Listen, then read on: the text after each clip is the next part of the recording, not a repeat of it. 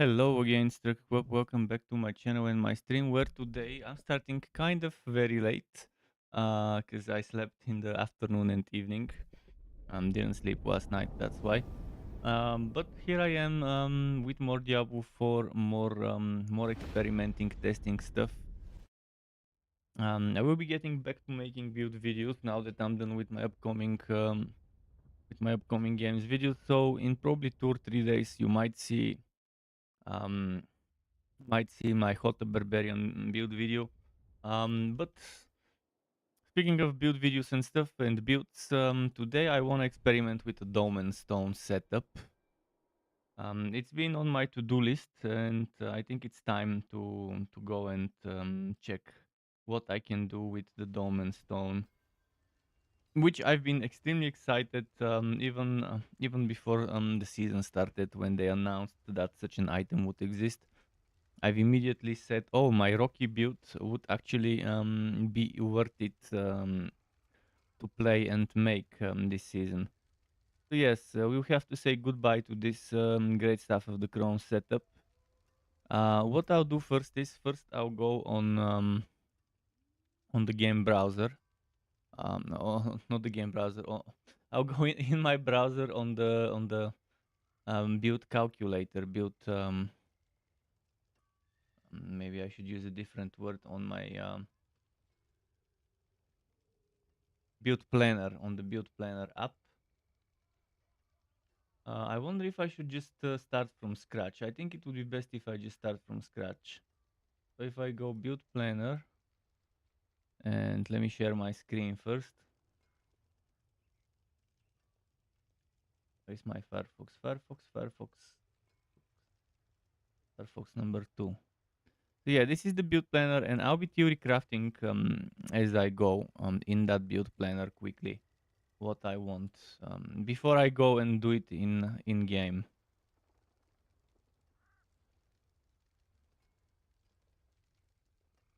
I want to start with the skill tree.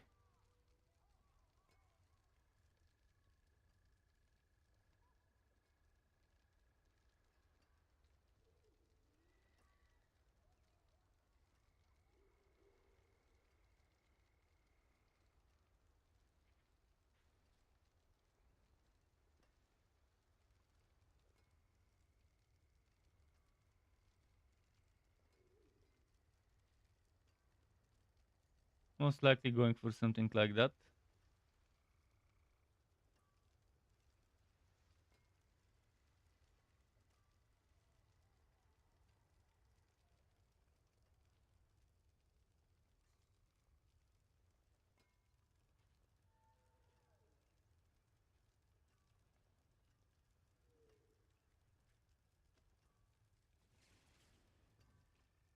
Okay, and that's when we unlock Boulder.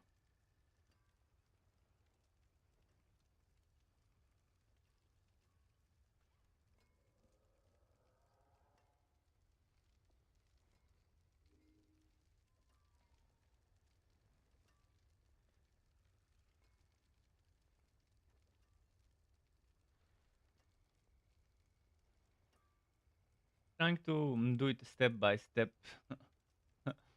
Step by step. I think after we get Boulder 5, we immediately unlock the ultimate, and obviously I'll take Petrify. Um, then it's this point where we want 1, 2. How many points do I need? 5 more. Okay. 3, 1, 2, 3. Then I need 1 more point.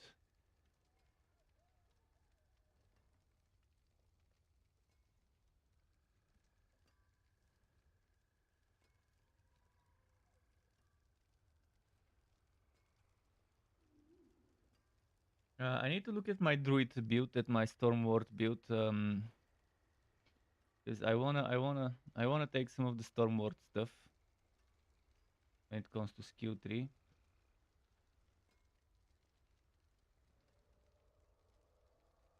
I did take 1 and 3 in the Stormward, and then I did take the poison related synergy with Stormward, but this one won't have the poison synergies, which means I can just go and take those. Um,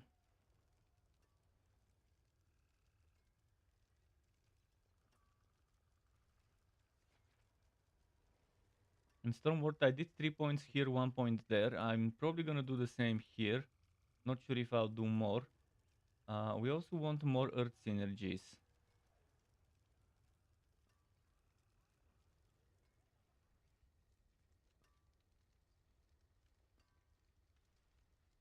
And I do have 10 remaining points, which means I can probably do that.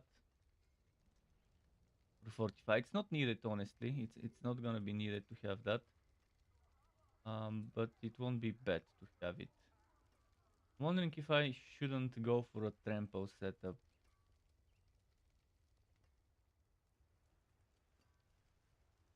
Because we'll have the Storm Strike. We will have Bulwark and Debilitating Roar, and that's 3. Boulder 4. The ultimate 5. And we still have room for one more active skill. Which could be Trample with Earth. Or it could be the pet again. It could be Poison Creeper again. For the crit chance and for this damage to poison targets.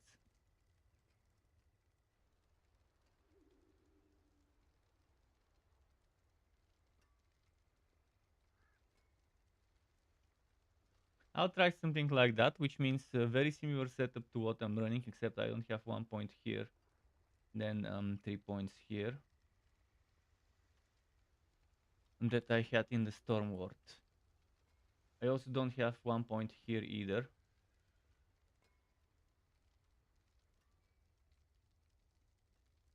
But I do have this 1 point now. Over there. Let me save this one in the meantime. Rocky work in progress.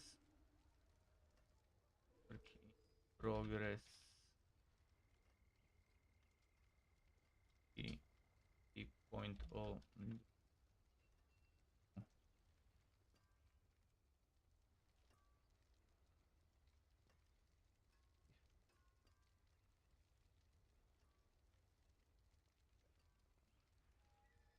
What I definitely want to do is I want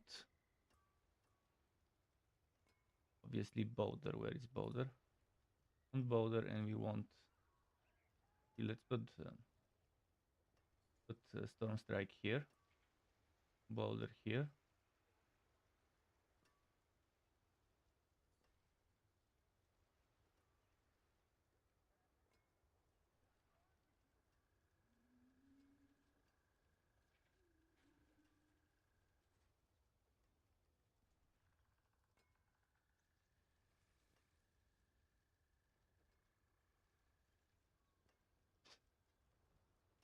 We go for the usual stuff here.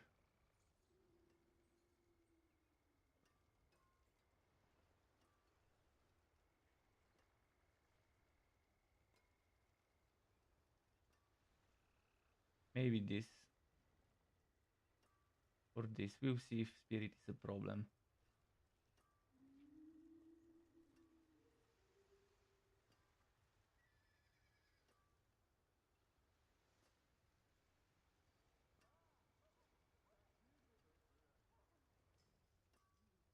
So this or this one. Either case, it's good. For reference, this is what I picked on the Stormward. So for now, I could do that.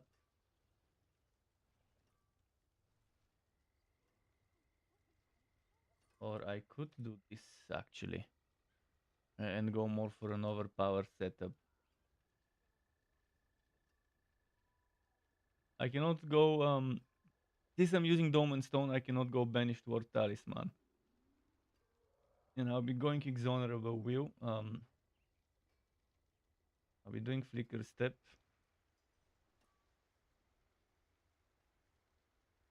For the pens, maybe T-Bolt, maybe not, we'll see.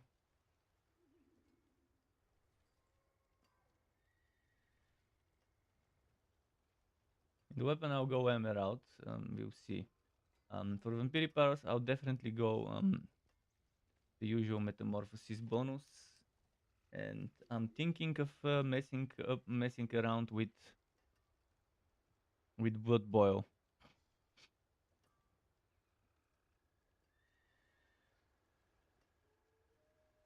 I'll test with both bow, see how it goes. We definitely want Sanguine Brace. And probably stuff like Hemomancy for mobbing. And what else do I want there?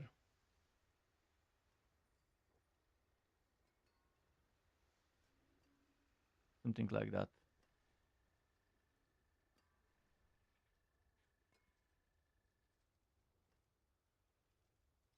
Godslayer or Andario or Shiko. I'll be using the Shiko and the Godslayer and the Andario. I'll be messing around with the three. Which means, where did I put my Godslayer? I'm pretty sure I had a Godslayer on this character. I'm not sure where I put it. Maybe I put it in the storage and gave it to another character. It doesn't matter. Okay, I'll close this theory craft. Actually, no, I shouldn't close it. I need to focus on the Paragon stuff. I'll use another skill calculator for a moment.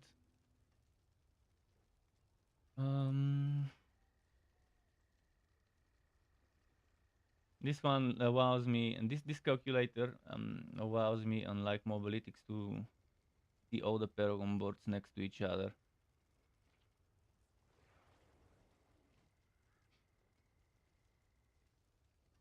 So damage versus crowd controlled enemies.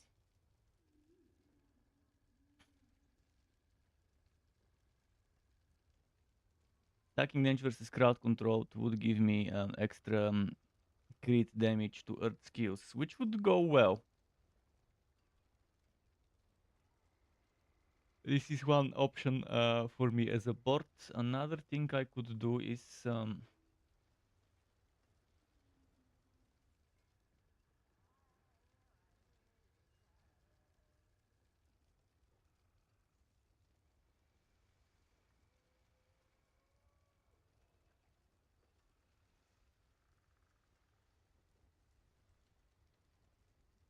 so this one also has the damage to crowd controlled. What else has damage to crowd controlled? Thunderstruck. Yeah, I will be using Thunderstruck, obviously. I will be using Thunderstruck, although the thing is, Storm skills will not be my main source of damage, so I don't think I should use Thunderstruck this time around.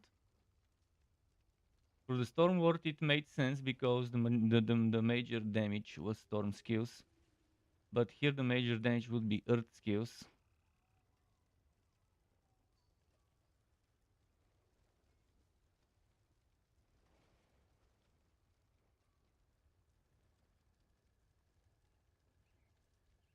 But there is damage to crowd control over here. Okay, so in terms of Paragon boards, let's see what I can keep. I will be removing this. Thunderstruck and Electrocution. Although I could keep Electrocution, but I don't think I need Thunderstruck. The Electrocution is good, I could maybe keep it.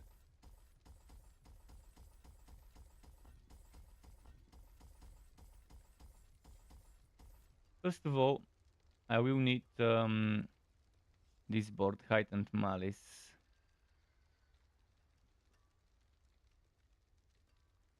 Even if I remove this damage to poisoned, I don't need Heightened Malice for Spirit. So if I were to go back here and do something like this,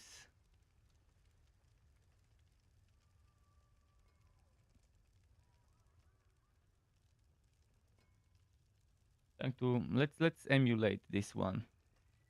I won't have the werewolf glyph here, but I'll try to emulate it.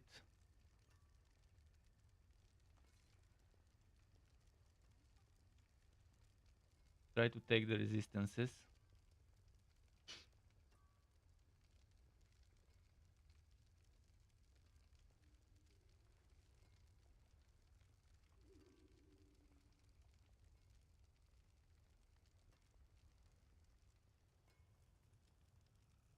Penetration, wow, in human form is not bad, but I'm thinking of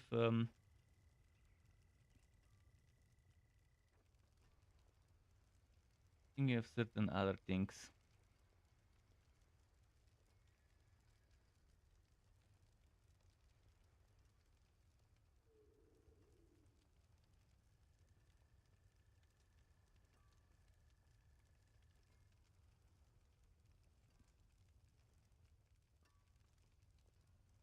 I definitely want tectonic, but tectonic is not for this board.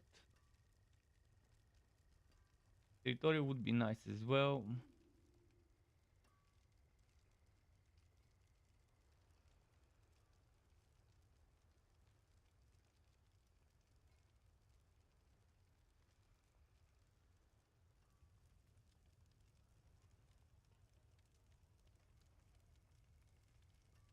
Outmatch is probably what I might go for.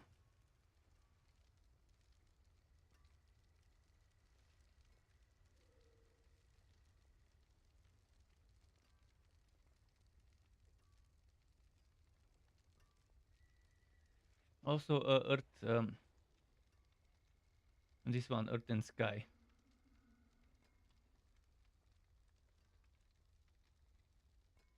I also need to find a place for Dominate because I want to do Dominate.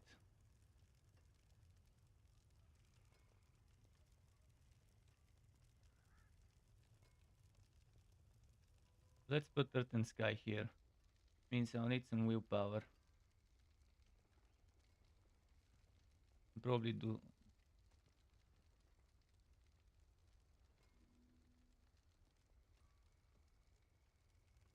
Just need 40.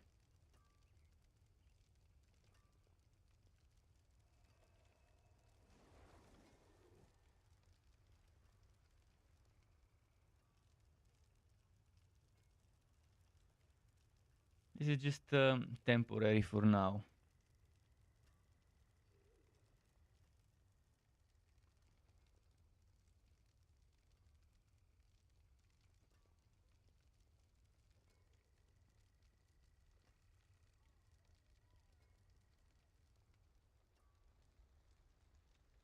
Next board, I'm thinking of keeping Heightened Malice as the next board.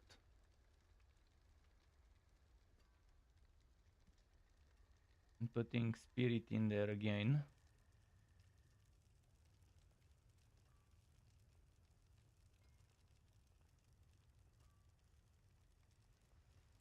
Pretty much what I did before, I'll do again.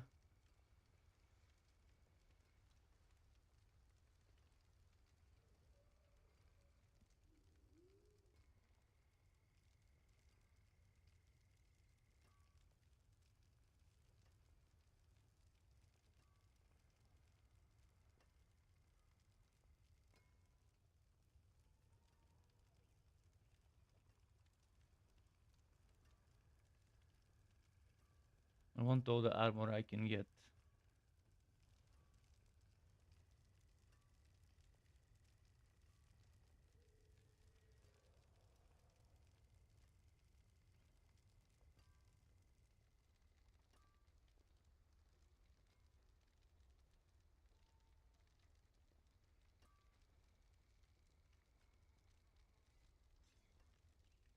The next board will probably be this one. What was its name? The one with the earth stuff, with the Densho crowd control, Earth and Devastation. Earth and Devastation, and then I also need Constricting Tendrils, which do I already have it somewhere in this build, in the current build? Yeah, I do have Constricting Tendrils as board number 4. So instead of Thunderstruck, I'll be doing Earth and Devastation. In Earth and Devastation, let's see what I'll need. I'll definitely need the socket. I'll probably put Tectonic there. Actually, you know what? It might not be Tectonic that I need in there. Let me check my spreadsheet screenshot. Druid, Earth and Devastation is good for willpower, okay for intelligence. And the thing is, this one is a dex, so it's terrible fit here.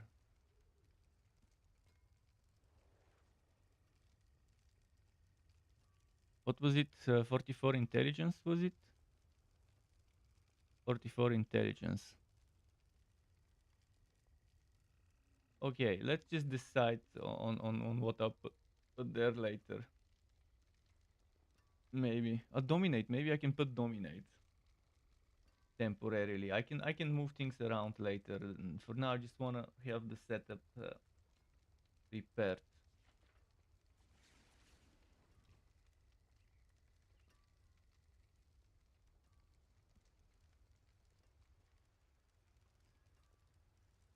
1, 2, 3, 4, 5.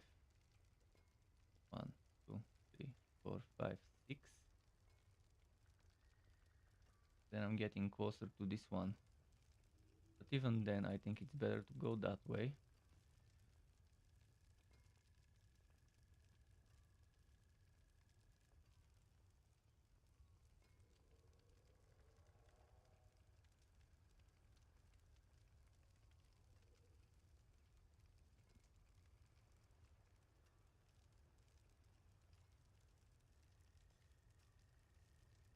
Let's take the strength, because armor.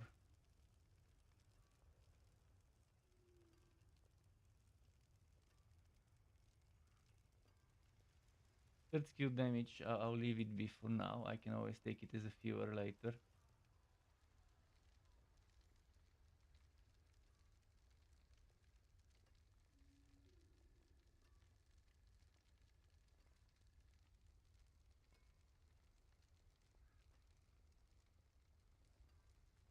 Oh, this is good. Three blue armors. Not 2, but 3. Normally it's 2 blue and 1 yellow. Like for example here you have 1 yellow armor and 2 blue, but this one gives me 3 blue armor. There's more resistances there if I need them. I probably won't, but I'll definitely need the damage to crowd control. Just damage to crowd control, not crit damage to crowd control. 3, 4, maybe like that. And we need to get to here. So I'm thinking of going there on this side.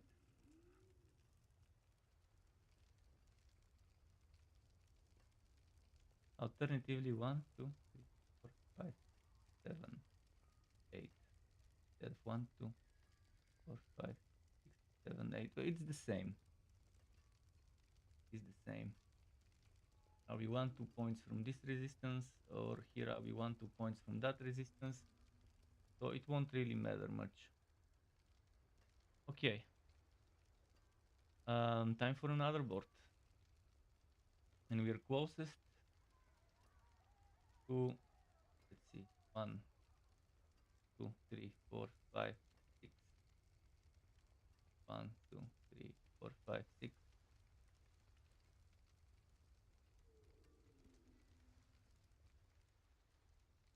Constricting tendrils, was it? Yes? Yes, constricting tendrils.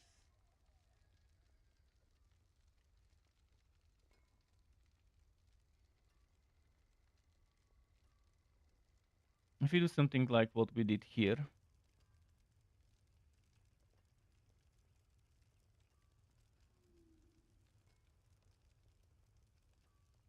I'm not sure I want territorial. I'll put tectonic. I'll put tectonic here. Obviously, I'll make a version with Tears of Blood, but first I want to make the no Tears of Blood version.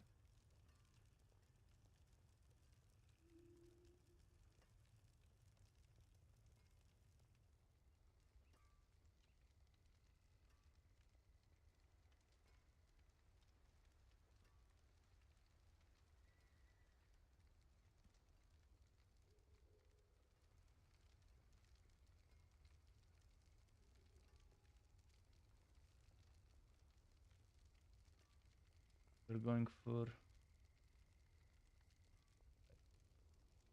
I'm thinking of maybe still taking that one board here that I took, the Ancestral Guidance, for an outmatch.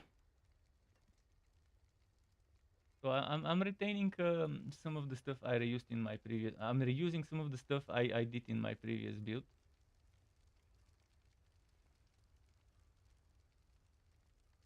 Let's duplicate it.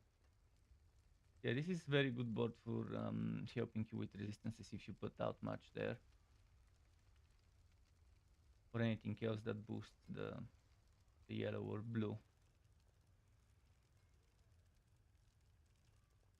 In fact, I think I did it that way, didn't I?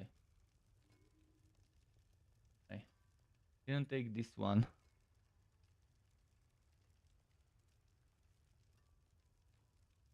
29 decks. So I'll see if I need all the decks over there. How many points have I got left? 33 points left. And if I'm not mistaken, Constricting Tendrils was the one with the damage to crowd control.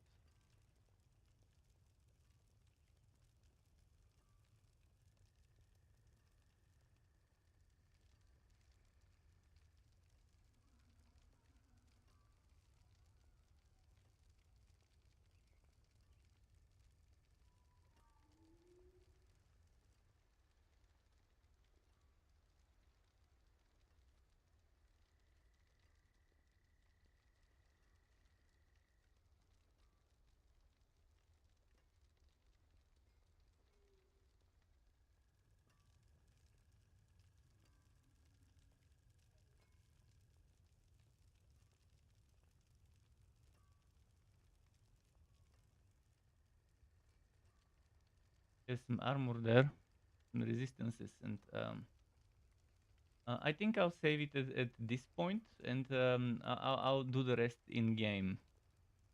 I'll do the rest from within the game itself. So, see, the game doesn't allow me to replace this board by retaining the rest of them. I have to get everything up until this board removed. I don't want to do refund all, but I think I'll just have to refund all.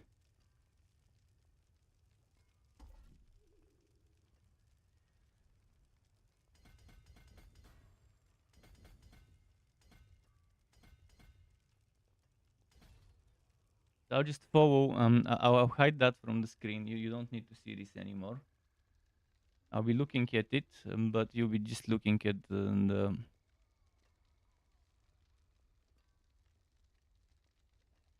you'll be looking at the game only.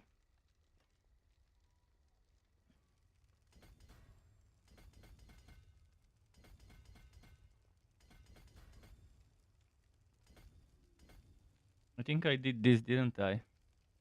And then I went over here. This is just temporary. I might have to redo it in a different way. What did I put here? It was this Earth and Sky, was it? Earth and Sky. I have it at level 6. I was kind of prepared that I might need it.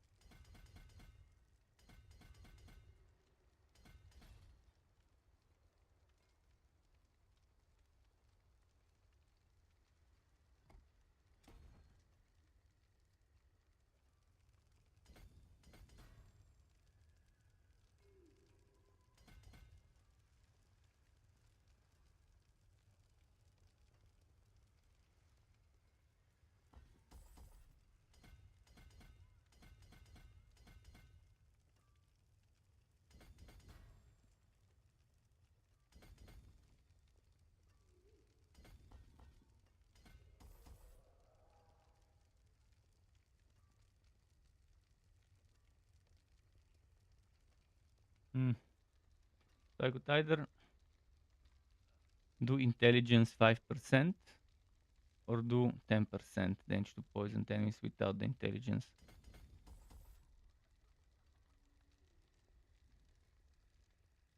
It will depend if I need more intelligence for resist or not. What I did do as well is I did obviously go there. I did obviously uh, go for the armor, but which route should I take? Let's take the intelligence route.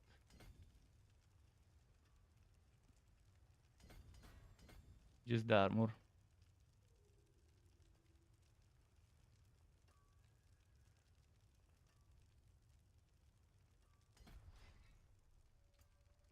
Over here I put tectonic in the earthen devastation.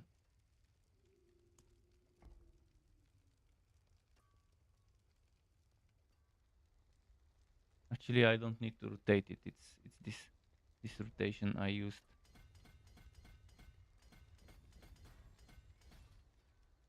Tectonic. Where was my tectonic?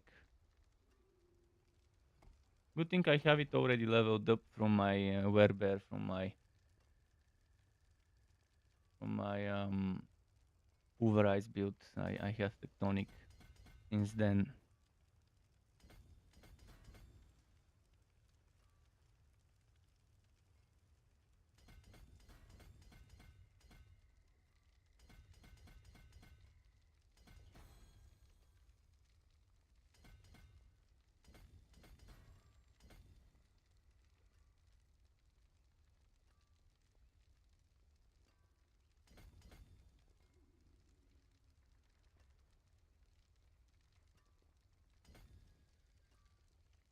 I'm not sure why I took the intelligences.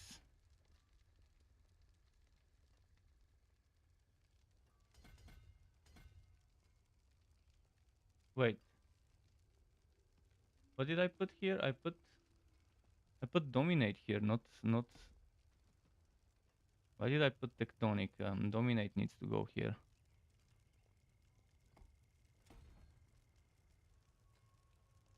And now it's a completely different thing.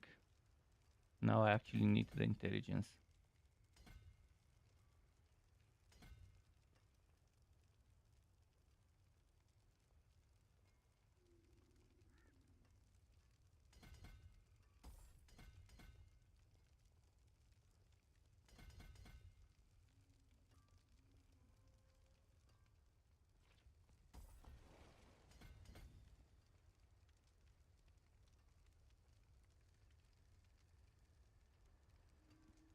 It's just critical strike damage to crowd controlled.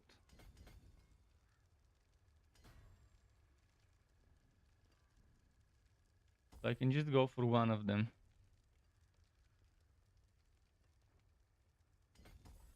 Let me see something. 1, 2, 3, 4, 5, 6. 1, 2, 3, 4. Yeah. 3, 4, 5, 6.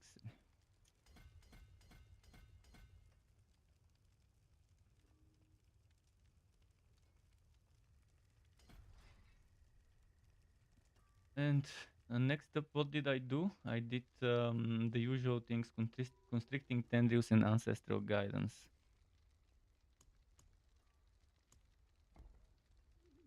By putting constricting tendrils in the usual stuff.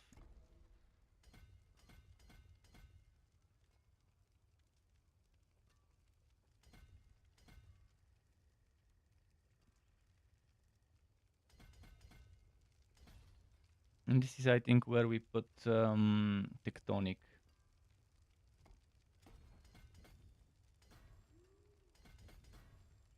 Which was a dex board, this one.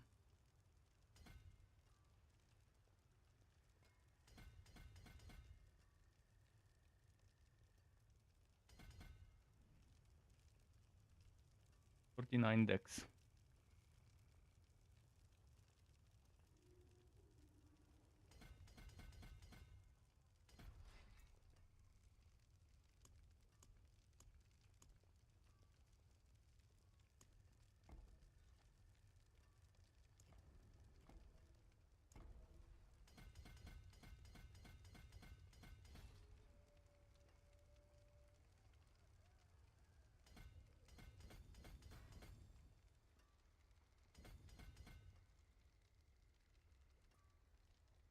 Carries out much.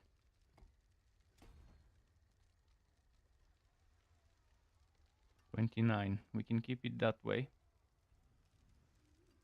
for now.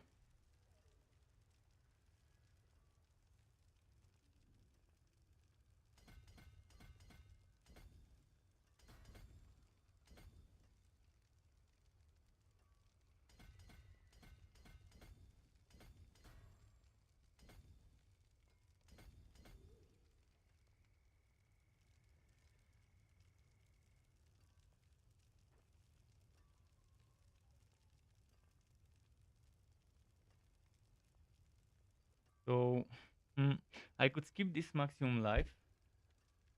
If I decide not to take this, I could skip this maximum life and approach it from here. 1, 2, 3. But it's actually it's 1, 2, 3, 4. Instead of 1, 2, 3, it will be 1, 2, 3, 4. I'd rather take it from there. Because that way I'm also close to this and I'm close to that and that. There's a lot of things I need to do. First of all, priority would be resistances and armor. Armor at 9.8 thousand. First of all, I don't have the equipment that I'll be using there. I'll probably replace the weapon. I mean, I will be replacing the weapon, not probably, definitely replacing the weapon. The resistances seem to be okay. I need an offhand, a focus offhand. But maybe I could go two-handed and see how it goes. If I use a staff, I will have a lot of damage to crowd control. I could try Great Staff of the Crown and see how it will play out if I play it as a Great Staff of the Crown setup. I don't think it will play nicely, but I'll see how it goes. I need to remove this, which means a lot of total armor will be lost. A massive amount of total armor will be lost. Movement speed and cooldown reduction, but it needs to be done. Which is why I'm considering again not using Thibaut's Wheel, but legendary leg armor. Something like that, obviously without the fire resistance.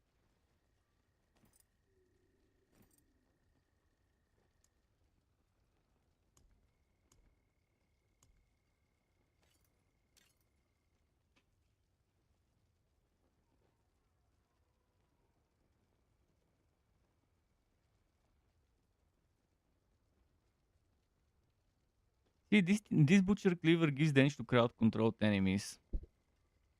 But what I want to confirm is, am I already getting the maximum? If I'm already getting the maximum, I don't need more. See, I do get the 40%, and the 40% is the limit. If I remove that stuff, am I getting the 40% still? I'm at 31. But that's without damage to crowd control in my gear, without much of it.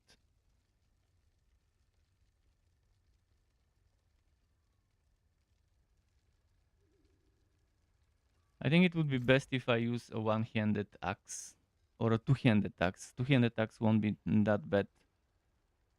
But legendary stuff could also be an interesting combination. Because if I just equip one legendary stuff with 35 damage to crowd control, not even upgraded, is that 35 enough? 35 is almost enough to get me to turn to the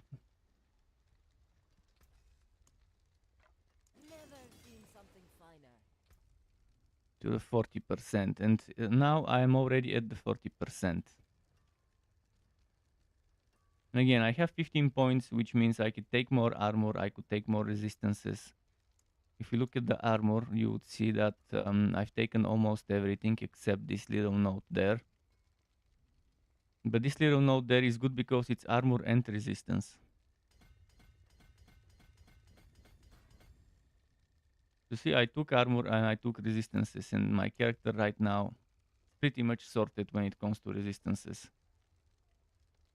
But things will change once I equip the Dolmen Stone. They're all genuine. Happy travels.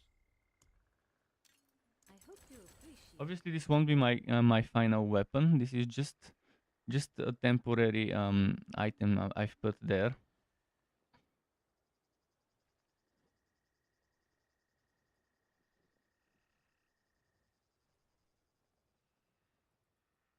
In fact, let's put this item back into the storage. Oops, don't sit. There's something out there killing us and no one will do anything.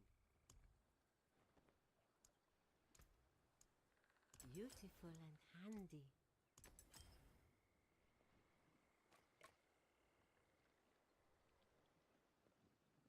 Nature magic skill cooldown reduction at least I have. Also the maximum life, but yeah, losing that total armor will be a massive blow. And the only way to deal with it is with legendary legs, which means we won't have to both swill for spirit. Alternatively, I could use a legendary helmet instead of something like that.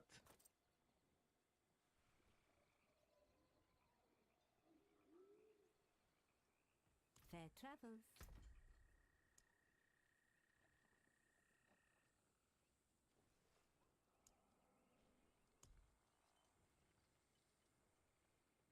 I'm not sure if I want to use a staff, but I think the best thing I could use would be a staff for a build like that.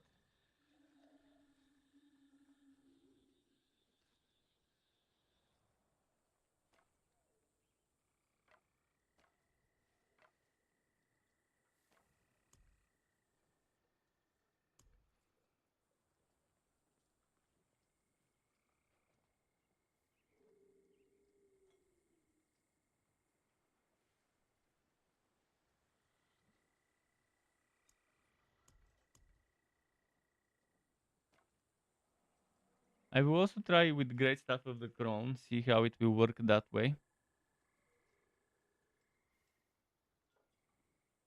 But I don't think I want to try Great Staff of the Crown with this setup.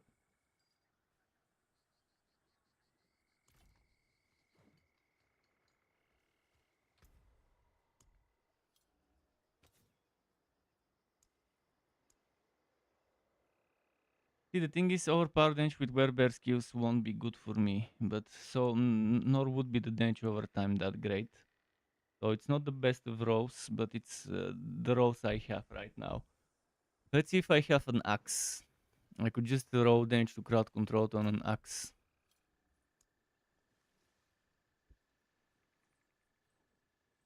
911. Crit damage with earth.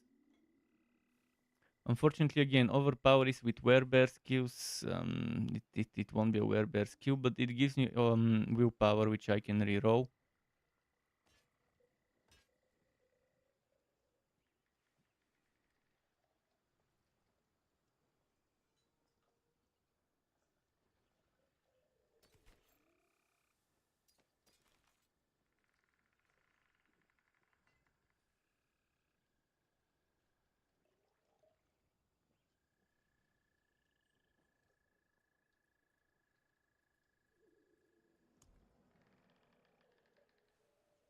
I do have damage to close all stats. Oh, this one is one-handed. Well, I could play one-handed and off-hand as well. It's not gonna be terrible. Oh, this one is actually very good because it has damage to crowd control. It also has damage to distant. And then the rest is not bad, although it doesn't give me stats.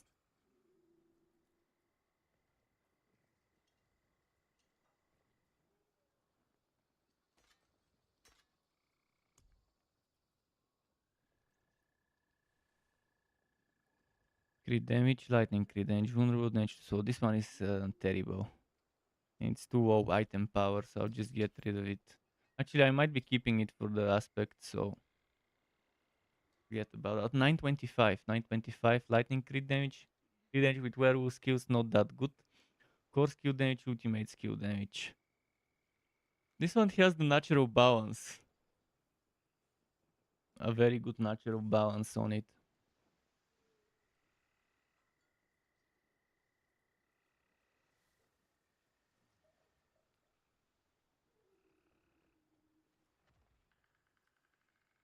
If only it didn't specify werewolf skills there. This would have been so much better if it didn't specify it. 850, 600, no.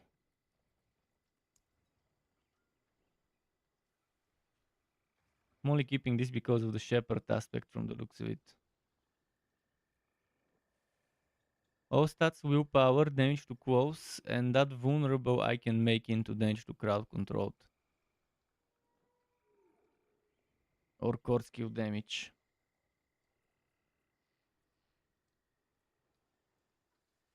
Or I could remove the all stats or the willpower. Willpower is nice because it means skill damage and overpower stuff. All stats overpower, vulnerable. Damage of berserking. Ah, it's only 860. Yeah, I think the best stuff so far has been this one, 920.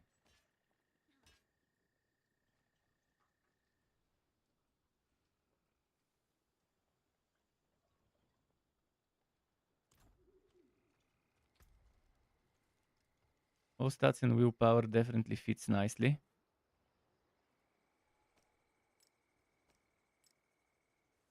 Wow, it's not 925. It is pretty close. So we can just remove the vulnerable damage and do overpower damage or something else that fits. Core skill damage is not bad either, but damage to crowd controlled enemies 14%.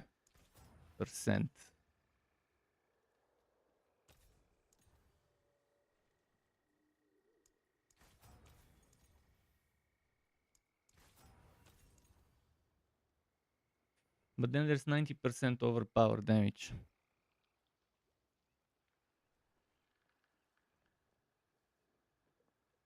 I don't think I'll be able to get better overpower damage, but I think it goes to 100 and something.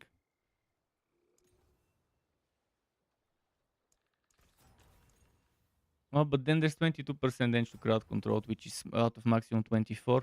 Alright, let's keep it that way. Let's go upgrade. I need to rework my skill tree as well.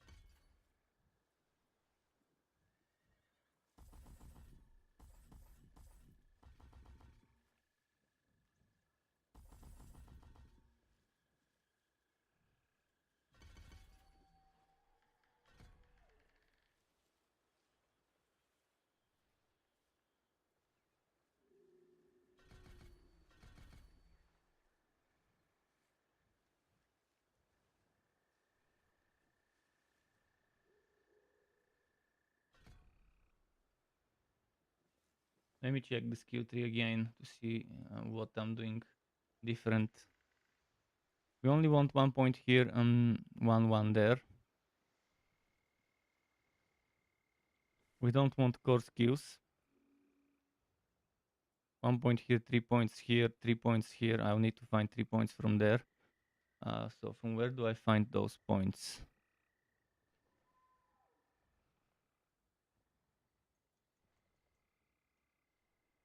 Using the poison creeper again. 1133.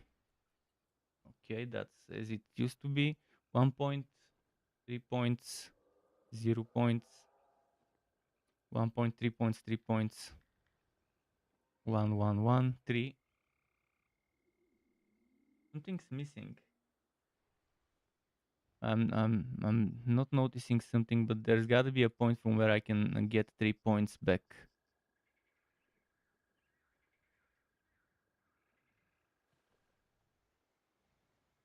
A passive somewhere where I've overput points.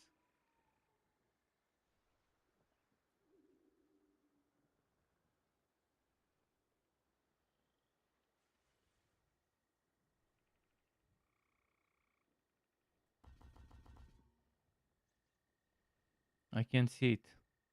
I'm fucking blind. I don't know why I can't see where I can take 3 points. Oh, it's hurricane. It's hurricane. I do need hurricane.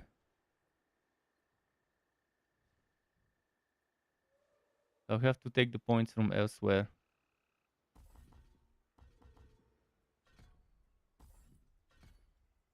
Let's say we remove that crit chance to close enemies for now temporarily. I could remove the shape shifted stuff or the for now I'll just remove the crit chance to close enemies and put it in the multiplicative damage. But yeah, I totally forgot to put 3 points into hurricane when doing the stuff on the website. But yeah, I think that's it. That's my setup. Except I need to change this basic attack. Goes there. Fuck, I won't have room for poison creeper. Yeah, I don't think I'll have room for poison creeper. Well, even without poison creeper.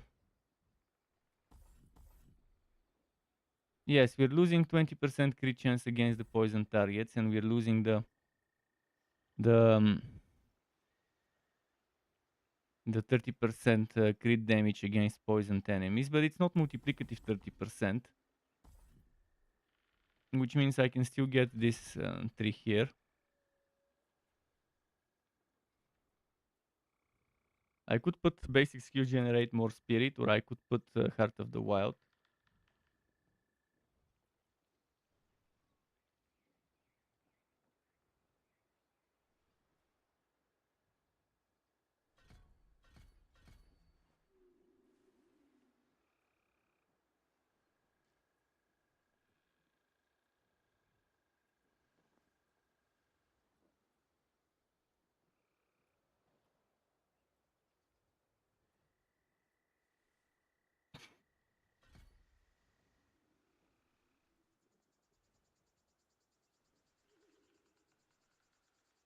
Yeah, I think it's gonna be something like so.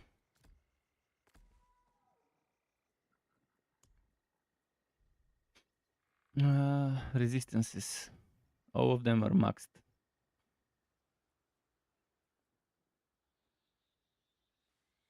7.4, 32, 50, 19, if 19, 19, okay.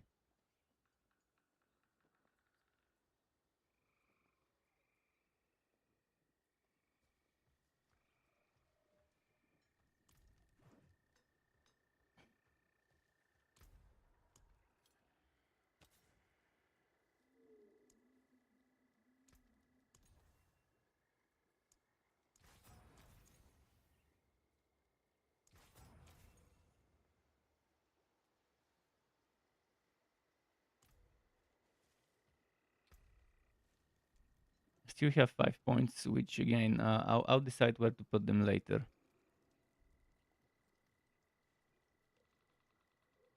I could obviously always get core damage, because this becomes 63%, so it is great for a 2-pointer. In fact, I don't need this resistance.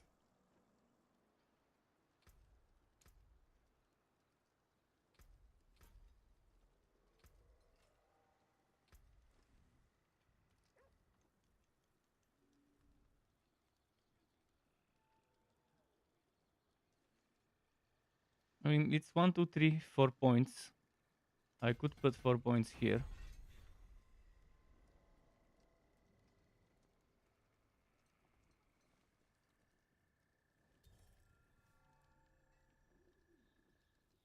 Well, this one is too far away. It would have been fun for mobbing.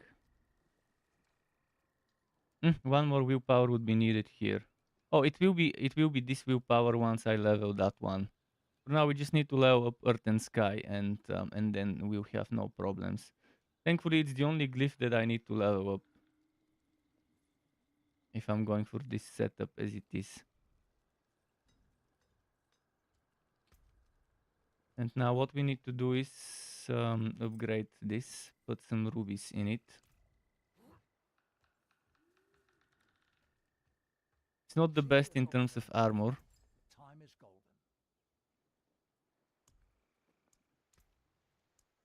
Akarat's blessing on that one.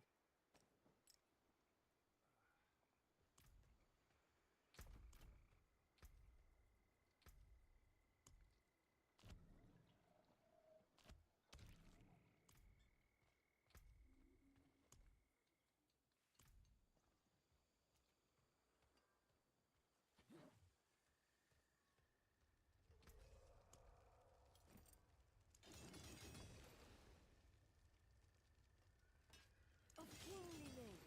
Use it well.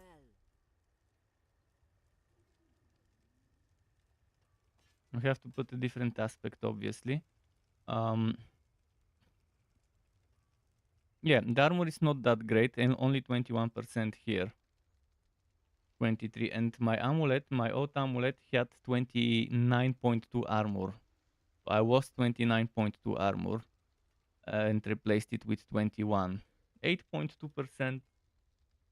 It's not a massive amount, but it's still a solid amount. And I'll still have poison if I'm not mistaken. So XV could still work with this setup.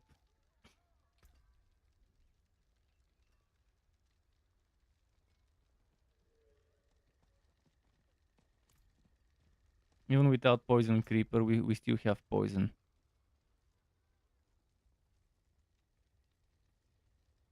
Okay, let's get rid of this thing here.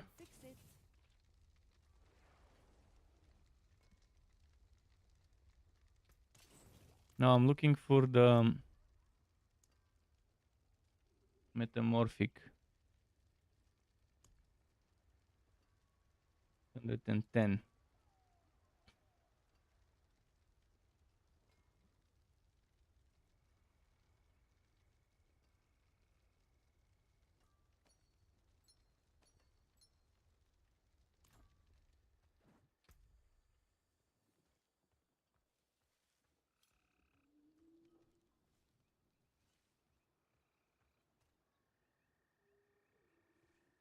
A traveler. Where are you from? What's it like? No, don't tell me. I'll see for myself. Oh, and I've got the coin to leave. Seems like anywhere's better So than here. am I keeping the stuff I was keeping before? Symbiotic, yes, we're keeping symbiotic. We're keeping disobedience. We're keeping this crowded sage needs to go, and I need to put something else there. I could put disobedience here, but I already have maxed out disobedience there. Although it would have been nice to have another utility aspect. So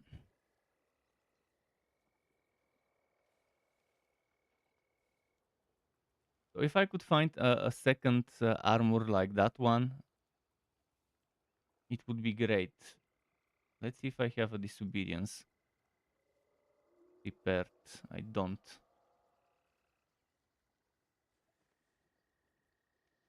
No, I do have another disobedience, but damn it. Not sure if I wanna do that right now. But if I were to put this there, I have a lot of options here. Well, not that many, but I still have options.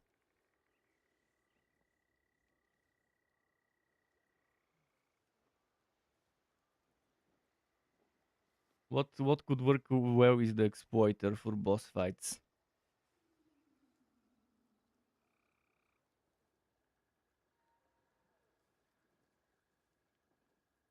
But for now, let's play with the leg armor having something else on it.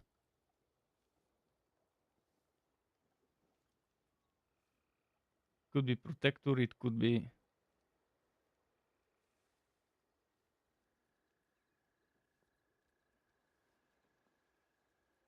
reflecting barrier.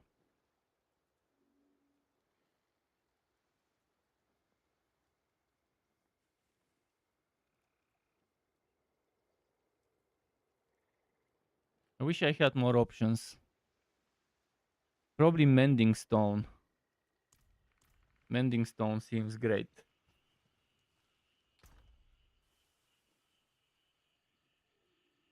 What else can I do for defensive? Might. Might could be great, actually.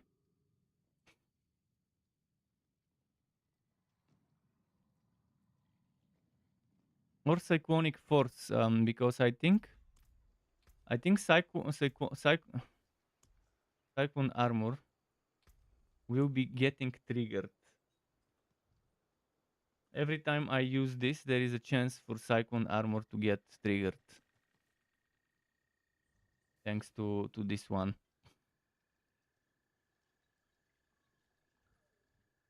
Which means I could share cyclone armor, which gives resistances. And with that other thing, I can make it give physical damage reduction, as well as sharing it to my allies as a support druid.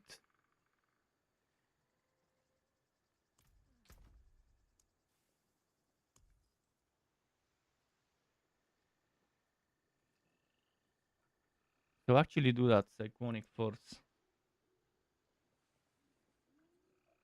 I don't have it.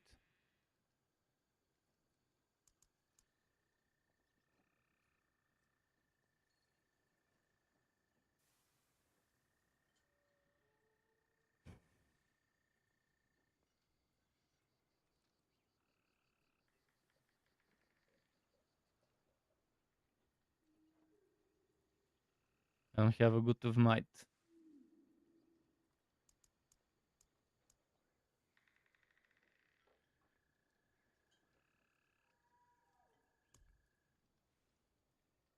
Okay, Mending Stone maybe.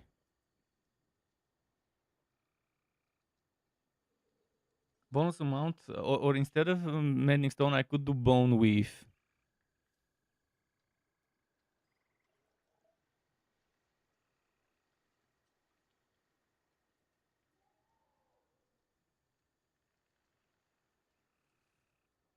I think Mending Stone is better. But look at the item itself. The item itself is denaturation from close, from distant, and while fortified. I might as well just grab that item and reroll it for total armor. Seems like the better course of action here. 15 only? Seriously, 15 out of 19.5? Let me upgrade it so I can see the real final number. I think the final number will be better than what I've got right now by 0.5 or 0.6.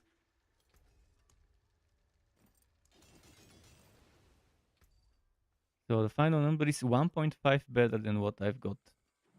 We can try a little more for something like 1 or 2 more percent higher if possible, because it's still pretty low.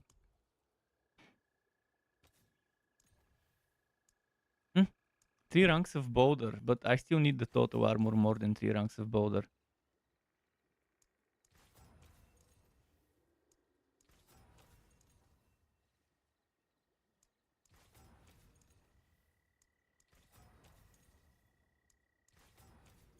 Okay, well, Don't be a it's stranger. still an upgrade. Come back soon.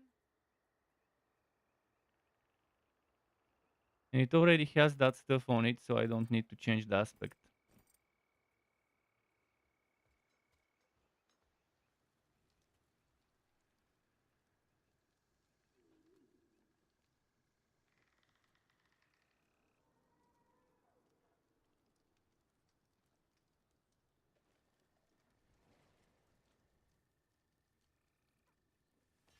So there's so many items that I've been keeping here.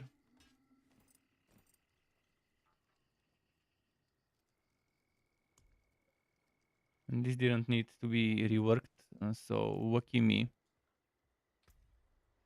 Time for a test drive. First of all, there is a hell tide, 51 minutes remaining. I'll go and test it on the hell tide first.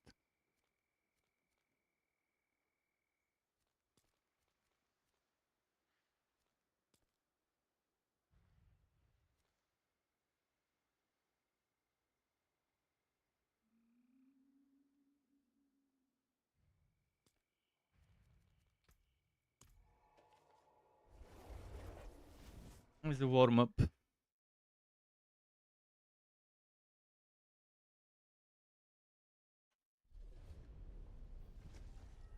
What I would hate about this build is the boulder knockback.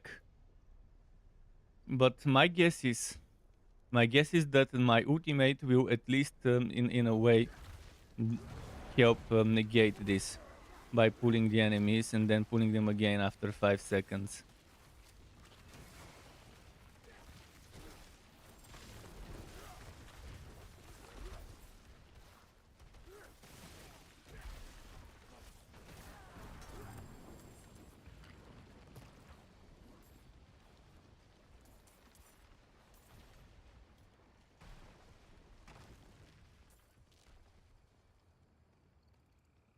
I have to make sure I keep Hurricane up as much as possible. So I might have to go main hand off hand.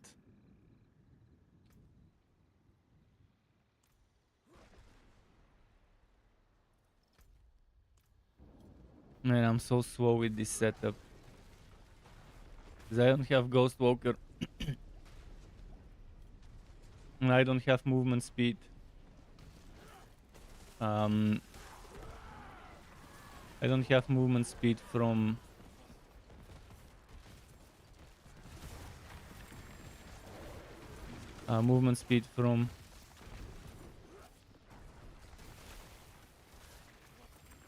what's its name, from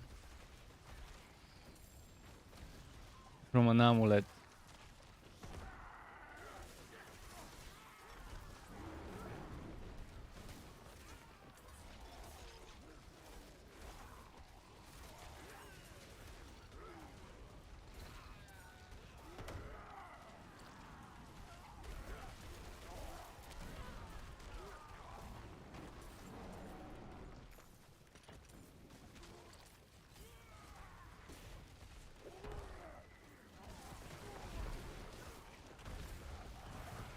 Why didn't I get those to come to me?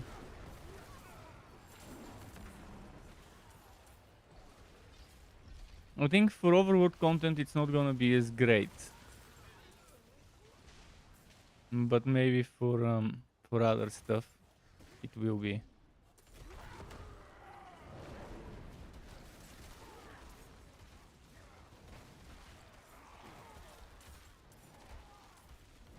See, this fucking knockback, it's extremely annoying.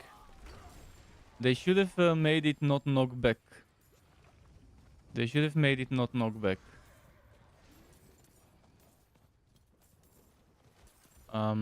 Where for the Dolmen Stone. Dolmen Stone should have been getting that bonus spamminess for the price of removing the knockback.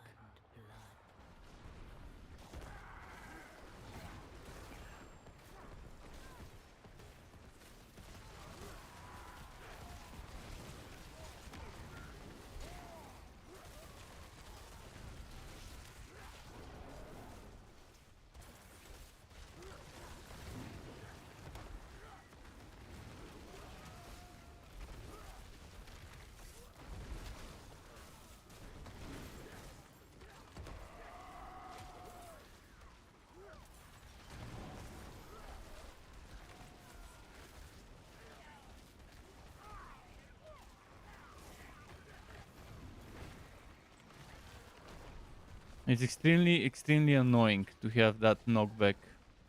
This is ruining the whole thing.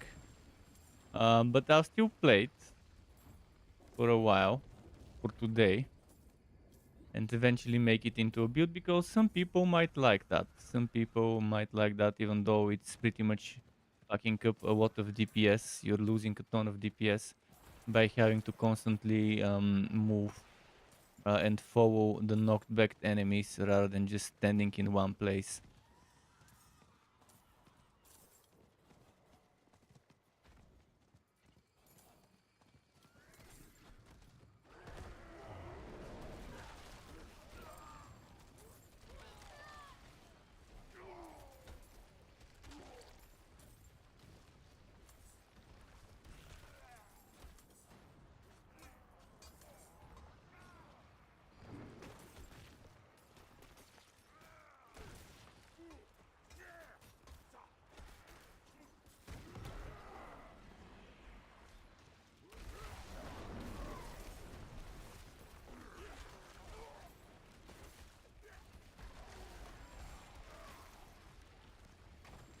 What was the one thing that gives me spirit?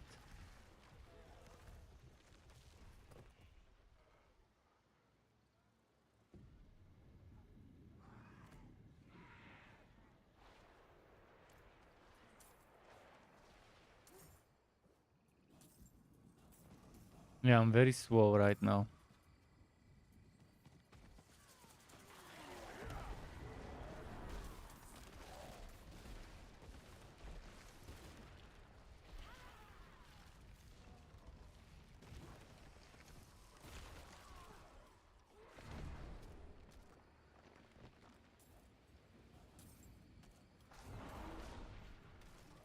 For dungeons, it won't be that big of a problem as long as I'm pulling the enemies with my ultimate and resetting stuff.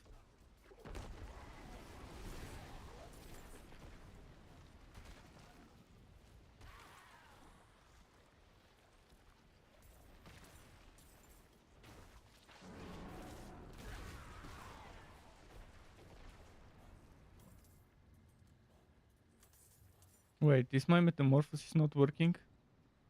Oh, I removed metamorphosis and not moonrise. I was wondering what's happening.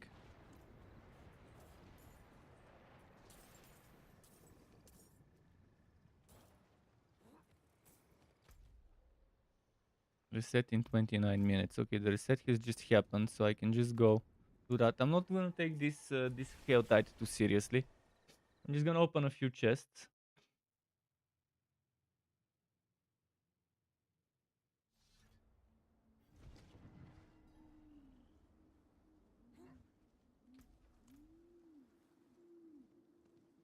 The real test is in Nightmare Dungeons. Why am I invited? Who the hell is that guy?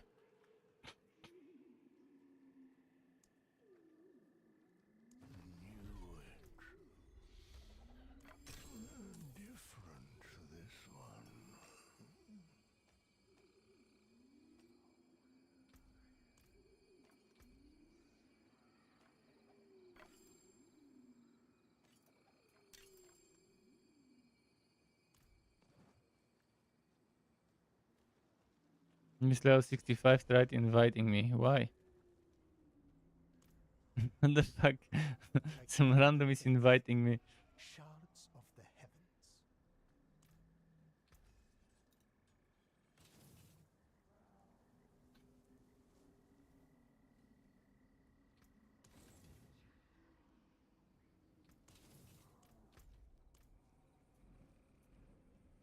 Alright, let's go open some chests. And then I'll do some dungeons and bosses to see how this would go. Thankfully, bosses I won't knock back with this.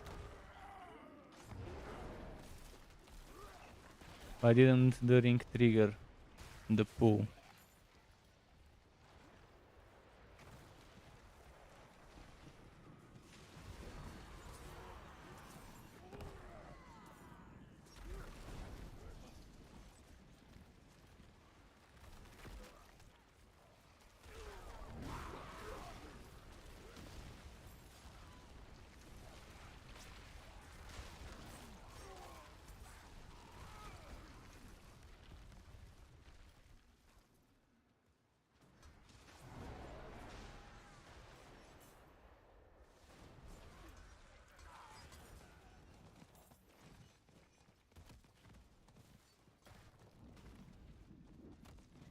Don't just stand there. Help me.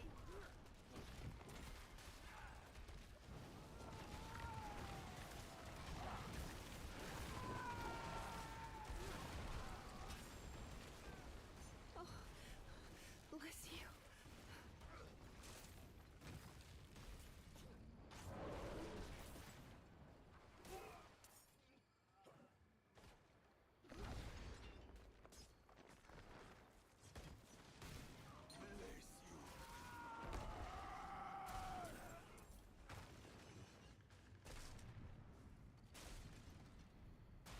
Where are the other captives? I'm not seeing them. One here.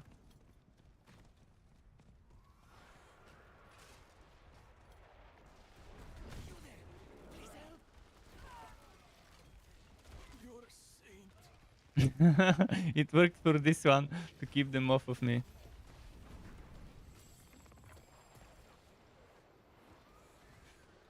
I should probably do some Durio runs today.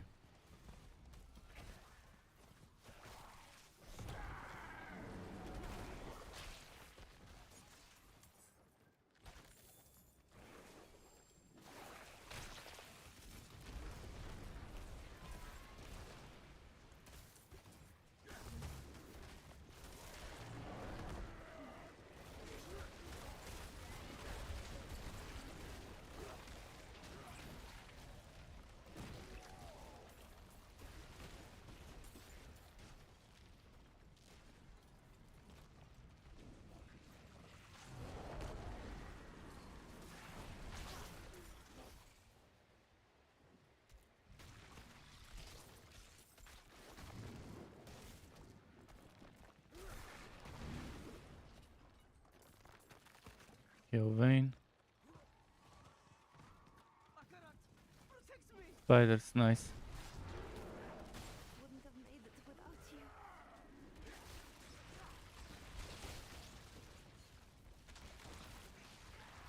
You were the answer to my prayers.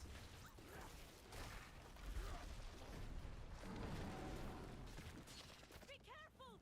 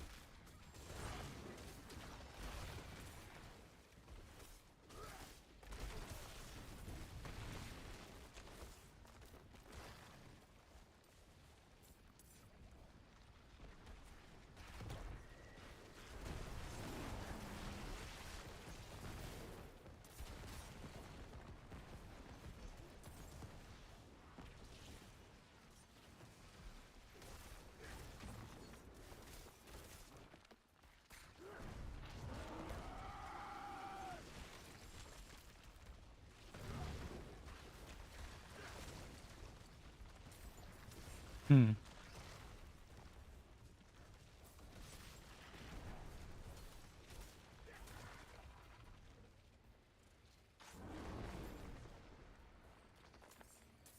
I need to figure out more about the spirit stuff. Most likely, I'll just need main hand off hand. It will suck not to have 240% and only to have 120, but that's not multiplicative. So if it's not multiplicative, then it shouldn't be that. Although it might be multiplicative, even though it doesn't say it, it might be. But even if it's 120% of the normal damage, I think it will still be good enough. But getting that extra cooldown reduction and spirit cost reduction maybe uh, from an offhand, from a focus item, would be important for a build like that.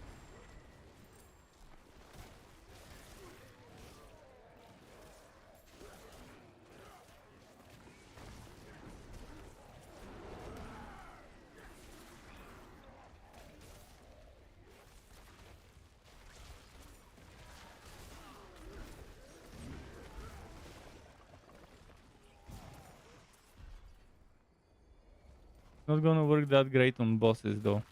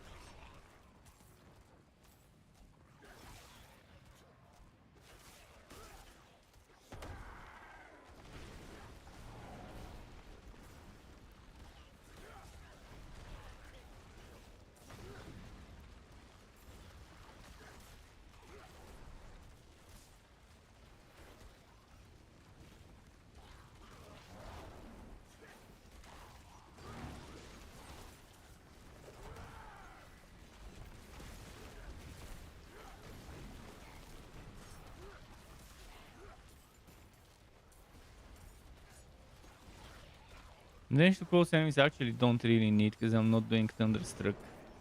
Just realized. So I definitely could use a better rolled weapon.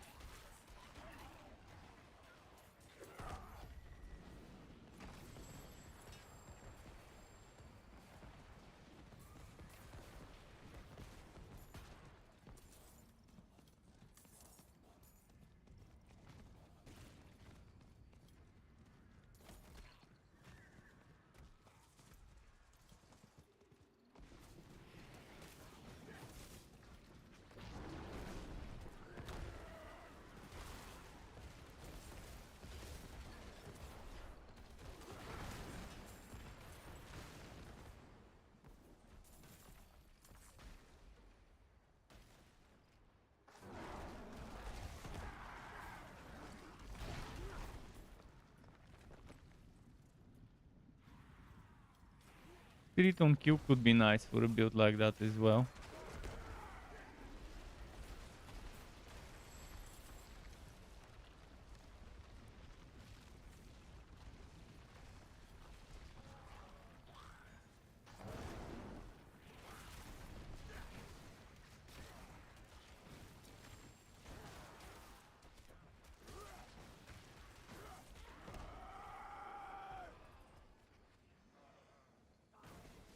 Motherfuckers. They didn't get put when I tried to pull them. Then they suddenly show up out of nowhere.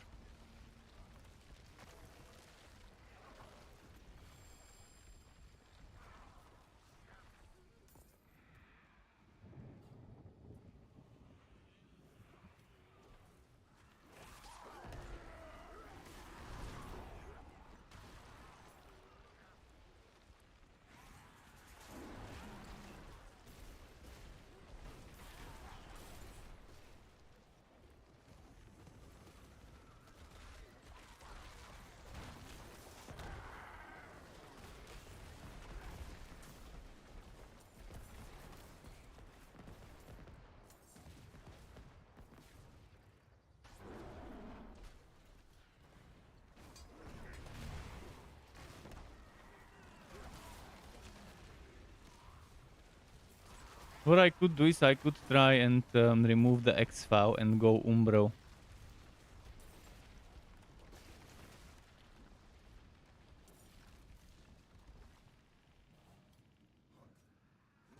Umbro would be nice with X-Fow.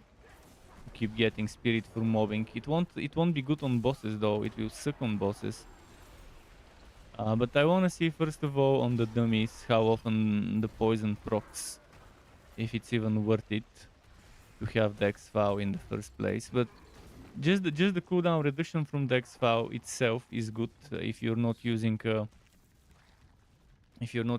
offhand. Then you definitely need to make up for that lost cooldown reduction from someplace else.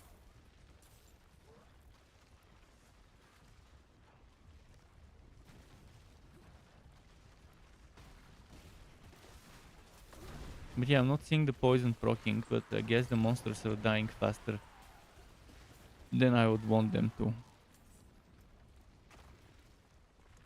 But this one is only 15% chance.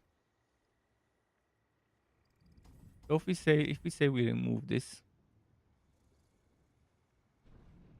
what other options do I have?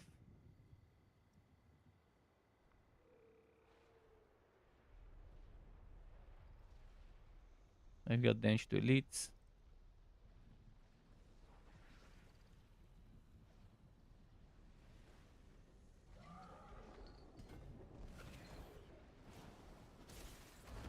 I'll have to think about this after the Hell died.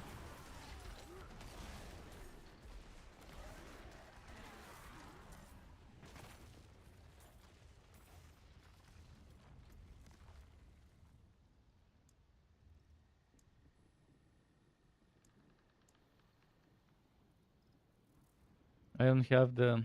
Oh, wait, there is some spirit stuff here. There's just maximum spirit, no spirit on Q. The spirit on Q is over there. It's too far away.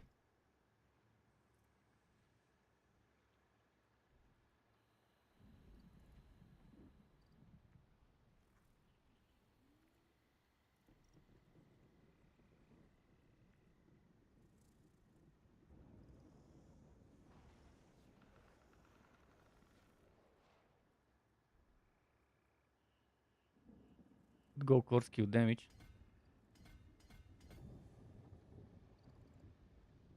But then I'll need to find room. Need to find 2 more.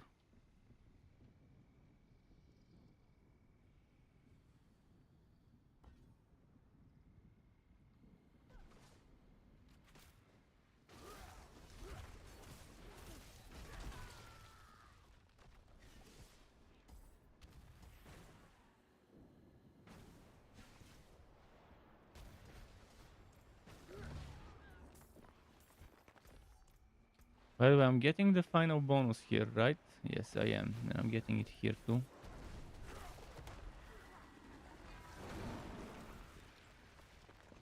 I should go to the top, open the chest.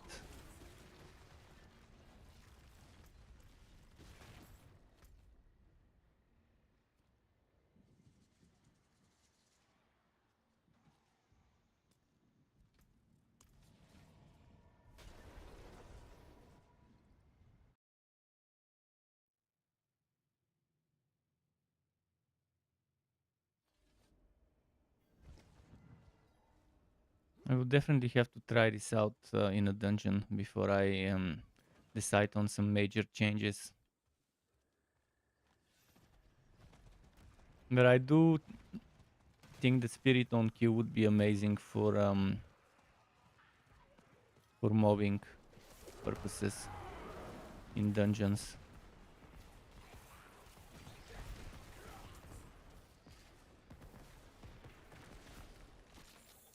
But if you're doing hard content where you're not killing them fast enough, like pushing them through the tiers of the abattoir, you might end up at a point where you're not killing them fast enough to see a good result from Spirit on Q. Then at that point, it probably would be better to just have Umbro. Because we're crowd controlling a lot. We're crowd controlling a lot, so Umbro will be triggering a lot if we were to get Umbro in the build.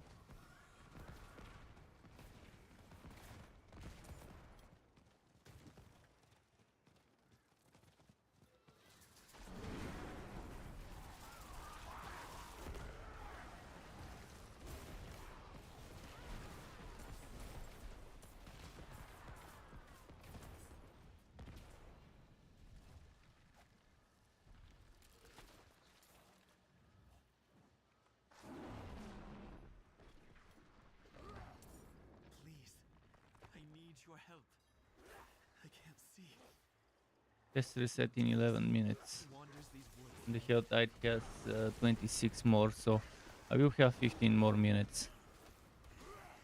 Mouse Center says, what's the goal for you? For me? The goal? What goal? You mean with this build? For me, the goal is to see some reasonable results of survivability and damage in Nightmare dungeons. But if we're not talking as for the build, but in general in Diablo 4, I want to try as many builds as possible and make them into build videos.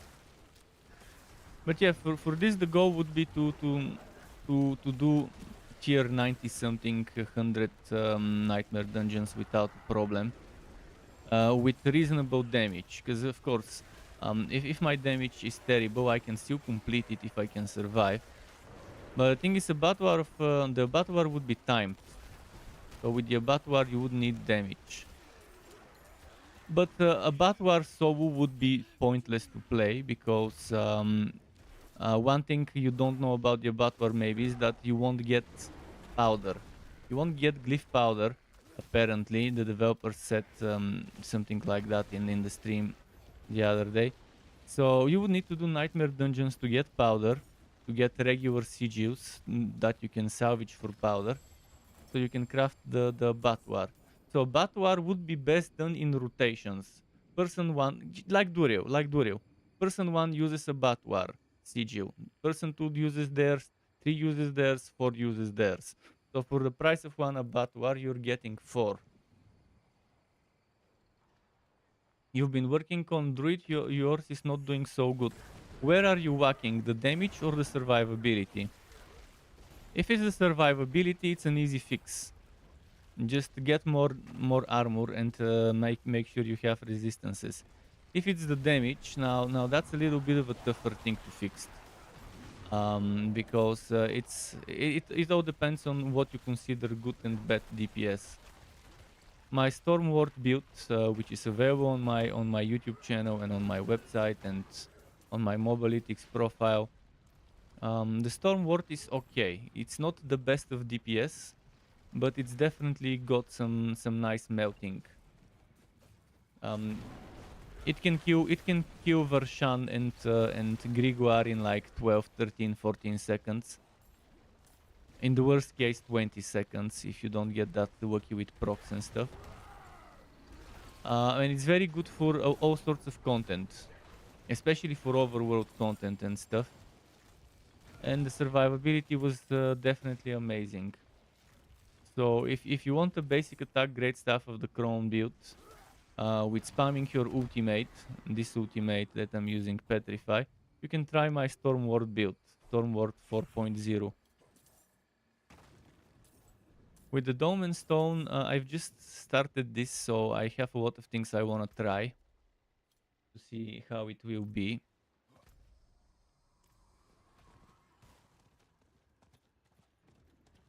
I do love this new ring, because look at that. Boom, enemies. Off-screen enemies coming to me. Special delivery of mobs for killing. And the Stormward build is using the same ultimate. But with the Stormward build, I'm very happy with the results I saw. Personally, from what I was hoping to achieve, I think I achieved it with the Stormward. A reasonable, worth playing build with the great stuff of the Crown. Yeah, there is a there is a YouTube video, and in that YouTube video you can see a lot more. Right now I've already respect, so I won't be able to show you.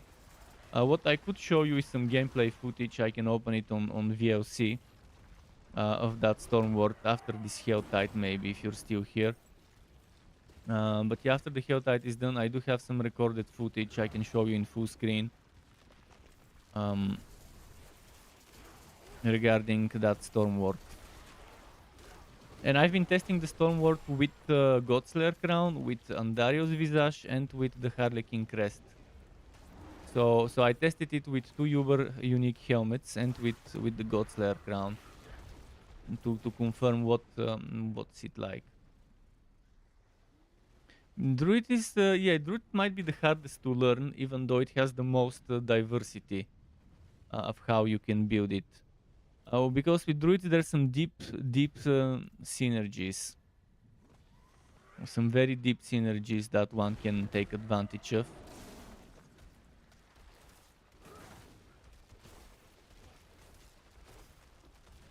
With this build right now, my problem is my spirit.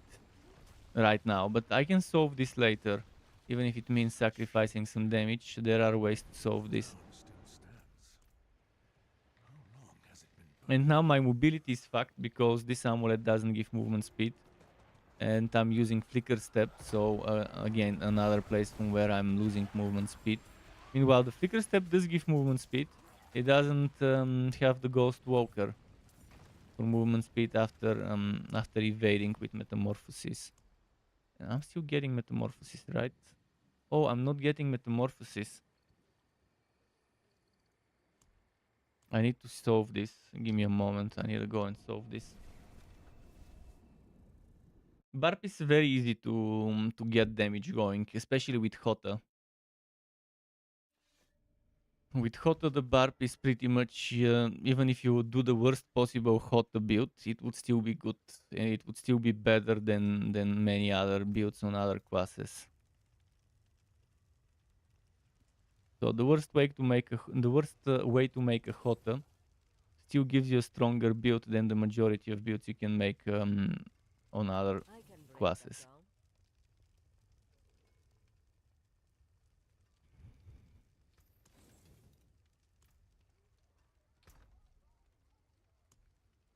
What I need to do is I need 2 eternity.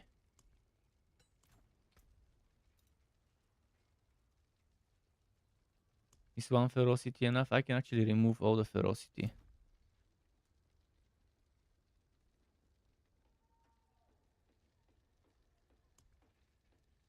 Oh, I don't have cleansing. Oh, I need to go craft it.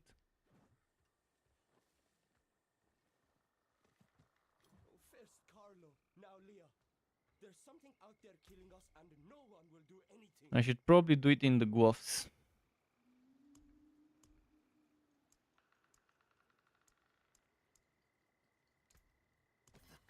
See you again soon, eh?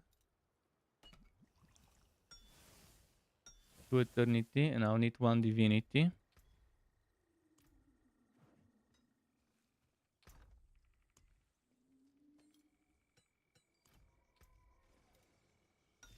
And I think I don't need to bother with extra ferocity. At least now I have metamorphosis. If only I could have Ghost Walker as well. If only.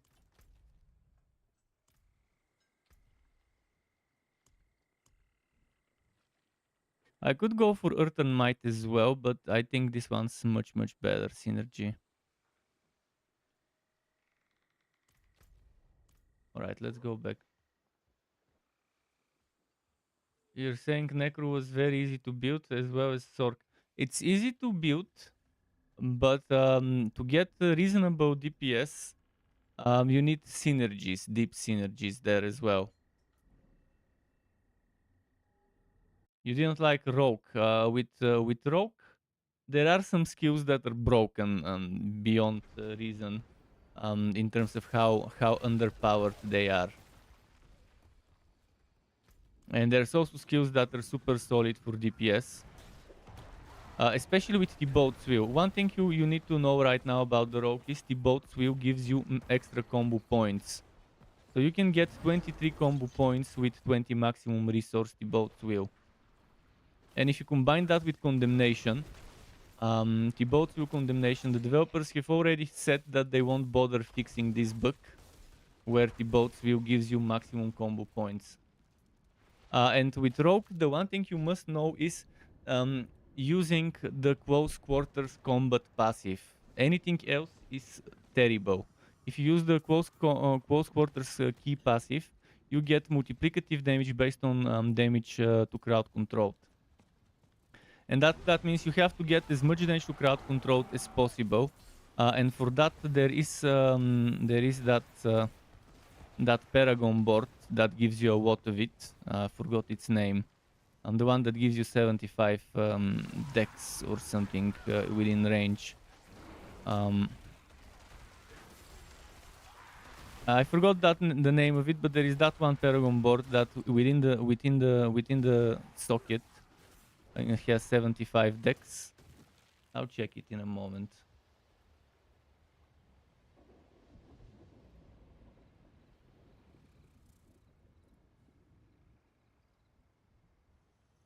The board name is was it Cunning Stratagem? I think it was Cunning Stratagem. No, it's Cheap Shot. Cheap Shot. A Cheap Shot has a bunch of damage to crowd controlled enemies, and it also gives you 75 dex within range. And then you need to use the control glyph on Rogue that gives you damage to crowd controlled. And you need to put it in a board with a lot of intelligence around it. For example, Leirana's Instinct has 49 intelligence around the glyph, so you can do that one. As for Barbarian, you need damage while berserking, and you need Blood Rage. This is the biggest source of damage for Barbarian on any build. If you're not using Blood Rage on a Barbarian this season, you're doing it wrong. You use the Blood Rage passive, and then you're stacking damage while berserking as much as you can. Every class this season has something that gives them some sort of multiplicative damage by stacking another stat. On Druid, right now I can get up to 40 multiplicative crit. Just a moment. I can get with this one up to 40 multiplicative crit damage with Earth skills. But this one is limited to 40. Blood Rage doesn't have a limit. On Rogue, close quarters, the close quarters passive also doesn't have a limit. So you can stack damage to crowd control and get a bunch of good stuff. With this one, I need to get damage to crowd control, but after 40%, I won't get any more. With the damage while berserking and Blood Rage on Barbarian, you're getting pretty much, again, no cap. Sky is the limit. The more damage while berserking you can get from items, the better it is. Another good thing on Druid is the board called Thunderstruck. Thunderstruck is similar. You stack damage to close or distant, and then your storm skills can get up to X% multiplicative damage. based on your damage to close and distant enemies. Chest reset. Check the location. Aha. Let's go for that first reset chest.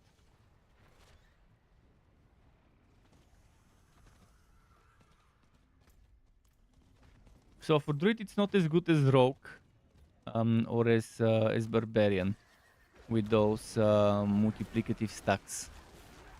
By stacking one stack to get more multiplicative bonuses. I think Necro doesn't have such a bonus. But I haven't looked at it.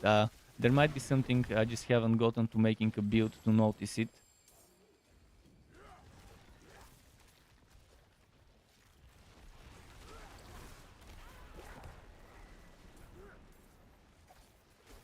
And there's multiple ways how you want to approach getting damage while berserking or damage while crowd control and stuff. One of them would be to find a paragon glyph that gives you X% stats to rare or blue paragon nodes within range, and slot it in a glyph socket on a board that has the damage to berserking or to crowd control next to the glyph socket, so that it can get boosted by that glyph, and that gives X% to blue or yellow nodes. The other one is to do the other thing I said earlier, to just put whatever other glyphs you want wherever you want, such as the control glyph, and max out that control glyph. And to just put in the cheap shot, for example, something that requires dex, since cheap shot has 75 dex. So one way would be better for the DPS, obviously, and that would be the one where you use a glyph that boosts blue or yellow nearby nodes. That would be the better option.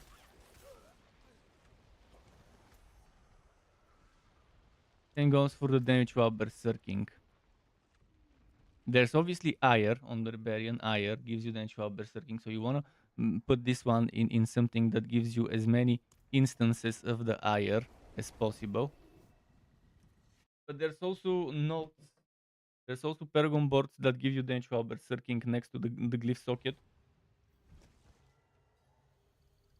And in such cases, you want to find something like, for example, Marshall or Might or something like that, that gives you increased bonus to multiplicative, not to increased bonus to rare or magic nodes within range. That works more than enough if you put it in a paragon board that gives you damage while berserking.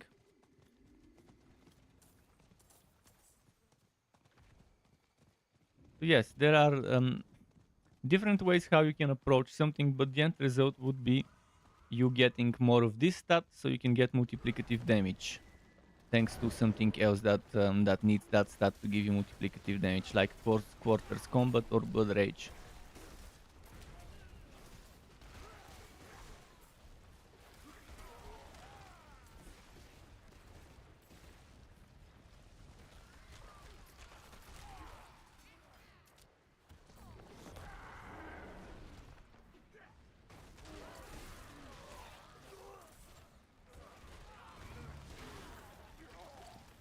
But this information about the Thibaut's Wheel and combo points, if you do Thibaut's Wheel combo points and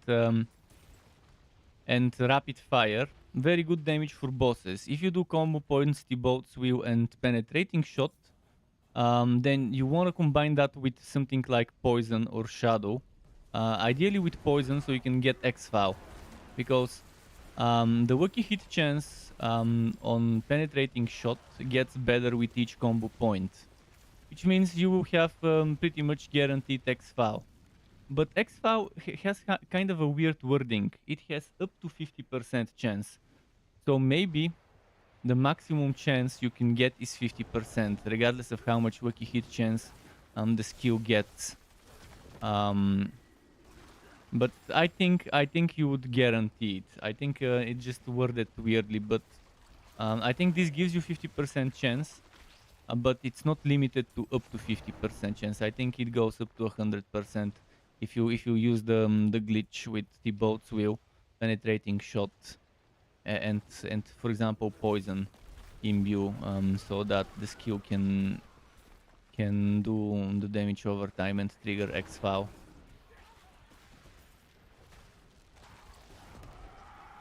So yeah, even before the bug, penetrating shot was one of the best skills on the rogue to build for wacky hit chance builds.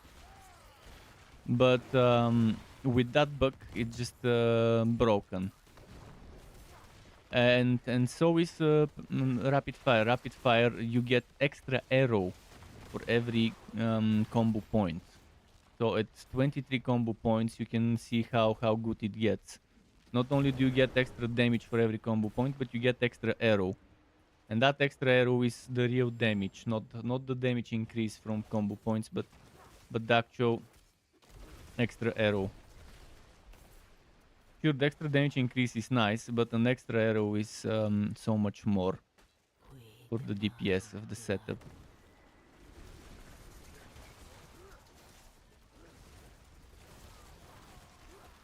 On Hammer of the Ancients, with not fully min-maxing, for example, on the Barbarian, I got 701 million. 701 million overpower crit with Grandfather. So definitely, it could go to like probably 850 million, no problem, if someone optimizes the build a little better than what I had in terms of gear.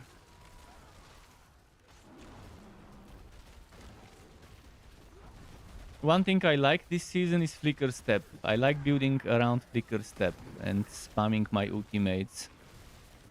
Especially for Nightmare Dungeons when you're not one-shotting everything. And you actually have some time to dodge through enemies in a fight.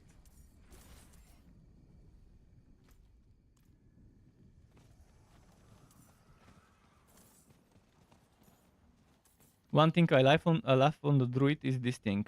This passive is very good on the Druid to build around. And it goes very well with Flicker Step builds too. Because that means every time you cast an ultimate, you have 30% chance to cast a second one of the opposite category. Of the same category, but of the opposite element. So I cast Petrify, then there's 30% chance I would also cast Cataclysm. And since Flicker Step builds are all about spamming your ultimates as much as possible, like see, I'll ultimate now, then I'll dodge through the enemies once, I'll dodge through the enemies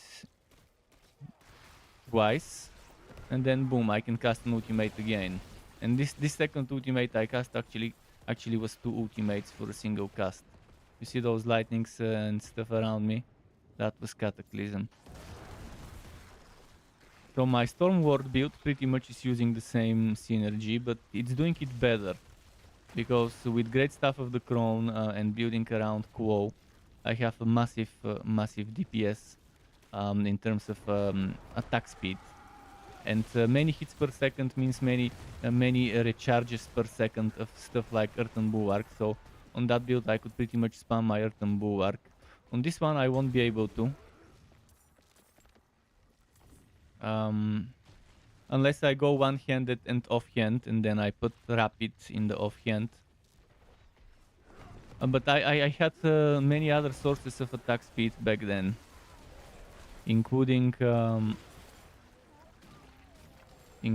what's its name, the Moonrise basic power, not basic power, the Moonrise vampiric power for basic attacks.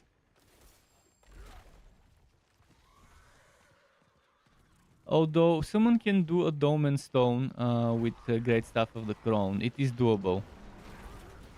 It is doable. A Dolmen Stone, Great Staff of the Crown, but I think you're losing potential a lot of damage to your boulder if you were to do that. The biggest thing I dislike about boulder is the knockback. I think it's completely unnecessary on a Dolmen Stone build boulder to do knockbacks. it ruins the whole fun of the build. If they were to remove that knockback, when we have the Dolmen Stone synergy, it would be so much better. Because the whole idea is to have enemies around you while the rocks are spinning around you. But then the rocks keep knocking back the enemies, and it means you lose DPS by having to chase the enemies. And for that little time between you hitting the enemy being knocked back, and then you getting back to where the enemy is, there is a little bit of a split time where the enemy is not getting hit by your rocks until you get closer to it. And yeah, that means the DPS is going down. But if the knockback didn't exist, that would be an easy solution to this problem. Alright, I think I can just open a little box and be done with this hell tide. What is this one? Heavy weaponry. I could maybe open a heavy weaponry. Let's go collect. If I can't collect for a heavy weaponry, I can just go on light weaponry or something. We have 2 minutes left.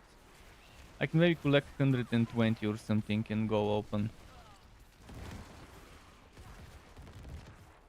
See how the boulders keep knocking back the enemy.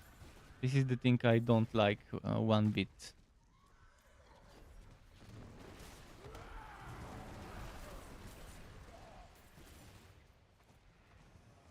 Is this heavy weaponry again? Light weaponry.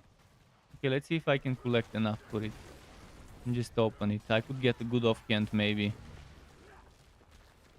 Good offhand with spirit cost reduction.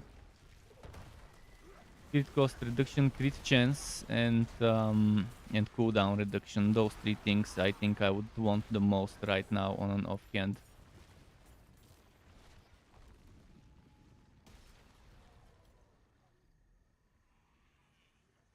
And I'm thinking of removing X-Foul. X-Foul just doesn't fit that well in this setup. But in order to confirm my suspicion about it, we are going to go to the dummies quickly. We're gonna smash some dummies.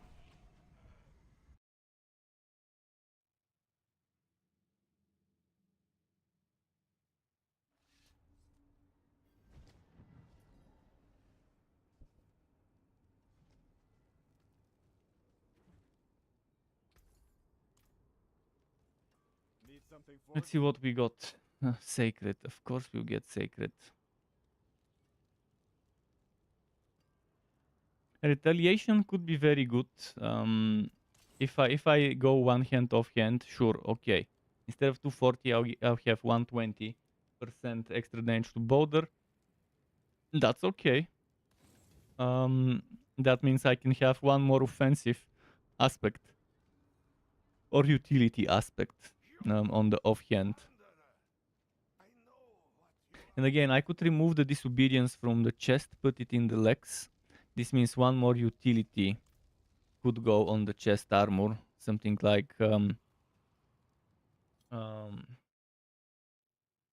could I put there? Oh, and if I'm removing X-Foul, that means I can use Umbro for spirit.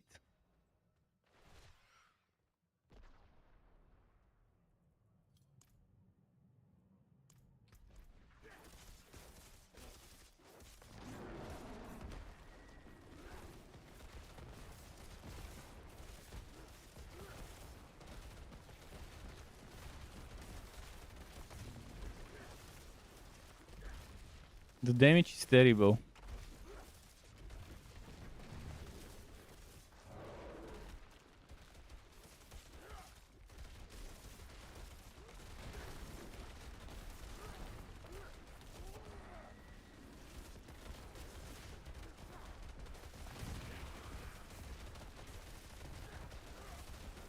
Yeah, X-Foul is definitely going away from the build.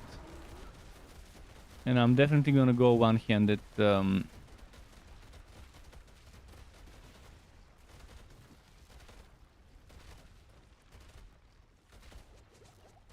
But I'm not happy with the damage I'm seeing. Not one bit.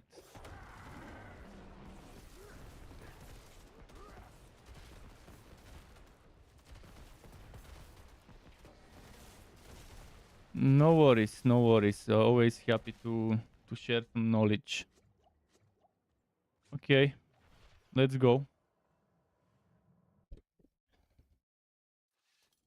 Let's go find a good one hand off hand combination that I like.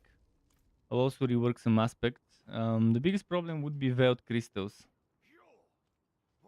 You look forward to see more on the topics.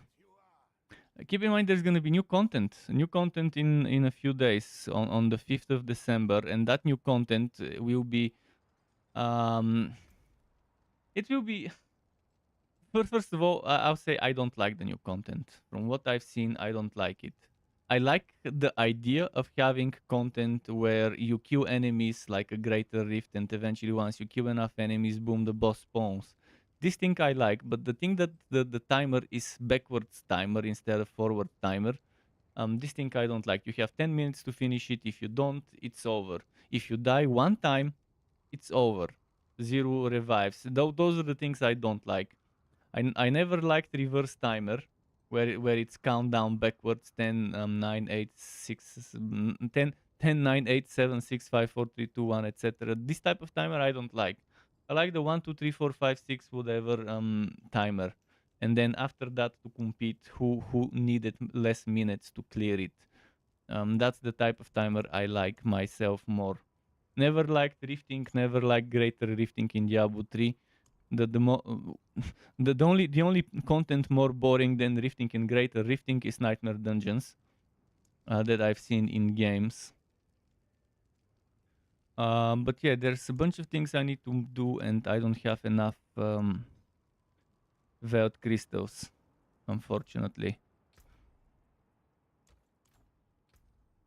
But with the new content, what we will need a lot in the new content is that new glyph, and that new glyph goes to 200 levels. 200 levels.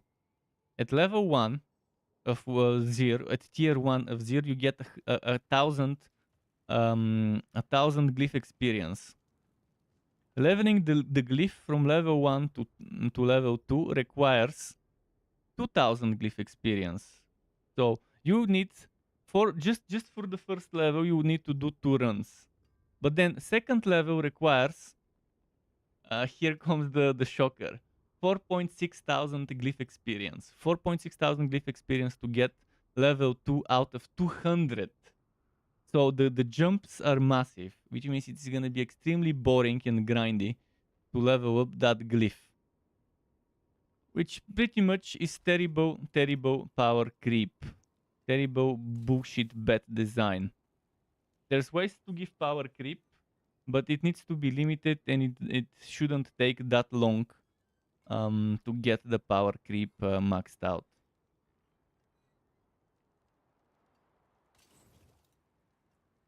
Okay, now let's check my stats. If I remove X-File, obviously I'll lose resistances and fire resistance. Okay, that means no problem. No problem. If I put a regular ring there, we will be fine.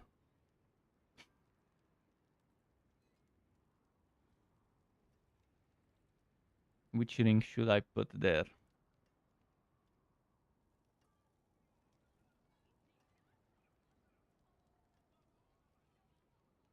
Crit strike damage, lightning, crit strike damage, no. Crit strike damage, crit strike, no. I need something with crit chance. Crit chance is most important for me right now. Crit damage, vulnerable, lightning, damage to close. I need damage to crowd control, crit chance, crit damage. Crit chance, crit damage, maximum life damage to injured. I guess this one is not so bad. It does have Rune Worker's Conduit, but I'll just remove Rune Worker's Conduit. For now, I'll keep it, and then after that, I'll check something else. See how it will go with the something else I have in mind. I need one-handed weapons.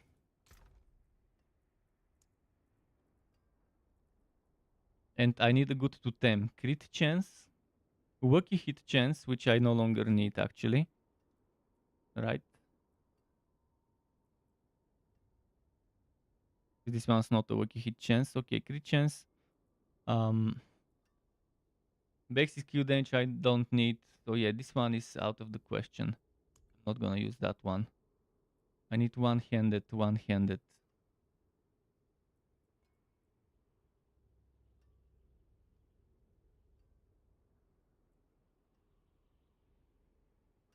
Spirit cost reduction, crit strike chance, and it even gives dex. This one is, it's not the worst, it's not the best.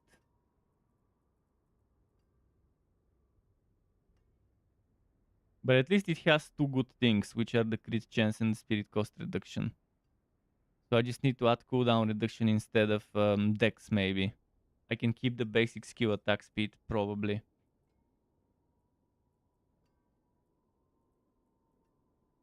Two-handed, two-handed, one-handed mace. Crit damage with earth skills, not so bad. But damage to throat and damage to injured sucks big time. But I can try to... No, actually this is very low item power as well. This one is good item power, 903.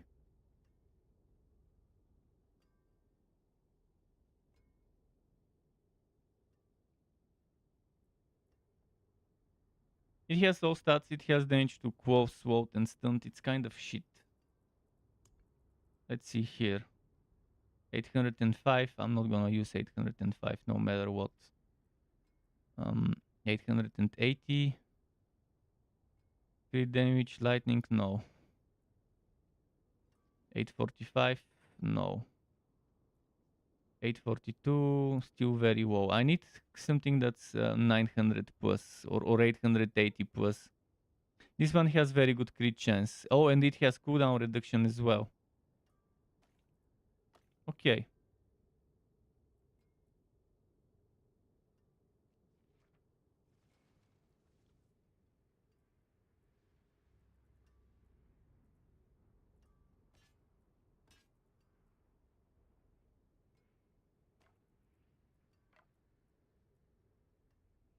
Two-handed, two-handed.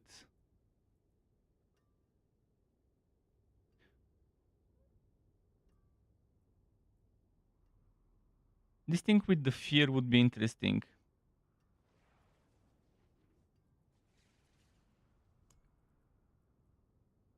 Two-handed. One-handed. Crit damage, basic skill. Oh, this is terrible stats. Terrible stats.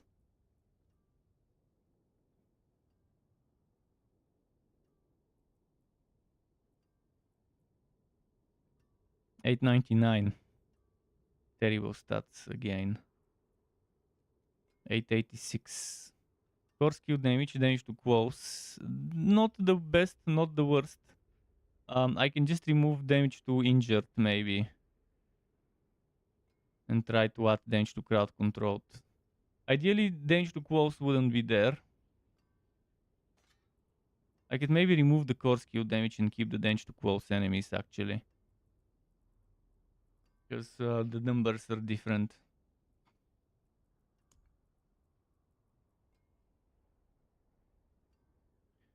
Basic skill attack speed, no. Two-handed, two-handed. One-handed. But werewolf.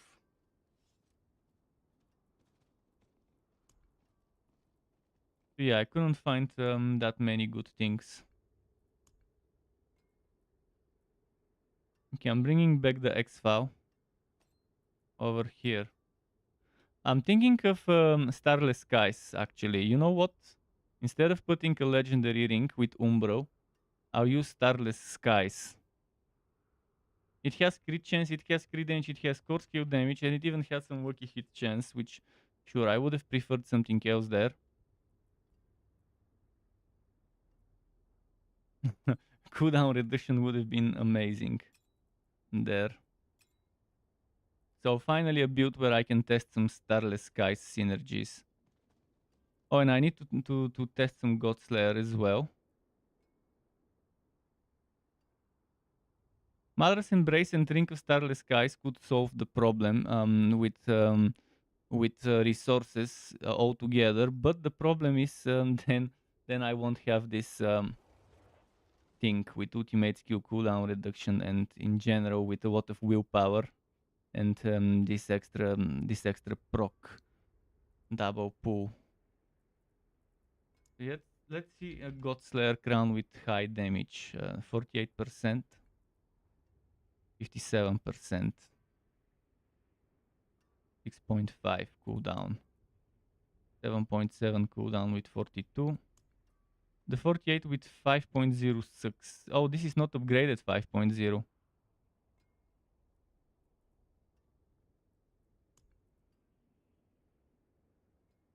Upgraded 6.8.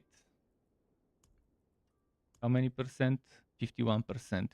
51 or 48? I think I'll take the 48. And that's just for testing purposes.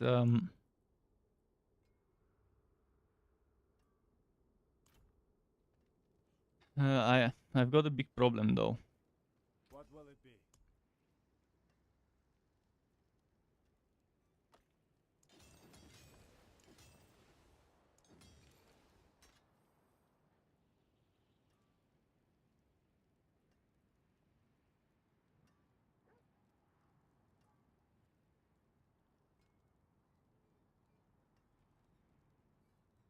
I don't need Wiki hit chance as much now, which means something like that won't be a bad thing.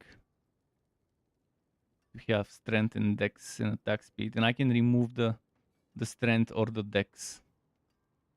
I do need the attack speed, although that 15% attack speed and 9.8 crit chance is gonna be hard to beat.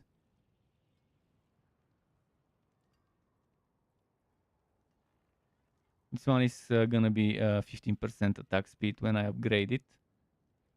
And I could remove ranks of shred.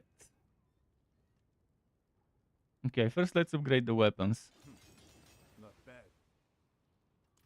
And try to reroll some stuff, and then eventually I could change my gloves.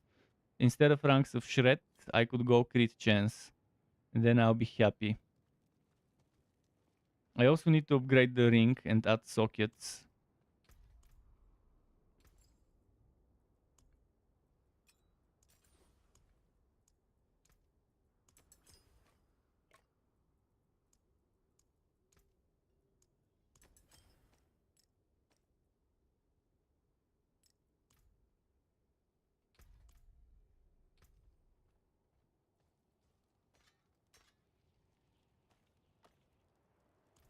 I don't have 120% of the boulder. I have 110. 110 should be okay for now.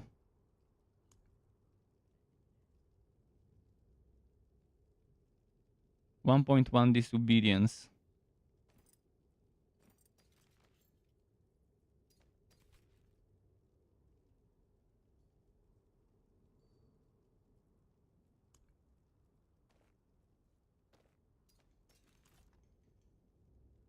What I need to do right now is take that leg armor and put disobedience 1.1 in there. Then I take this one and extract the disobedience. Then I take this one, then I extract this, then I take this and put it in here. Then I remove this disobedience and put something like maybe exploiter.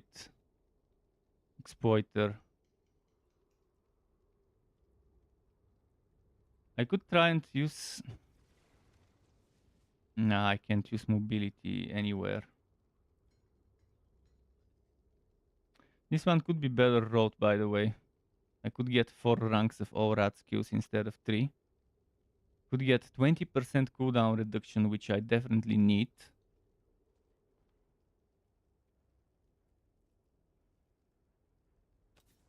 Let me quickly try to reroll. I cannot reroll. Yet. I will be able to later. Okay, what should we put here as an offensive, which is the only thing we can add? Let's see my codex first. Natural balance is gonna be good. Crit strike damage to Bowler. Multiplicative.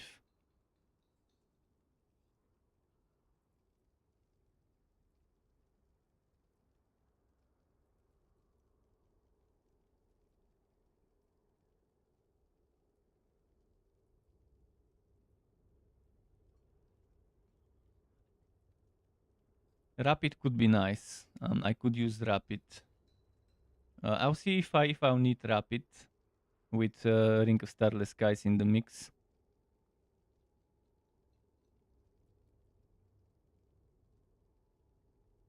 Retaliation would be good. Let's use retaliation, but actually need Veiled Crystals, and I probably have a good retaliation somewhere here. If I don't, I can always grab one somewhere else. Have Edge Master, but yeah, I'll get the retaliation from the storage. For now, I really wish I could replace this, but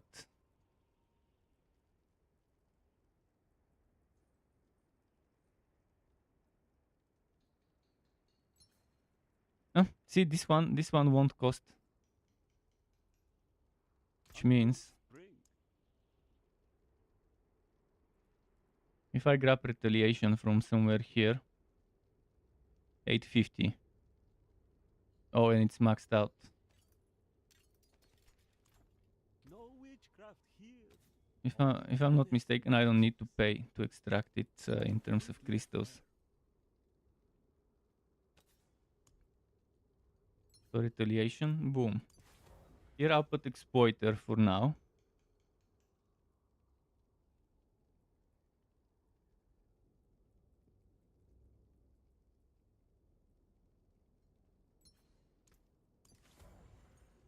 And I think we've got things for now sorted nicely.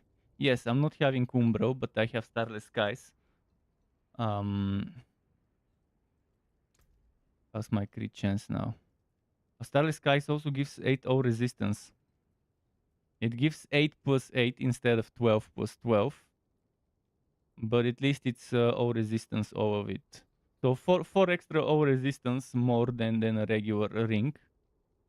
But that means I'm also losing 8 to a certain element, because it would have been 12 to one more element. But it's fine. Even without the Starless Skies, if you look at my resistances without it, it's not going to be terrible. Obviously with it, it's all maxed. So it works out nicely. I'll quickly go to the dummies, and then I'll do a Nightmare Dungeon.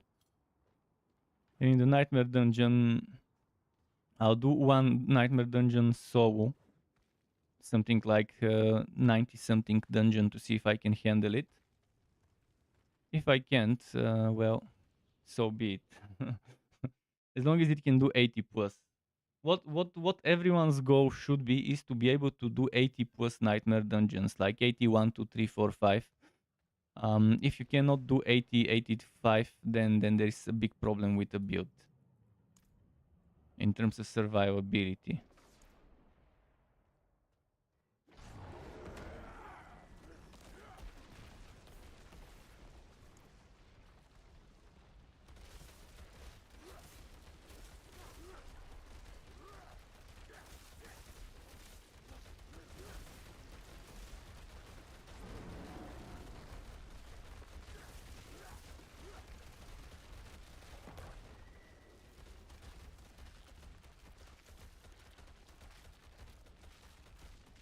Not sure the damage is good, but there's a lot of damage instances, so let's see.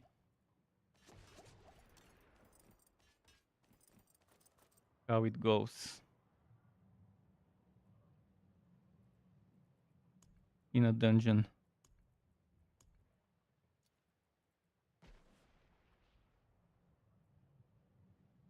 Let's see, 87. 87 is as high as I have right now on this in terms of dungeons. I can craft 90 something, but if I can do 87, 93, 4, 5 won't be that far off. But 97 obviously would be far off. But from 87 I'll be able to figure out if I can do 90 something or not. If the damage is very bad, I won't be able to go that much higher. reasonably. I mean, even if you have the worst damage, you'll still be able to do stuff.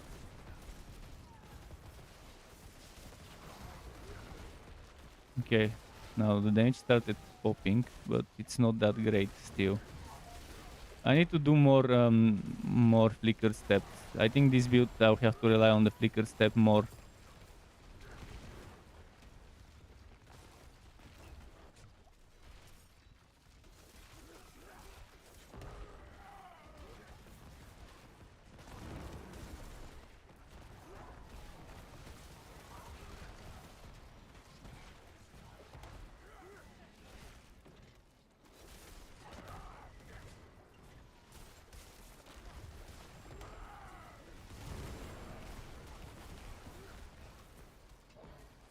But yeah, the damage is very bad.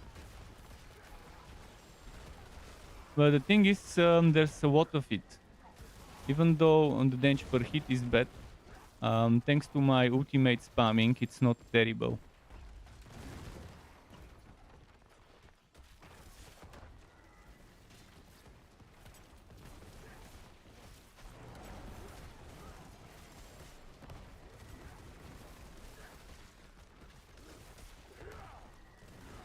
See how often I'm using my ultimate?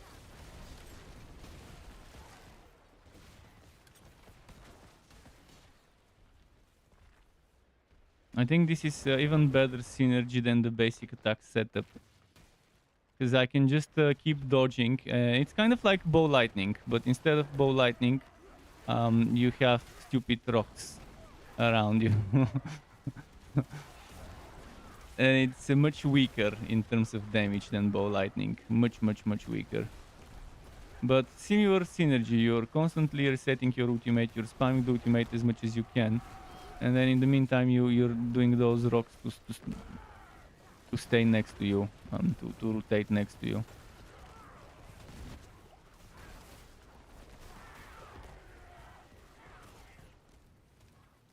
What happened? Is it internet problems or what? It just froze for a moment.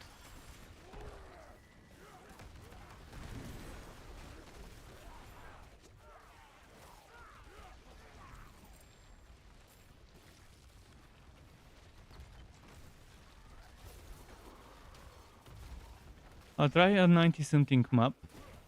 After this, I'm trying a 90 something map.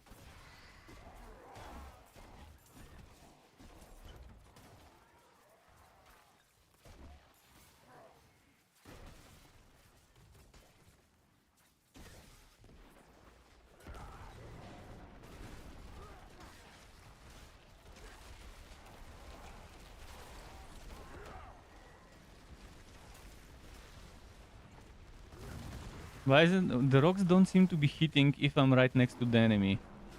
There seems to be a blind spot, like if the enemy is right next to me, it's not getting hit by the rocks. Which is extremely bad design.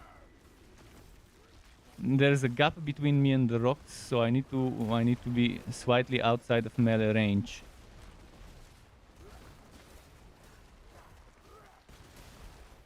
See, if I'm too close to the enemy, it just doesn't get hit.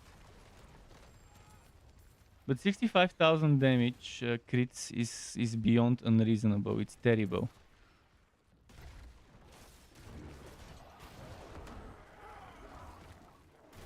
Let's say it could go to 100 maybe, in the best case.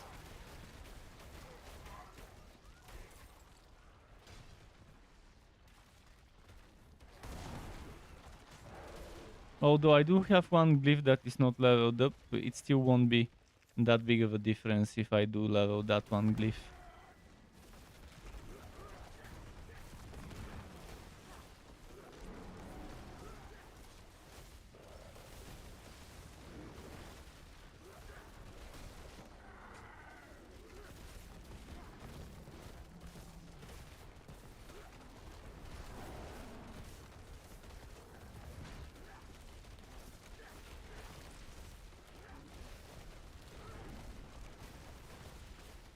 So while it does okay, the damage is terrible.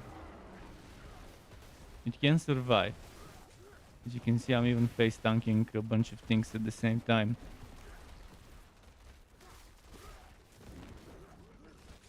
One thing I know I don't need in this build is the overpower synergy. Wow, it's nice to have guaranteed overpowers. It doesn't happen as often, so I'll have to remove Dominate. Even though I do have 400,000 crits when I overpower. I'll remove Dominate and I'll remove Blood Boil.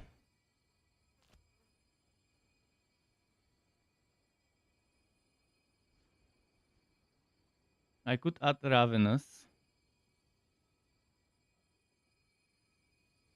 I could also go Moonrise for the attack speed, but it's not that much attack speed. 5 stacks of 4. Not that much. I can get more attack speed here.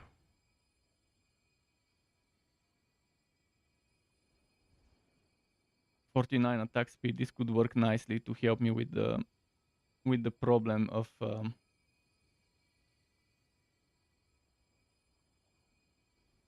this could help me with what's it called, with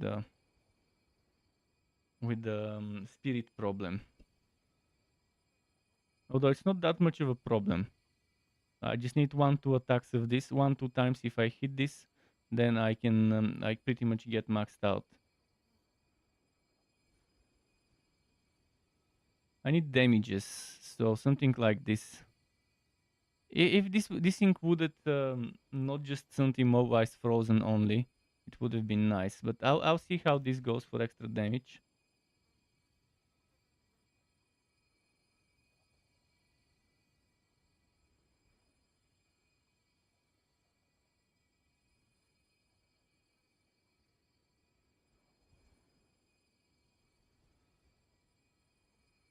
Oh wait, let's test this one. Chance to stun.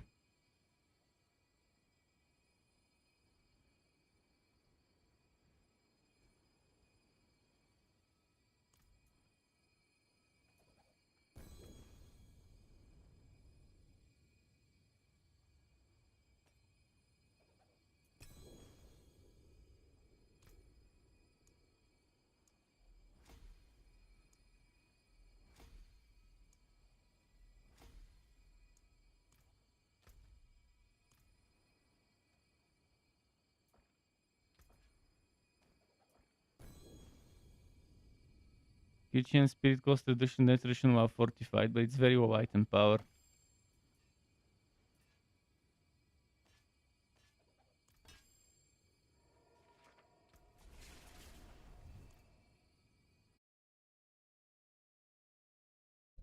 I'll probably have to go for what's its name?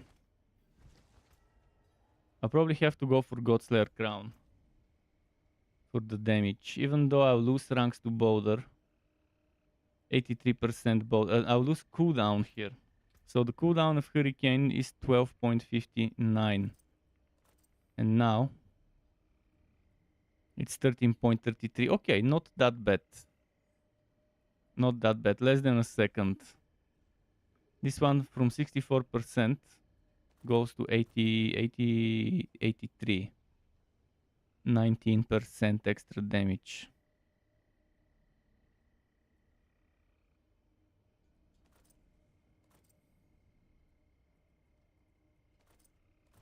Alright, I'll need to sort some stuff. I have so much stuff in the inventory that I need to get rid of so I can have some room. First of all, let's remove those rings for now.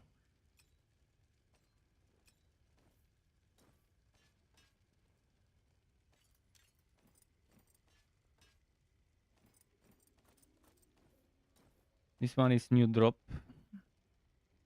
Let's get rid of this. I'll need this and this. Good night, Mouse Hunter. Thanks for stopping by. We're going to get off, rest up. Yeah, I'm always happy explaining certain things to people if it's not clear. There are a lot of things that change with each season, and It's hard to the average player maybe to keep up with all the changes unless they read the patch notes in depth, and analyze every single line of patch notes to make sure they don't miss out on some hidden new synergies. Obviously try to help with that when I can.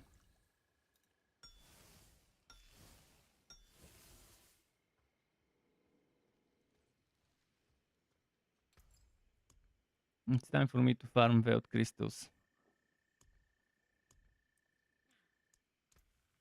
Akarat's blessing on that one.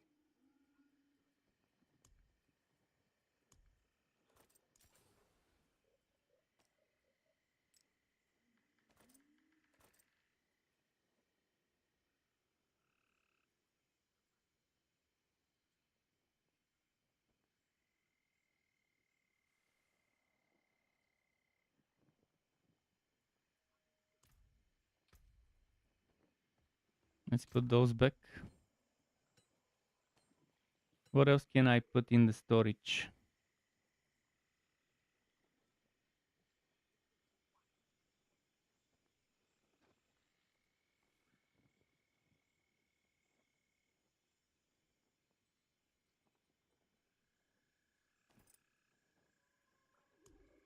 I can put that one somewhere here, and I can put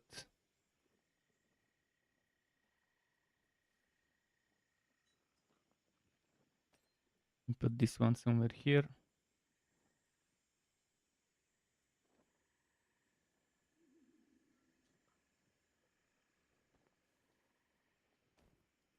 Put this one here.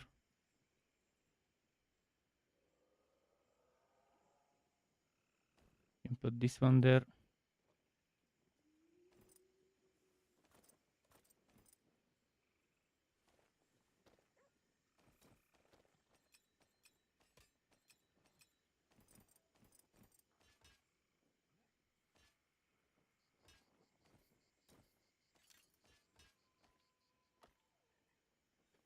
What else do I not need right now? This.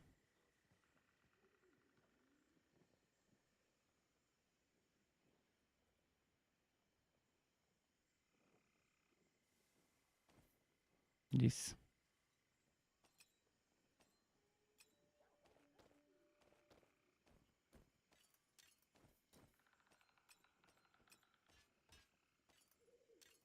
I think a Havarion would be a very good synergy for this build. If I go with the Havarion unique item, since it's a staff, it will have damage to crowd controlled. And it will give me bonuses to that thing. I forgot its name. Earth and Devastation, was it called? Earth and Devastation.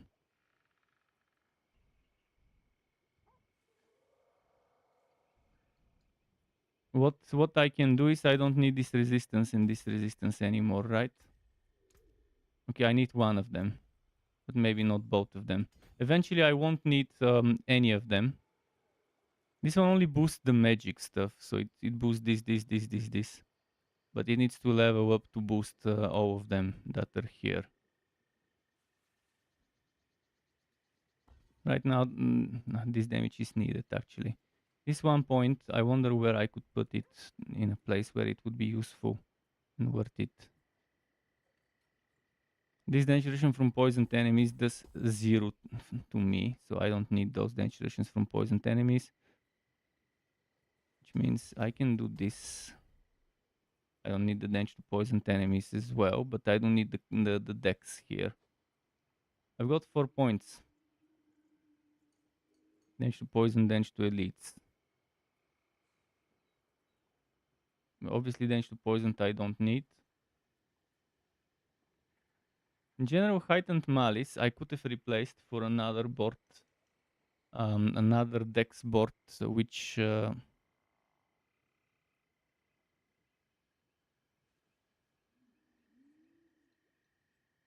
if I were to open my cheat sheet that I made for dex you want If not heightened malice, constricting tendrils, but if I'm using both of them, which I am, using constricting and heightened malice for dex. If I were to lose one of them, the second best choice would be survival instincts. And survival instincts had spirit on Q. Survival instincts. Let me double check what survival instincts gave. Where was it? I'm checking my board. Survival instincts was not this one, not that one. There it is. Survival instincts was the werebear one. So there's damage wow in werebear form and total armor wow in werebear form in the glyph area. Not for me. There is armor and damage wow healthy. There is werebear skill damage and overpower damage again. Not for me.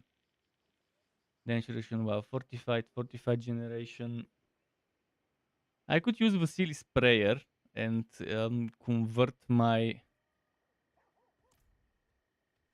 boulder into a werebear skill and go more for the overpower, but I don't think it's worth it. Although that's a lot of lightning resistance and a lot of overpower and damage while shapeshifted. I still think multiplicative damage from Godslayer or extra levels from the Shako would be better. I lost a lot of stats, so I'm not getting this right now. So I'll need more dex and intelligence. But dex and intelligence I can get easily. If I were to remove this.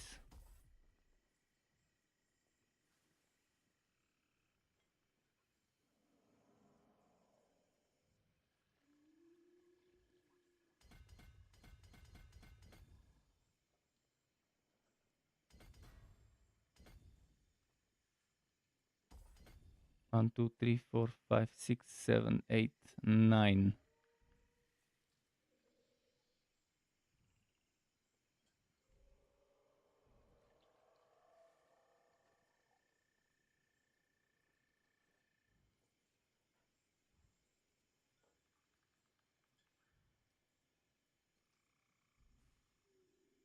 Critical strike damage to crowd controlled, but not damage to crowd controlled.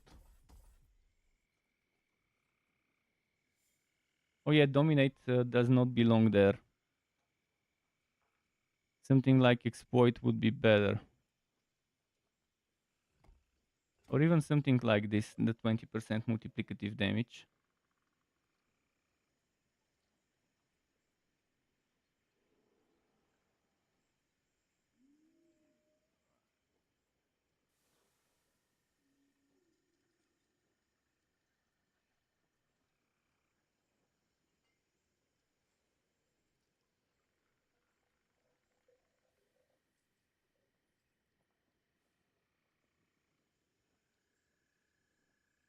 It's not the damage reduction for me right now. That's the problem. It's not the survivability. It's the DPS I want to make better and the spirit.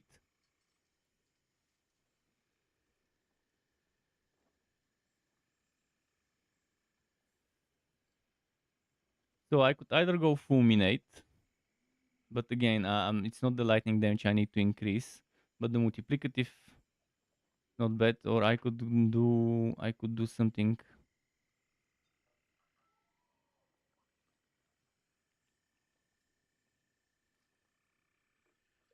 Yeah, I think the one I put there is the best option, the best course of action.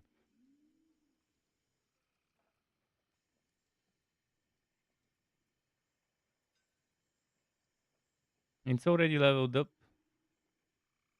And I'm not doing that for the damages. I'm doing that just so I can get, let's see, I need willpower, 40 willpower. This means I don't need this intelligence. I don't need this and this intelligence. I do need willpower.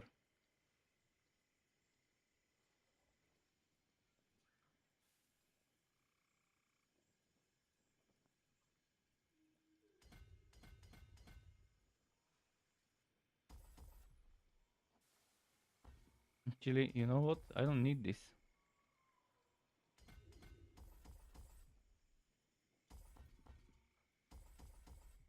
Need 40 willpower. I already have 40 willpower.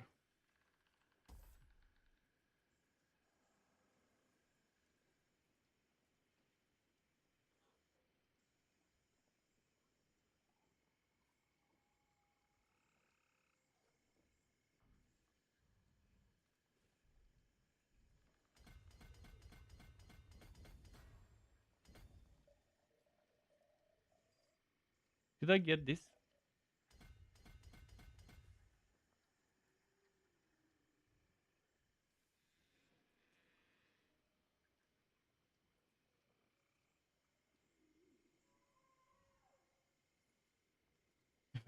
Seriously, 1 point? I'll find 1 point. Challenge accepted. 1 point that I can rework.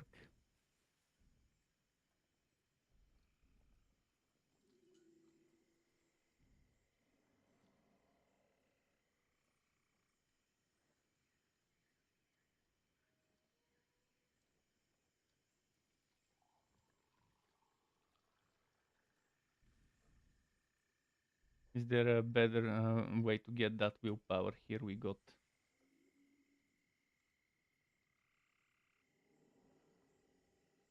One, two, three, four, five.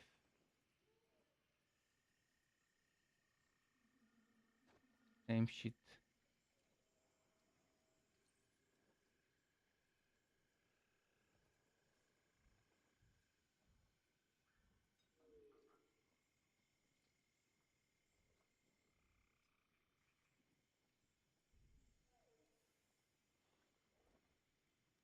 If I don't get those willpowers, I can get this willpower, and then I can get that willpower.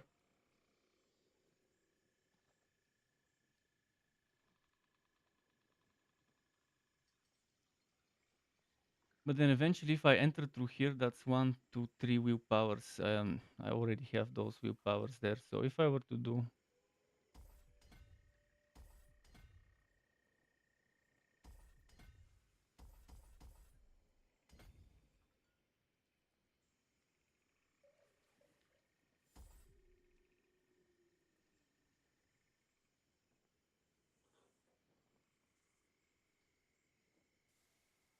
I'll need 3 if I want to go that way. If I go 1, 2, 3, 1, 2.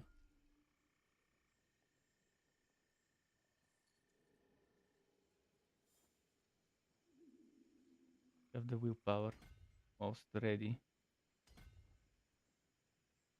Eventually, I'll get this one inside of the mix. That means I won't need it.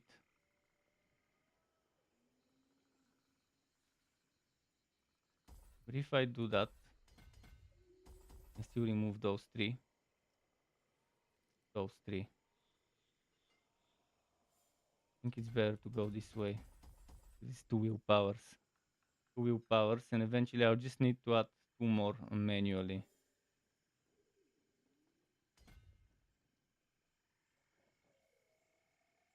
If I don't go this damage, I can do this willpower, and eventually when it's leveled up, that willpower will be enough, and then I'll have that 1 point I wanted to save.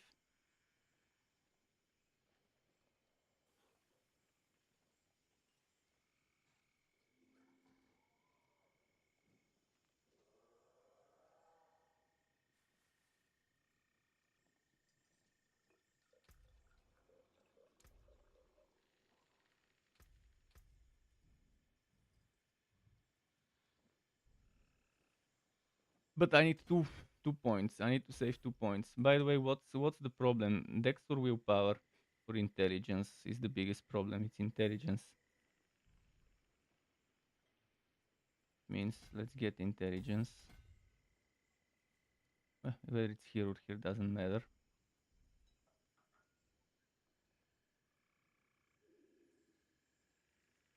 Maybe I'll check something. 1, 2, 3, 4. 1, 2, 3, 4, 5.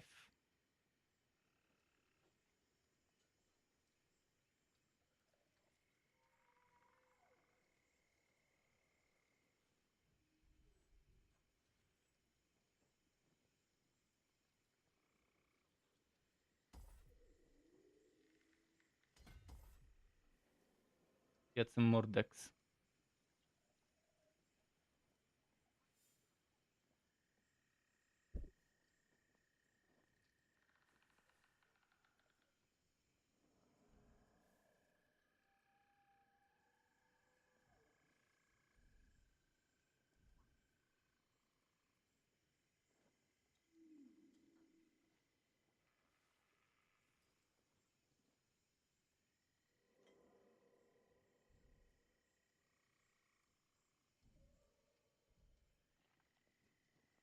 Wait, from where did I remove a point?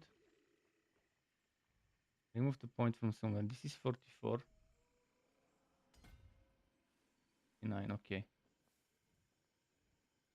40 out of 40. I don't think there is a better way to do the willpower. And still get this thing here. But eventually I won't need this resistance, so that would mean 1, 2, 3 can be removed.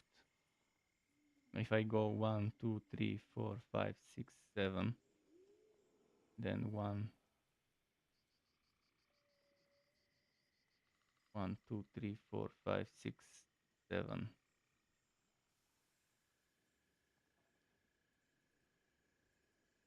Not worth it.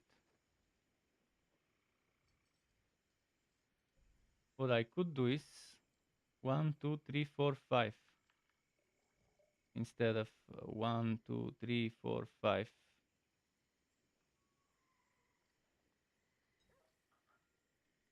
It's the same. But over here, it's more than what needs to be done. 1, 2, 3, 4, 5, 6. So that's from where I can save a point if I were to rotate this a little differently. 1, 2, 3, 4, 5 as well.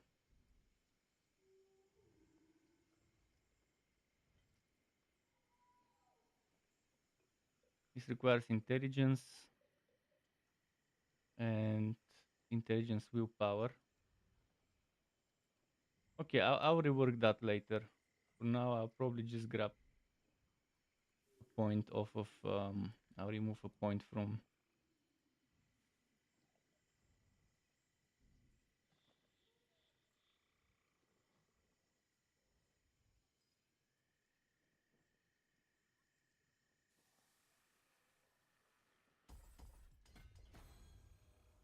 and I'll check intelligence 2 times, intelligence 1 time.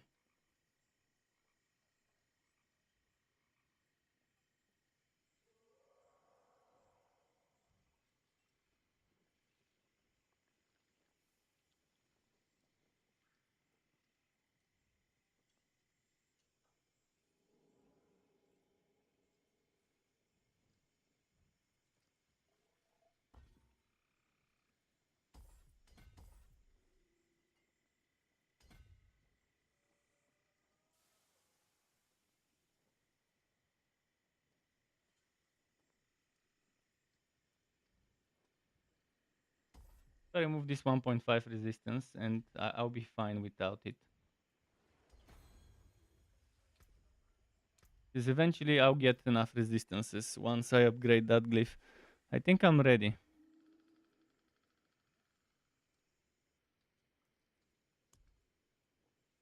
I just need to rework a little bit the pacts to see how it will work with co-familiar.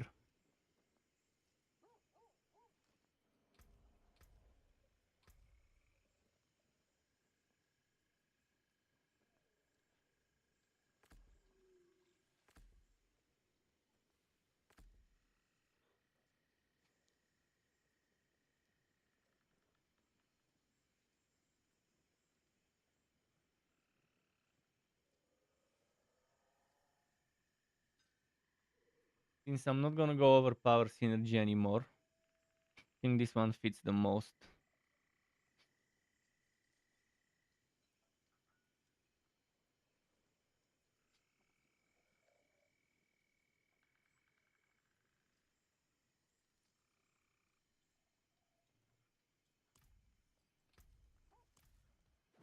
Let me do this now.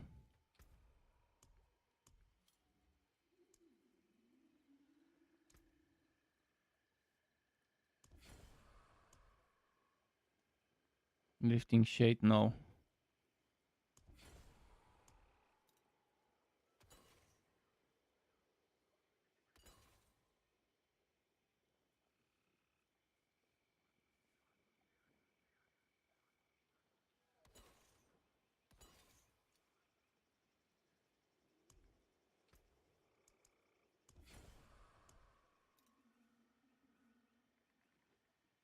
If I can get a good map, I'll just try. Whatever I can get. I'll try Forbidden City.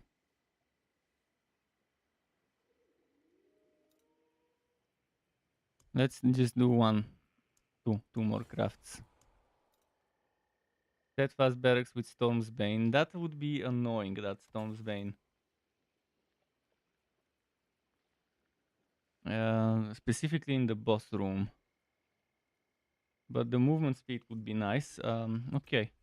What potion could I use? Something for DPS maybe. How's my crit chance? Ooh, very good.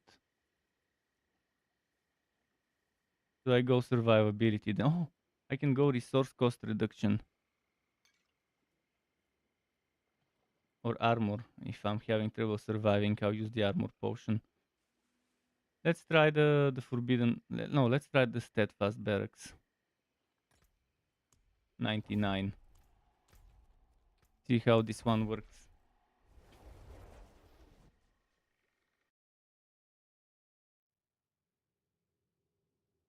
By the way, I think I forgot to upgrade the Ring of Starless Skies. I think I only socketed it.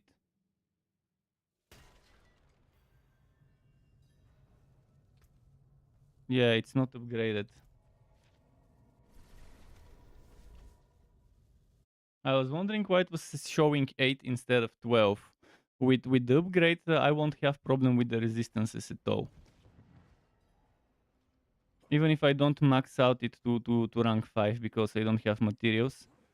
Rank 4 should be good enough. Bring us back something shiny. For now. The only merchant with jewels like these. I was wondering why it doesn't go to 12.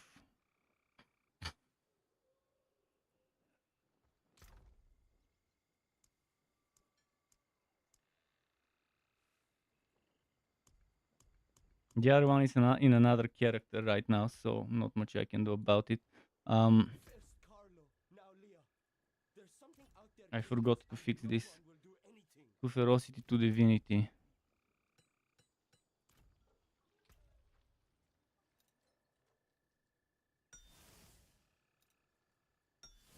I need to fix the ferocity.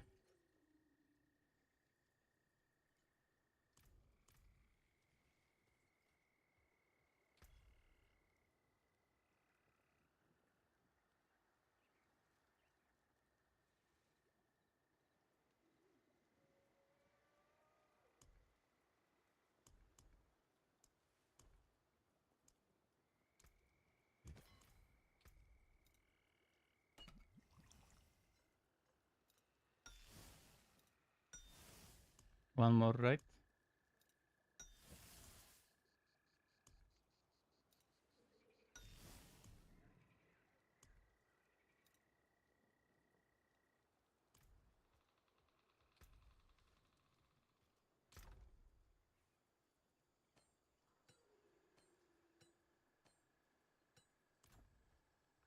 Alright, let's go back inside the dungeon.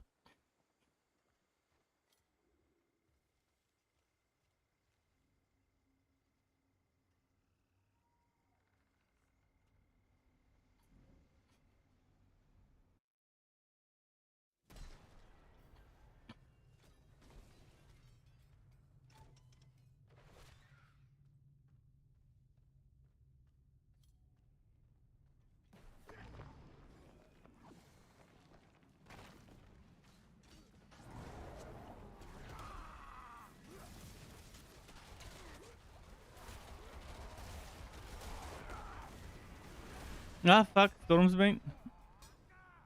No, it wasn't the Stormsbane. What killed me? I just used the armor just in case.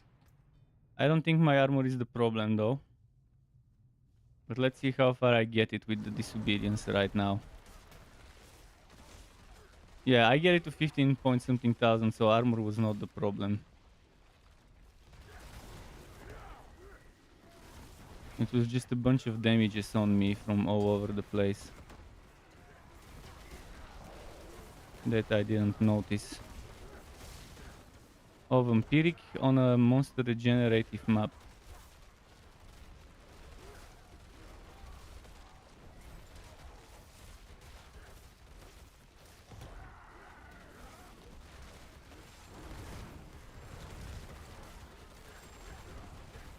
It's hard to see what's happening with all the damage texts happening on the map.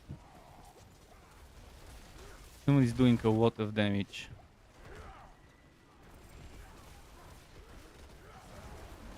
Fuck, my nose is itching.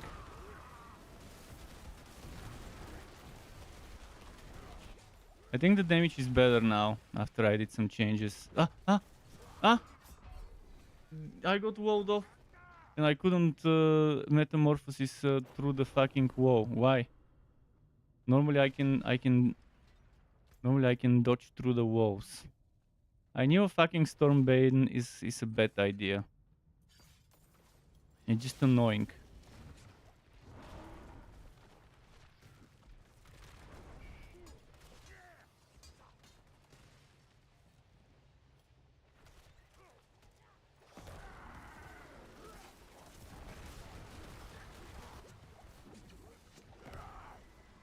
Why? What the fuck is melting me so much?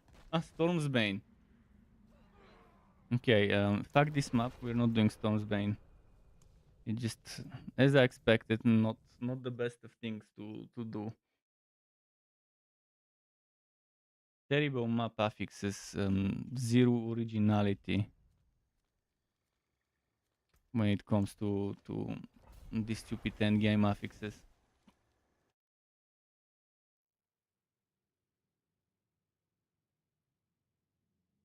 There's so many ways you can add extra difficulty from an affix without making it annoying.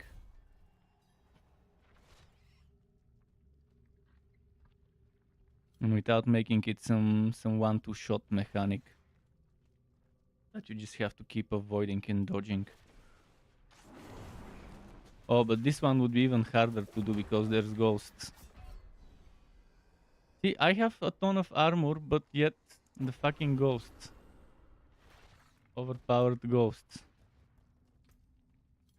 I need 13.5 armor, 1000, and I get a lot more than that here. Once I get my disobedience going.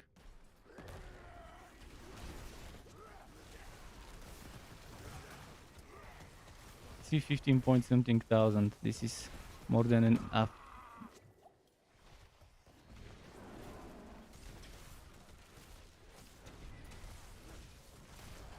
But why is it one-shotting me? Because of the volcanic. Okay, this is maybe a bit too much for me. Let's go back and craft something easier.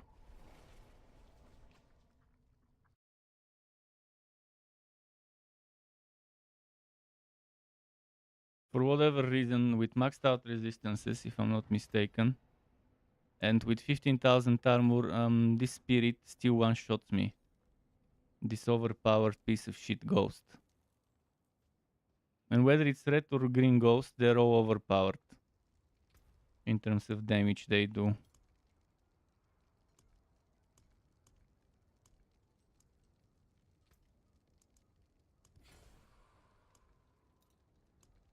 Hopefully I get a good map. Monster coat damage. Armor breakers, oh shit.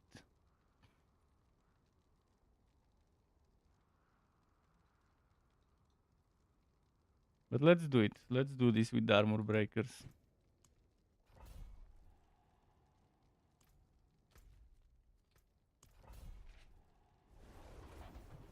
It's a little harder to survive on this one than my basic attack build, because with the basic attack build I kept resetting the cooldown of Bulwark a lot, and I could just constantly spam Bulwark and be 100% or 99% of the time with Bulwark up.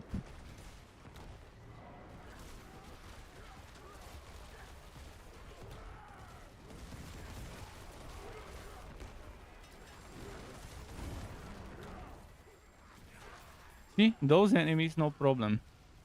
Those enemies, we're getting shit done.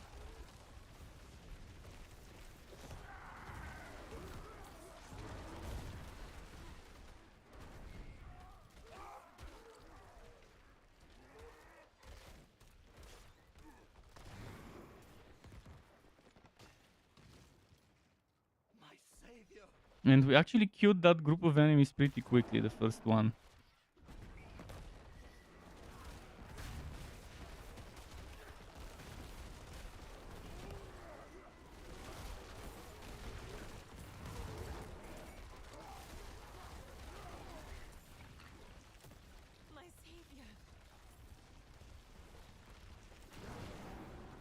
Protection shrine, just what I like.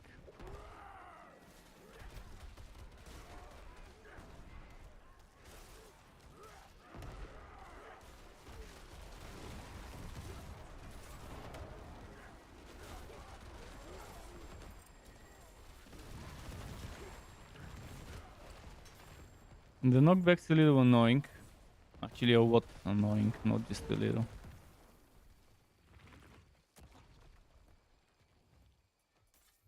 Is Reaper axe two-handed or one-handed? One-handed. I'm looking for a better one-handed axe.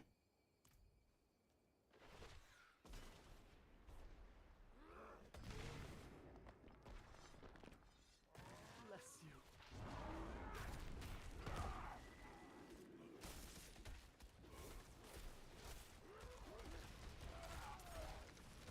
Am I using God Slayer right now? I think I am, yeah.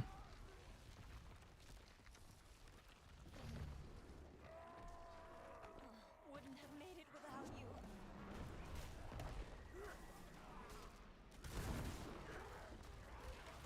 My savior.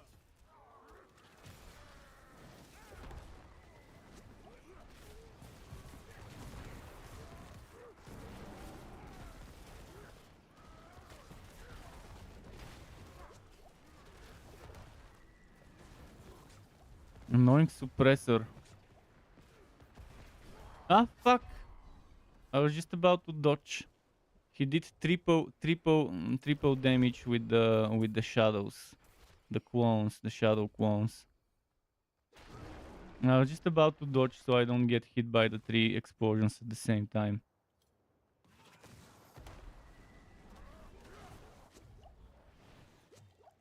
Fucking shadow clones.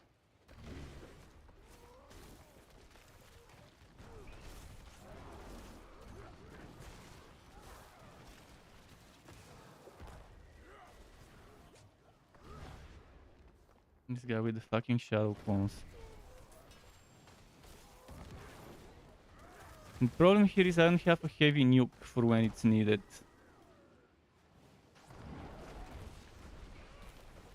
And the boulder is not a heavy nuke right now. Fuck, the clones again. It's the fucking stupid shadow clones.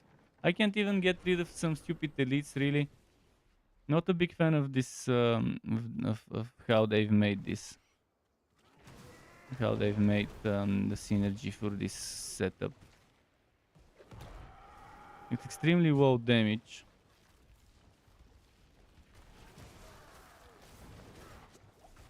And then the survivability isn't anything special either.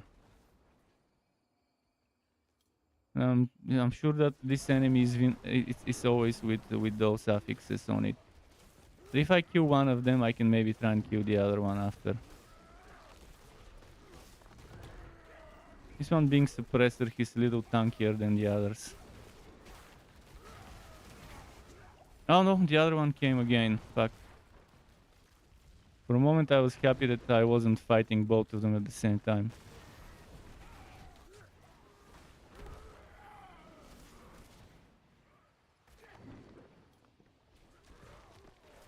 If I can separate them, it's not gonna be that difficult.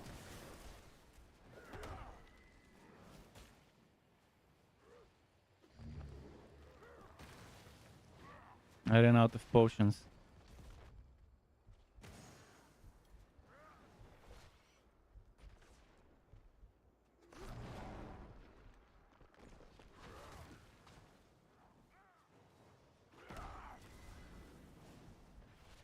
Running out of potions, fuck.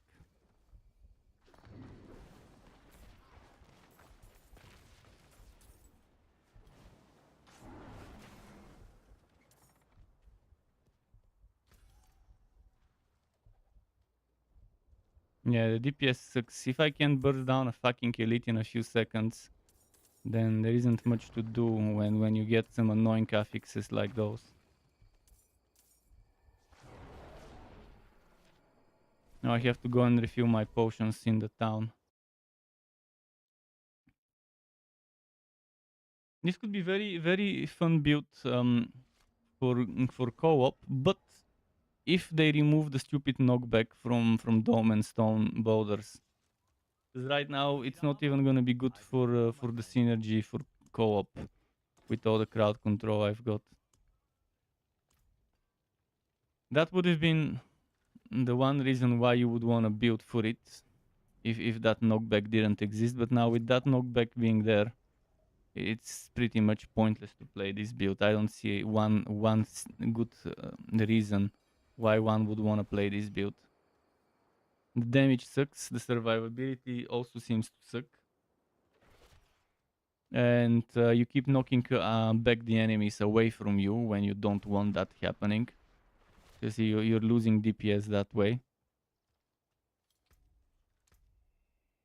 I'm not sure if it's the armor breakers or what it is. That fucking fire damage does a lot of damage to me. Hopefully that other enemy... Oh fuck, that's this enemy that I don't want to fight. I'll have to try to kill him first then.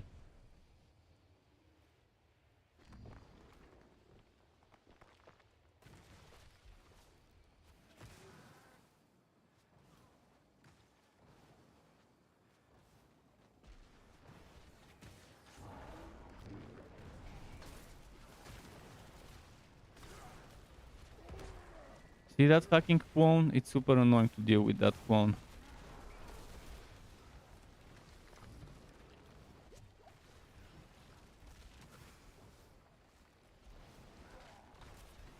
Oh, the other one arrived. Fuck.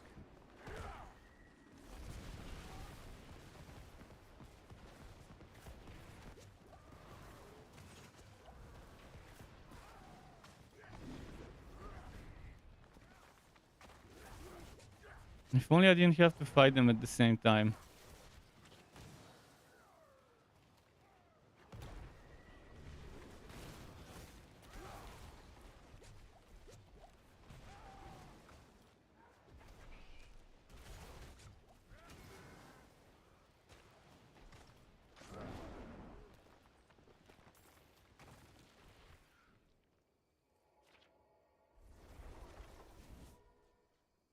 This would be super difficult to do. And it was going extremely well until I encountered this stupid combination of fire AoE with clones. So I get triple the damage on me. If I can try to separate them and kill them one by one, it's doable.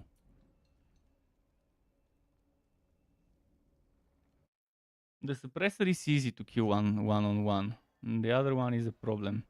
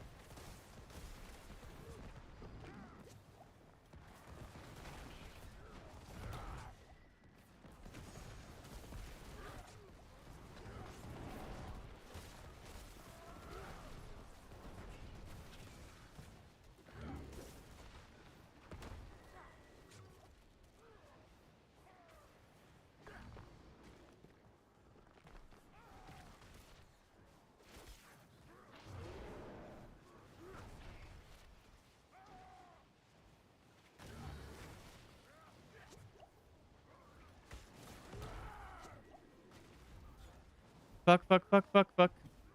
No, I'm dead. I'm dead. I'm dead. I fucking tried. Let's try another map without annoying broken affixes. Although, no matter what map I get, there's always an annoying affix so far.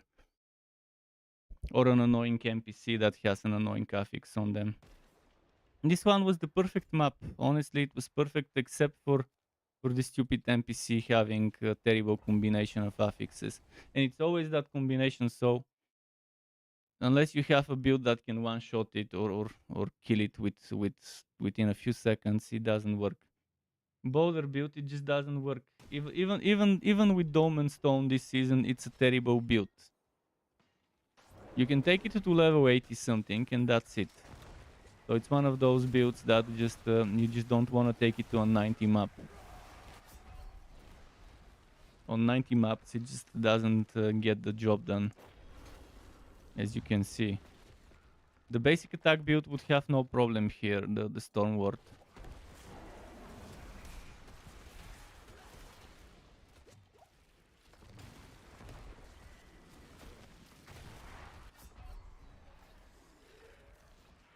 What were the affixes? Shadow damage over... No, shadow damage over time, resist attack speed, nightmare portal, backstabbers.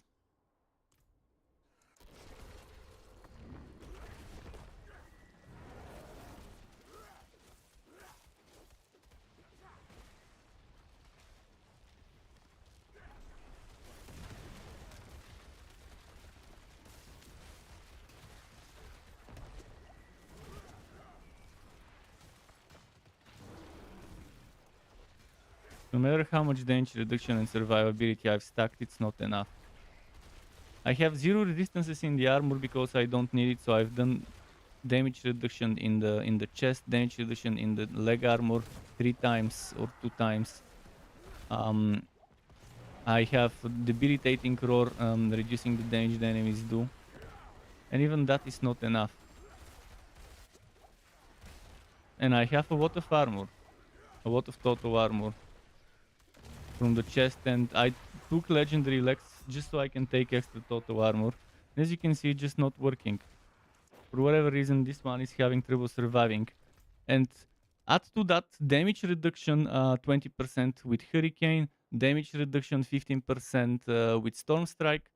So I pretty much in theory should have more damage reduction than the majority of builds out there. Yet it's having trouble surviving. See, close, distant, fortified. Close, distant, fortified. So that's the close, distant, and fortified 2 times. Okay, if I use the Shako, maybe I have another 20%. Okay, not so bad. Maybe I can use Andario's Visage, see how it goes with that one. But see, I have the damage reduction close, distant, fortified. I have some close damage reduction here. I have damage reduction from poison here, which obviously it's not what I would want originally, but still better than nothing. But most of all, I have this 20% here, this 15% here as well. And then over here, this apparently reduces the damage enemies do by 70%. Yet, still, it's not surviving. And the Storm Ward with pretty much similar damage reduction, maybe even with less, was surviving.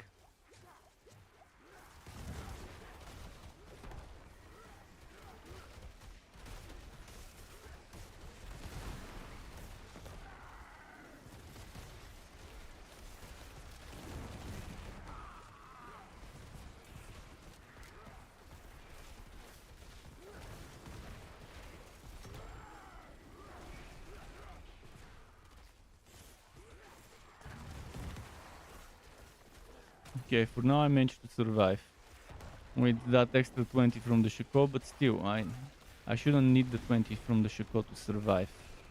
You shouldn't need a uber unique item to be able to pull off and pull out, or pull off actually is the better way to say, to pull off a build too.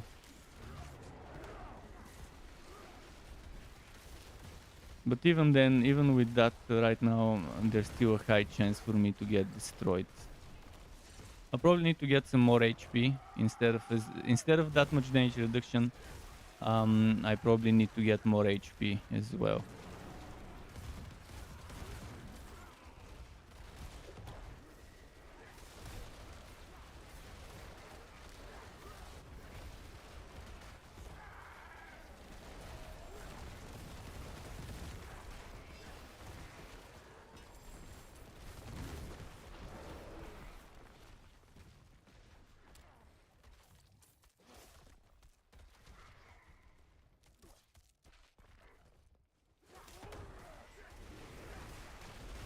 Ah, fuck. This is beyond unreasonable. I've focused on survivability as much as I can, and yet it's just impossible with this build.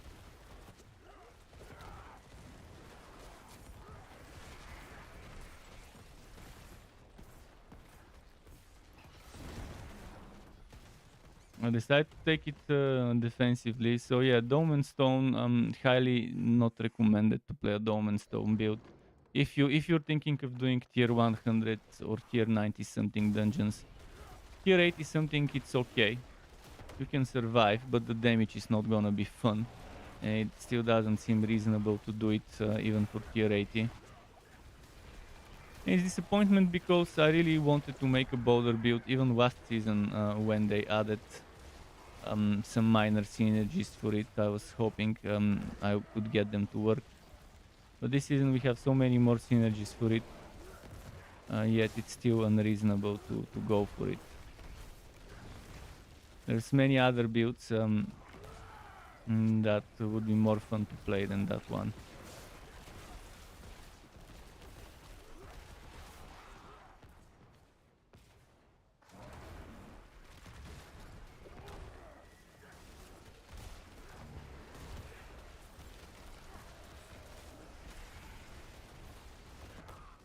Ah! I'm not even sure what killed me. Oh, what killed me was the AoE on the ground. That's what one-shot me. The AoE, the shadow damage over time AoE on the ground killed me. So pretty much don't bother doing Dolmen Stone for tier 90 dungeons. I'll show you tier 80, 82, so you can see what to expect on an 82 dungeon.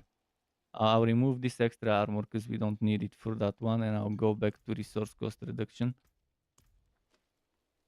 On 82, there is still high chance for dying.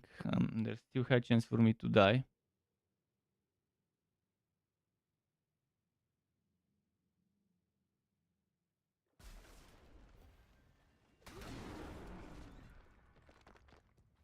Yeah, this build, I don't even feel that it's worth making it into a build video.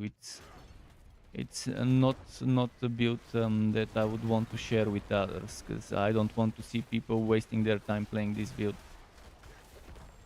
Especially if they're planning on doing the upcoming content, that would be even harder than tier 100 Nightmare dungeons.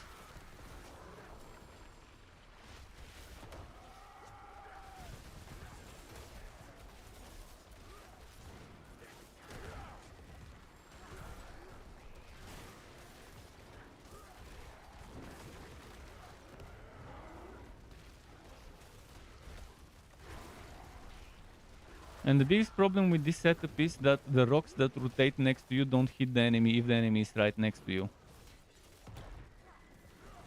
So the enemy needs to be a little far from you, like one step away from you, in order to actually get hit by the rocks.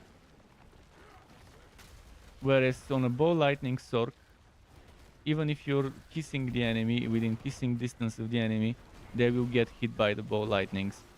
Because the bow lightning is a little closer to you than the rocks of this setup are.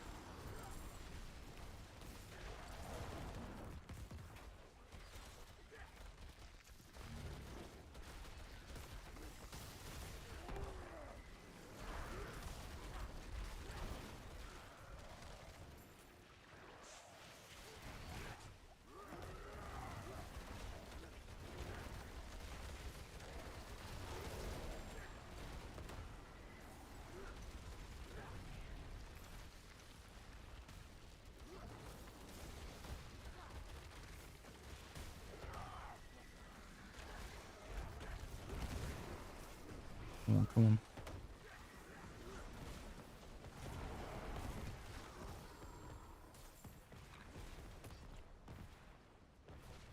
Now on the boss fight, it will be even worse.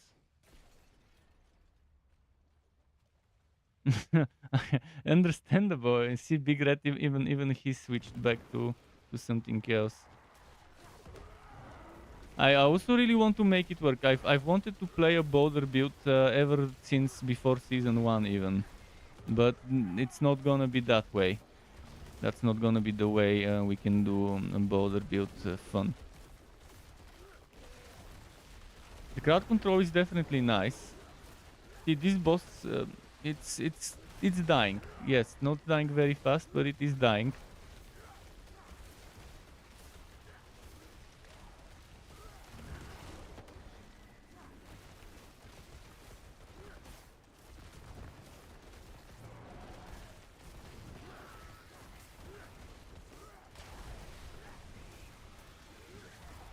But it's not the knockback that's the problem. The problem is I'm getting obliterated on tier 99 and I have so much survivability in the build.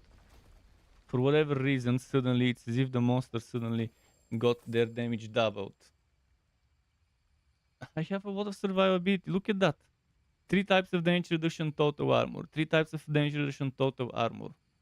Damage reduction even in the boots, a little bit of it. I mean, right now I'm playing with Andario's Visage. I was testing stuff with Shaco, Andario's Visage, and so on to see what works, what doesn't. But even Andario's Visage, Shaco, Godslayer Crown, whichever one I use in the helmet, it's never enough. It's never enough. I'll level this one to the maximum, by the way. And then I'll stop, because this build seems like a massive waste of resources and time to play.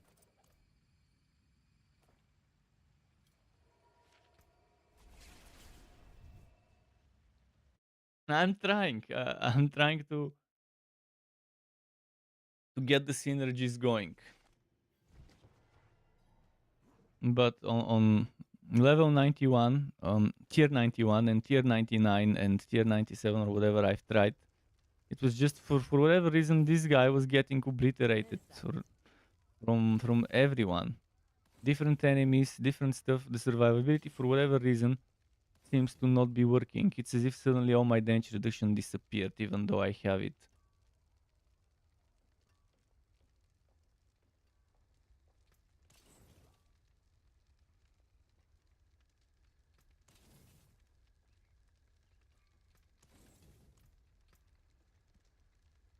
It's your feelings. Definitely hard to watch. Hard to watch, hard to recommend, and I decided not to make it into a build video. Once I get enough materials, I'll reroll this character. Thankfully, I have a lot of other characters with a lot of other builds to play, and I tried all sorts of things. I tried this co-familiar. I tried playing with Blood Boil for extra overpowers. There's many things I tried. I tried using Domination for that stuff. Actually, let's go back to Domination.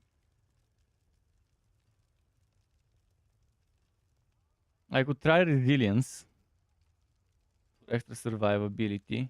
See, I'm even using Sanguine Brace for extra Fortify. Prey on the weak. I could remove the Fortifying crit chance and go Hemomancy, but it's not gonna help that much.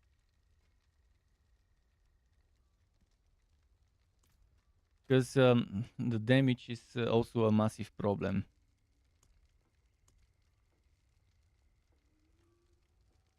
Let's try this Death Pulse map, see how I can handle a Death Pulse.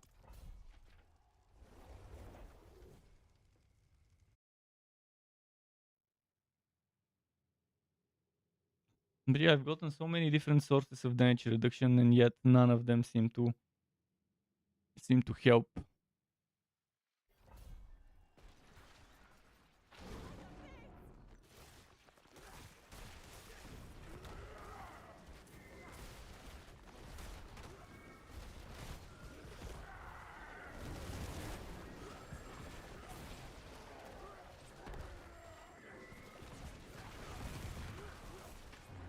Show me try what to make it work. Big A forever. And a big D. Big D for failing. I got the D from the devs. I got shafted big time when it comes to trying to build for this.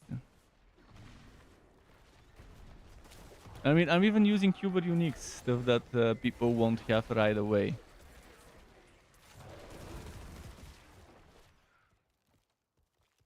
And this is a build that already sacrifices mobility because this one doesn't give you movement speed.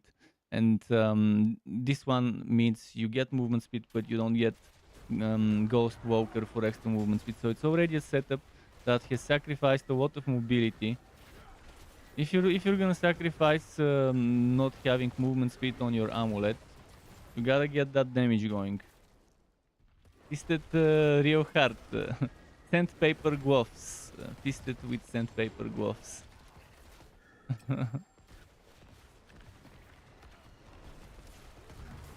This build made my anus protrude outwards. or my druid's anus. My druid's anus started protruding outwards. Thanks for the fisting the game gave it.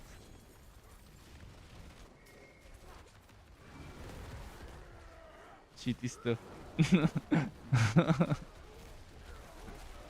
But see, for level 85 tier dungeons, it's not bad. I gotta give it this credit. I gotta give it credit for doing tier 80 dungeons. Up to tier 80 something, you can take it. Tier 85, 6, 7, 9. Maybe 87 might be the limit or whatever.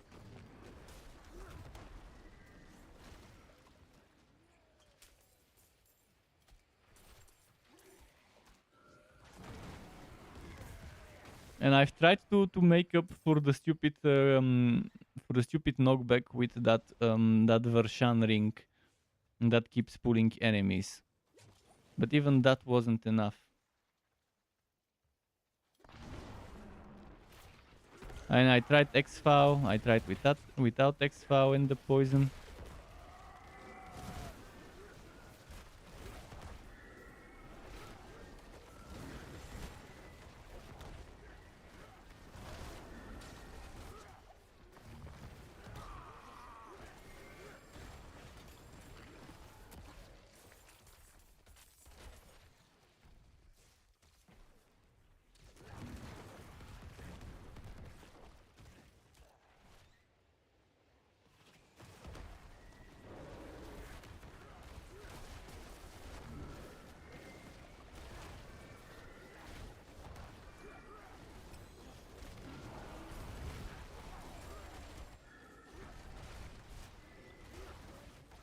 Got a cramp in your side. You're muting me. How did you get a cramp? How did you get a cramp? Is it from me talking or is it from the game sounds? I don't know how sound has anything to do with cramps.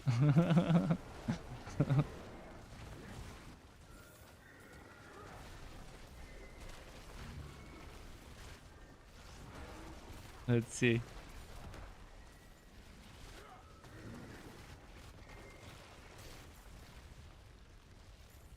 But yeah, definitely good idea. It's just badly executed. This Dolmen Stone. my druid's butthole. it got permanent damage. Permanent damage. Poor druid. At least the druid is now chilling on some easier dungeons, so it can get some diff experience. Thankfully, I could reuse a lot of the glyphs I had for the previous builds.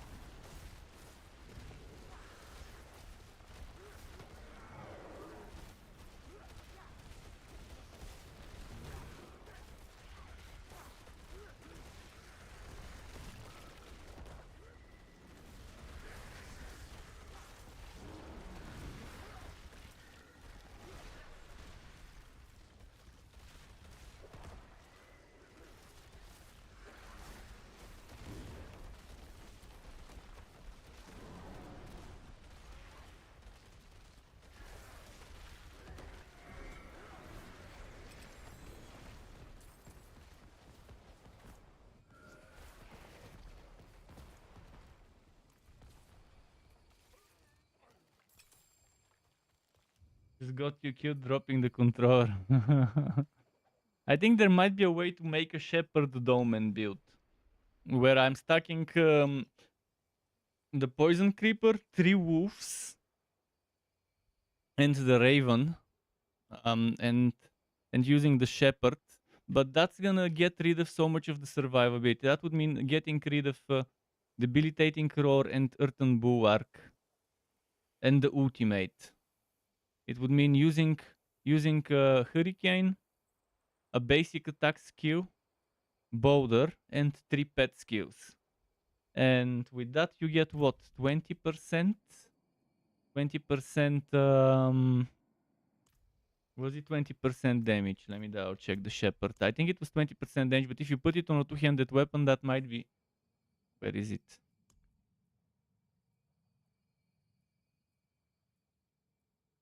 It's probably not in the...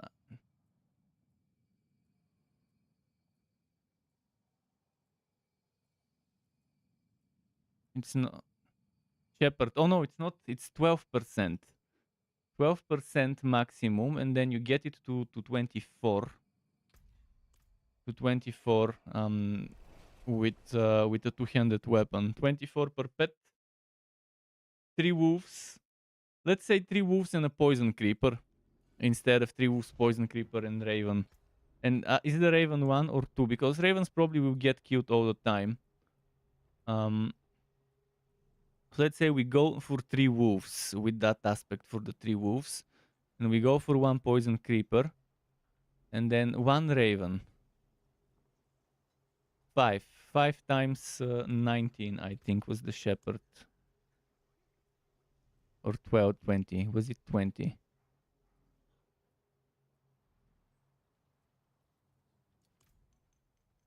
That's the only thing I haven't tried, but for that I'll need a lot of re-rolling and a lot of new stuff. But I have shepherd somewhere. Just to double check. Oh no, it goes to 10%. So in the best case, you put it on a two-hander and you get 20% per pet for your core skill. So if it's just the wolves, it's gonna be 60% or 30, depending whether you're one-handed or off-hand, and one-handed and off-hand or two-hander. If it's a two-hander, 60% with 3 wolves, 80% with 3 wolves and a poison creeper. And then if you add the raven, that's 100% multiplicative, and it could be okay. It could be what maybe makes the damage happen.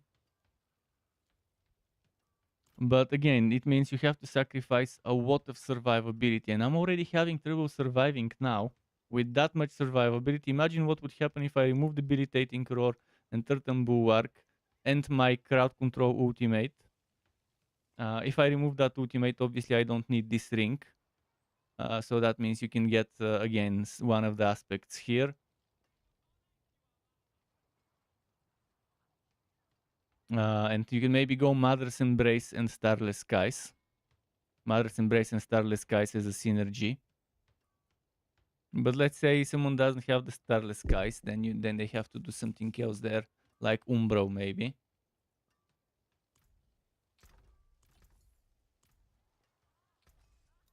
So that's probably the only thing that might make this build kill the enemies before they kill you. But still, you still have the risk of getting one shot left and right without some extra survivability. Because right now with this build, I'm actually benefiting from things like Cyclone Armor. Cyclone Armor is getting triggered every now and then with the way the build is set up for me right now.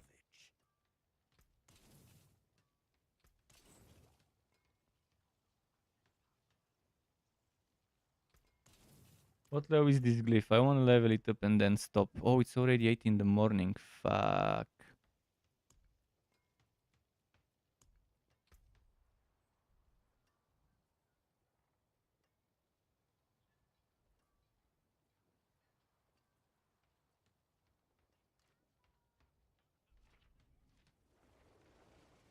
One, two, three, four, five, six, 7.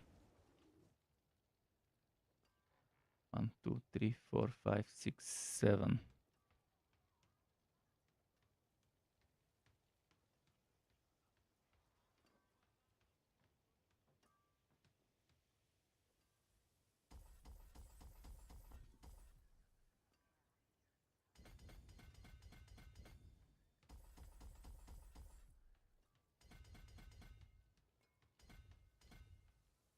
Mm, 1 point.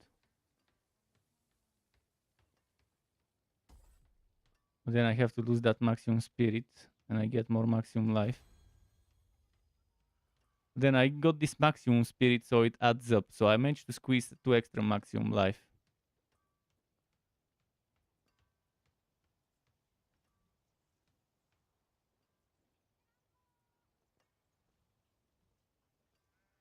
Yeah, I even added a fucking thing like spirit on Q. Managed to squeeze some spirit on Q stuff. Even that's not enough. Once this one is leveled up, I'll get some extra dex and intelligence. And those damages here and this resistance there.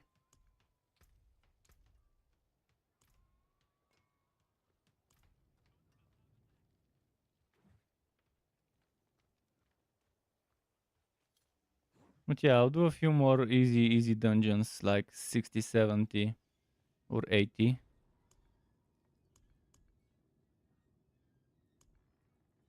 And I need them fast. I need them just for the glyph experience. Let me upgrade the ring if I have enough crystals already.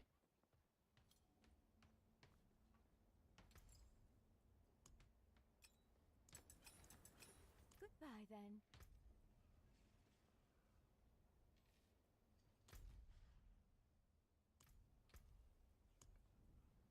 You see, my resistances now are okay.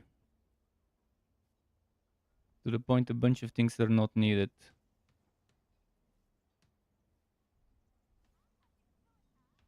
This willpower here, I don't need it right now. But I will need it eventually later. For now I can get this willpower here.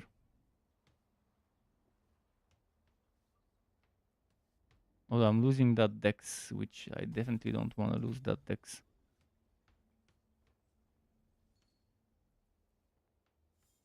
What if I lose?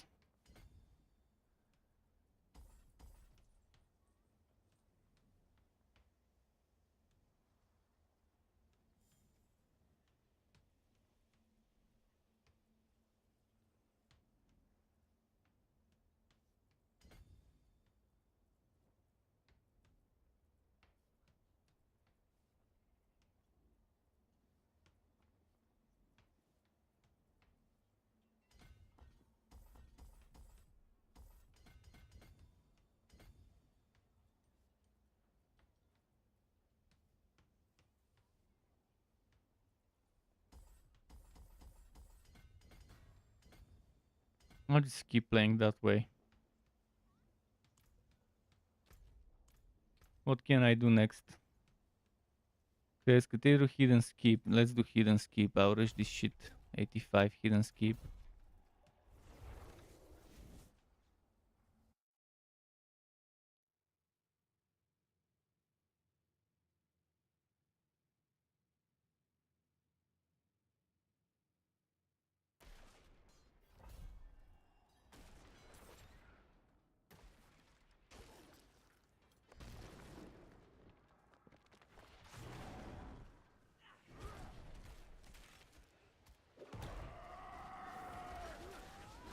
Oh, death pulse, yeah.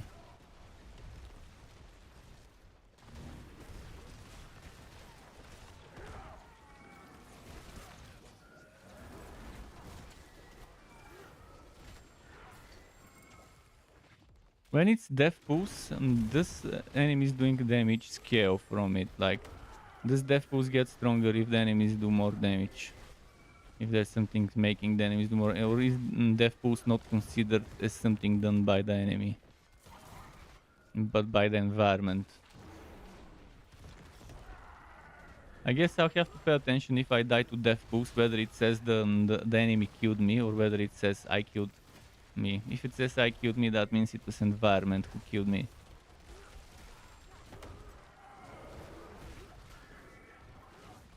But yeah, on 85 you can see we're doing fine, we're doing well. They can't touch this on 85, but the moment we go to 91 or higher, suddenly it's as if the monsters get triple damage.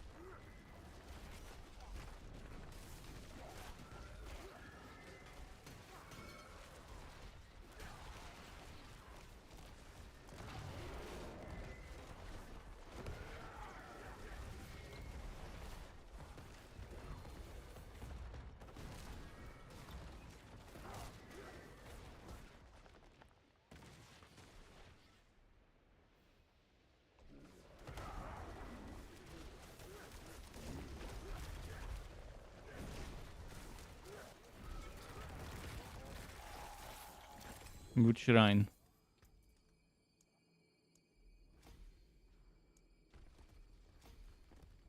I think the biggest problem is this metamorphic stone. It shouldn't be 50 spirit cost, it should be 30 fucking 5 spirit cost.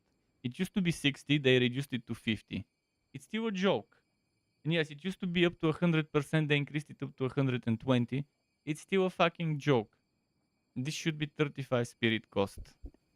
Look at all the other core skills. Where do you fucking see a core skill that costs 50 to cast? Where? If we remove this extra cost, this is the base. Well, roughly the base. 12 per strike, 32. This is 35 actually, because I have some reduction in my gear. This is 30. This is 30. This is 25 or 26 or whatever. So yeah, how is 60 acceptable cost for a fucking skill? For a core skill? This is one of the biggest problems with the metamorphic stone. It's super unreasonable to make the cost being 50 instead of being 35. They did one step towards the right direction by increasing the damage and decreasing the cost from 60 to 50 and from 100 to 120, but it wasn't enough of a step. It was like a baby step, and it's more like a laughing joke rather than a like it was stupid. It's barely anything. It's like, hey, you want crit chance? Here, have one crit chance. To someone that has 0 crit chance. Imagine if rings were to give you maximum of 2 crit chance instead of maximum of 7.5, for example. That's how bad it feels for the spirit cost to be 50 instead of 35. With 35 it will be more balanced, it will be reasonable, it will be within line of actual core skills. It will definitely be more worth it. Let's do this bulwark quickly. Wait, did I level my glyph? What level is my glyph? 13. I think I leveled it.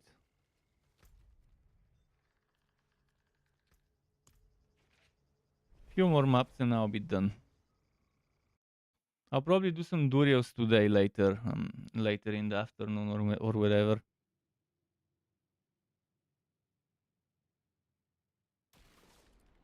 Because it's weekend, my friend will be playing during the afternoon and evening probably.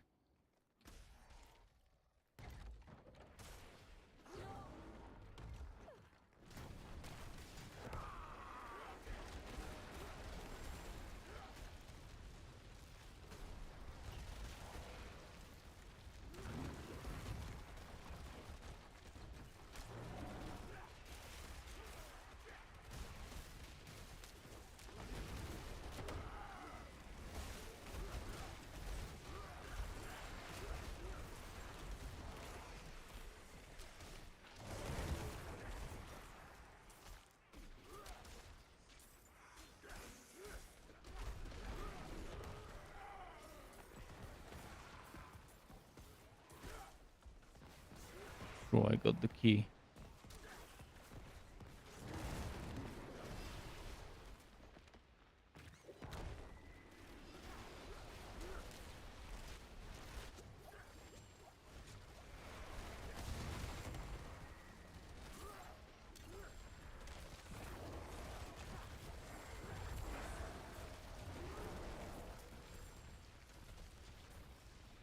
Another broken bulwark for later.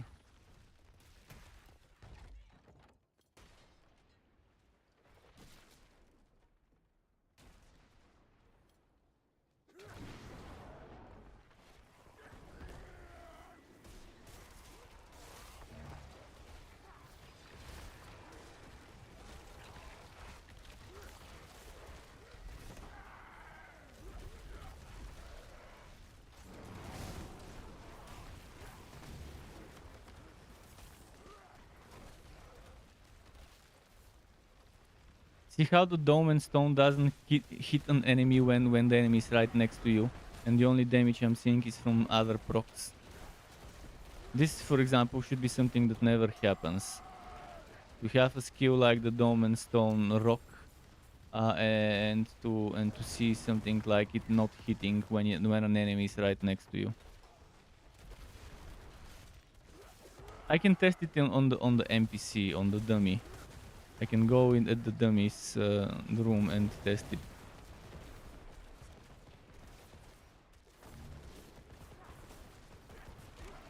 But I have the same problem with pulverize. If an enemy is right next to me, it doesn't get hit with the shockwave.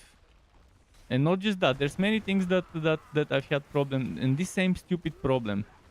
Whatever the developers are doing, they're making the skills originate a little further from you. The skills should originate exactly from you. From the very center point of your character.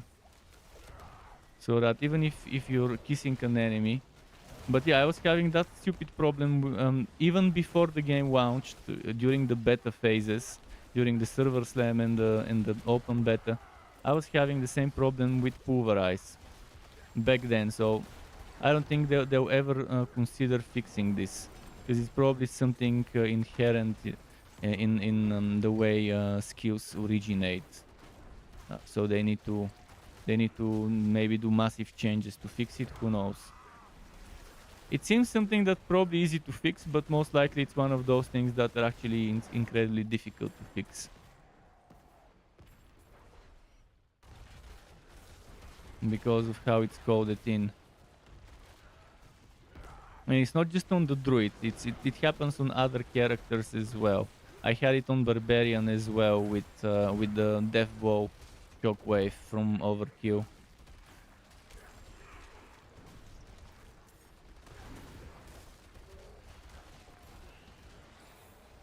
Should I try Godslayer Crown a little? For extra damage. Steadfast Barracks? Okay, let's do Steadfast Barracks later.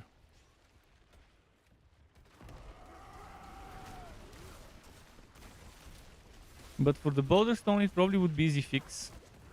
They just need to make the rocks radius a little closer to the player. Or make the rocks bigger, so that they hit something that's right next to the player.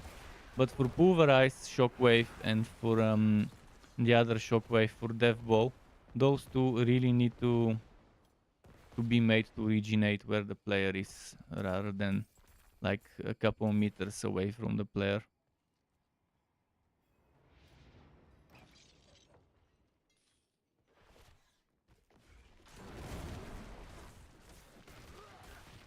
On bigger NPCs like a boss, I think it's a little easier to hit with the boulder. But as you can see right now, the boulder is not hitting.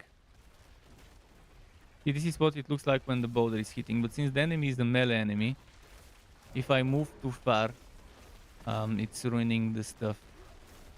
But I found a sweet spot where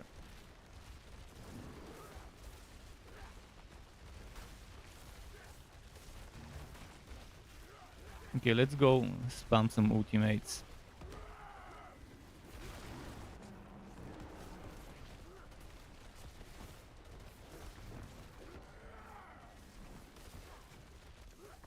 See a lot of crowd control, by the way, that I'm doing.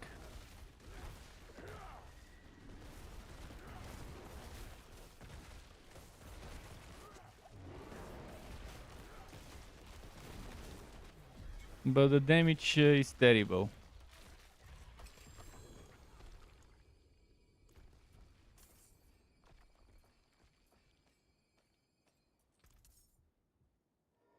I'll get this glyph to 15. I might reuse this glyph on another build somewhere. I think what I'll do is a landslide build. If I want to do a human build with earth skills, I'll probably do something similar except with a landslide. And I might add trampo, so it's a trampo landslide.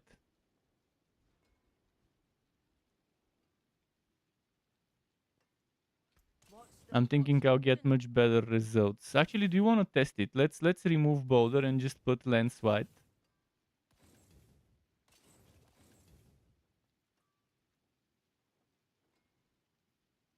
Without even going full synergy for landslide, just gonna remove boulder, put landslide, remove Dolmen Stone, and put the regular amulet. This amulet.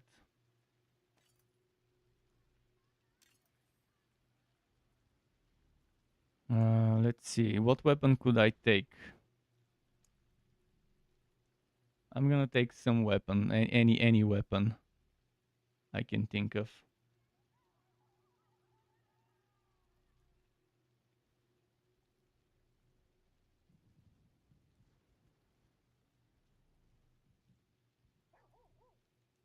Ideally, a good axe.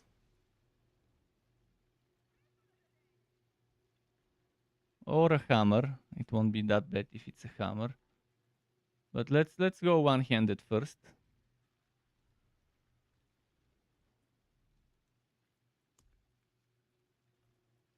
Should I try Butcher Cleaver? I wanna try Butcher's Cleaver. Just for shits and giggles with the fear. I wanna see how it will be with the Butcher's Cleaver with the fear. How often are we seeing that fear happening? And we are removing boulder now. And we are going for trampo. Not trampo, for landslide. Just to see.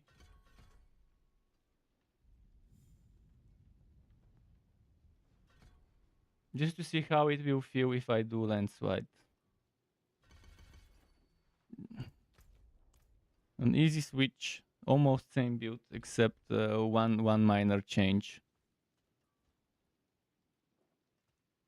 Also, this rapid doesn't need to be rapid, but we'll keep it rapid for now. Okay, let's upgrade this if I have enough materials.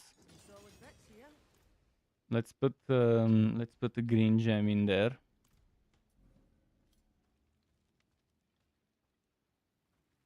The finest cuts and clarity. What suits you?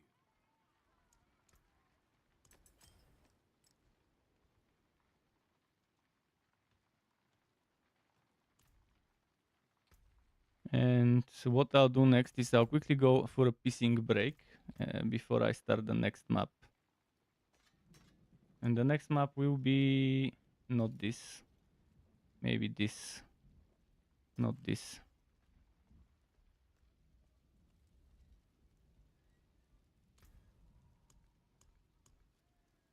I'm not even going for any of the synergies with landslide in terms of aspects. Just a unique weapon that could maybe get the job done temporarily. So give me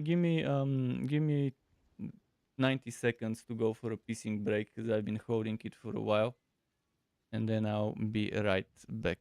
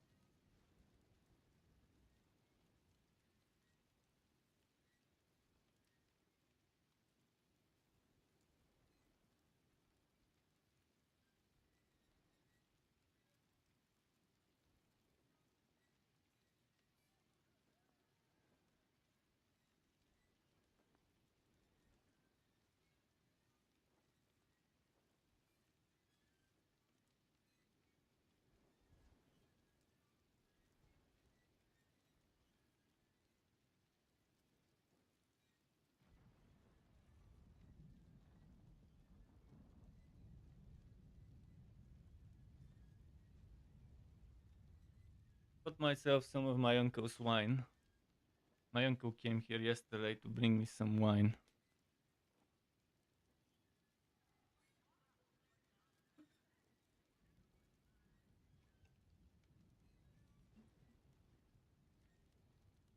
Fanta, Fanta with fermented grape flavor.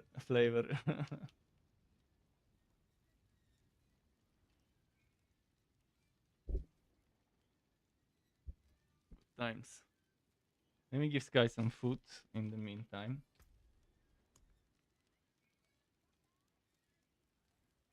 Did I already open a map? I'm pretty sure I didn't, but just wanted to double check. Cheers indeed. Just gotta give Sky some food first because he woke up.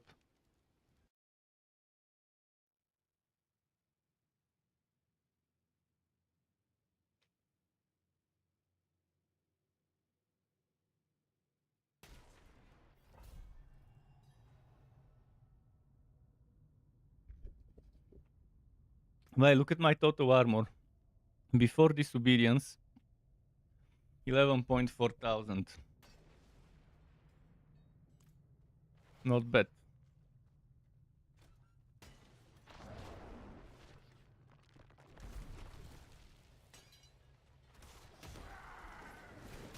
One will need a lot of armor for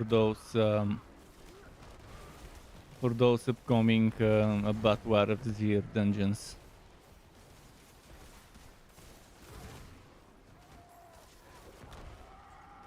That's because I removed the Dolmen Stone and I put an amulet with total armor.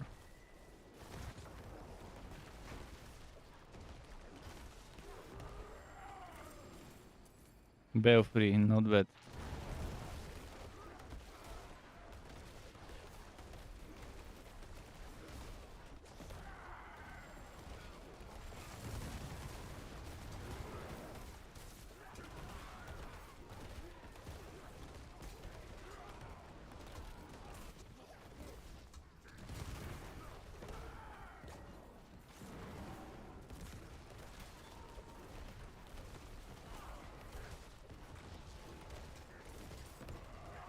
Why am I doing so little damage with Landslide? Landslide is doing very little damage. I don't remember it being that bad before. I've seen Landslide do bigger hits. Before this season, Landslide used to do good hits. Right now, you see, it's like 100,000 at most. If I'm lucky to get things to proc. But maybe since it does the damage multiple times, see 38,000, 20,000. That's bad damage.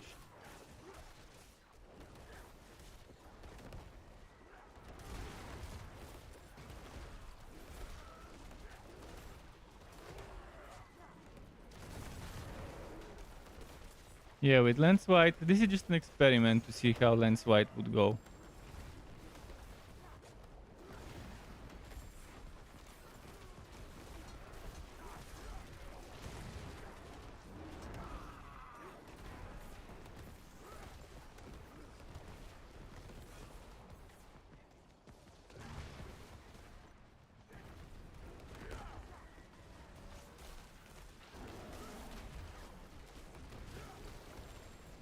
But yeah, the boulder setup was actually better than the Landslide. At least it's an easy fix. An easy fix. I just need to change two items.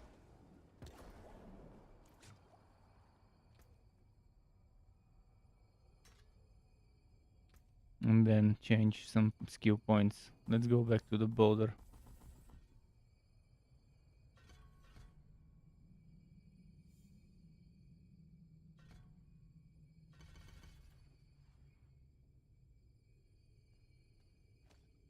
What more with the Landslide aspect? Well, the Landslide aspect is... Well, it's good. I don't think it's gonna give it that much more damage. Is it here? Let me check it.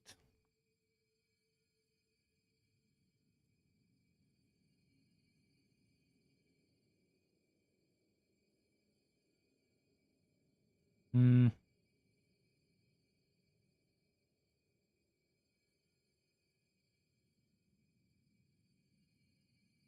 It's not here. I forgot what it gives. I probably have it here somewhere. Lens wide. So each pivot strikes a second time and deals additional 12% bonus damage per hit. So it's like, yeah, double the damage, okay. But double the damage not per hit, but just by giving you double hits. And each hit doing 12% extra damage. Not gonna be that much more.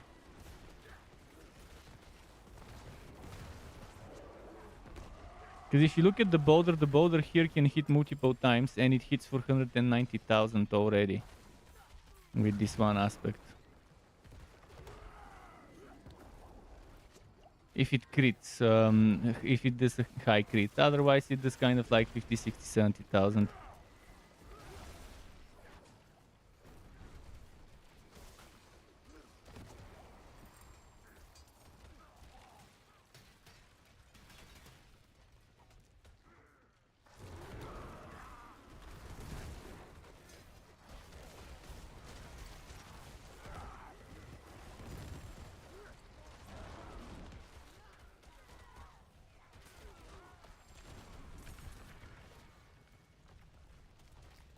But Landslide used to do better damage. Not sure what happened to that skill with the balance they did this patch.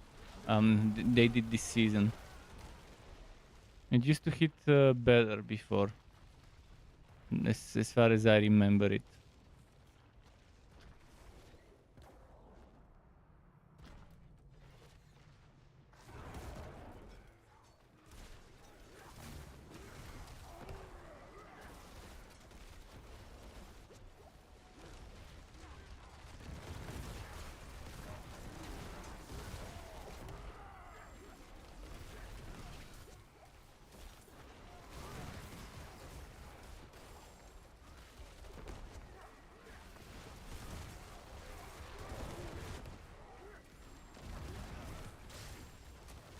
Oh, Boot Seekers.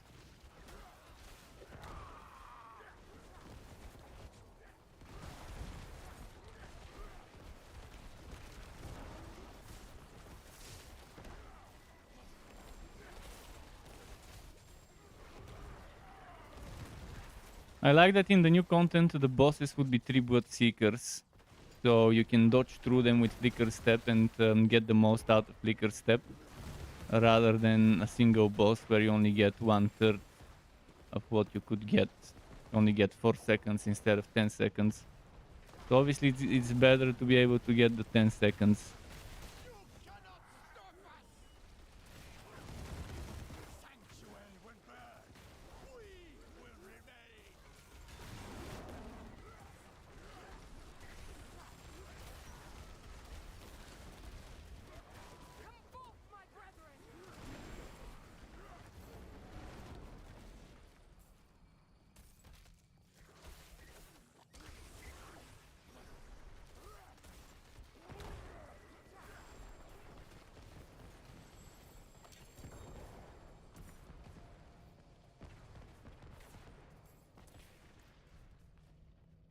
Yeah, the trampo, also I was thinking of trampo and Earth's like, trampo and Lens Wide. That would have been fun.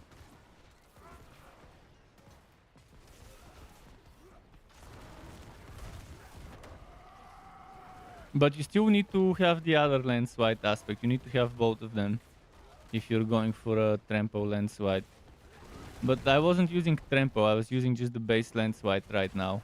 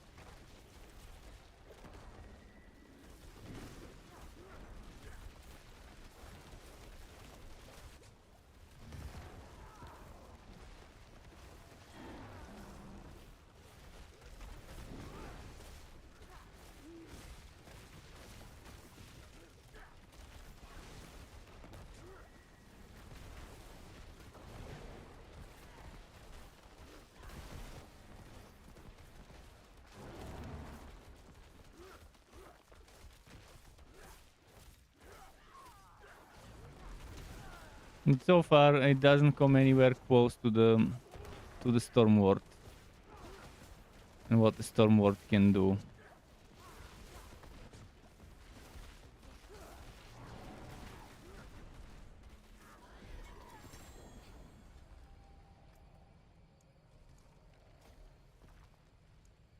Alright, one more map and I'll be done.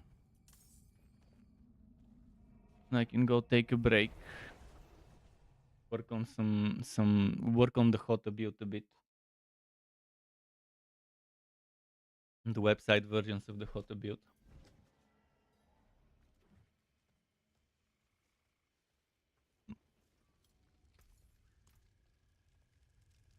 How can I help?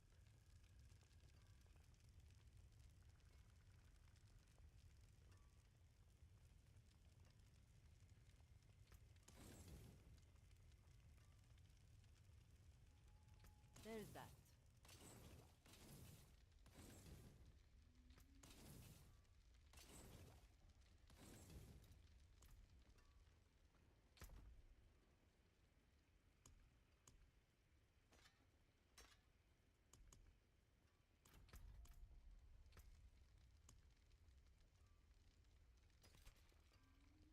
Belfry it will be.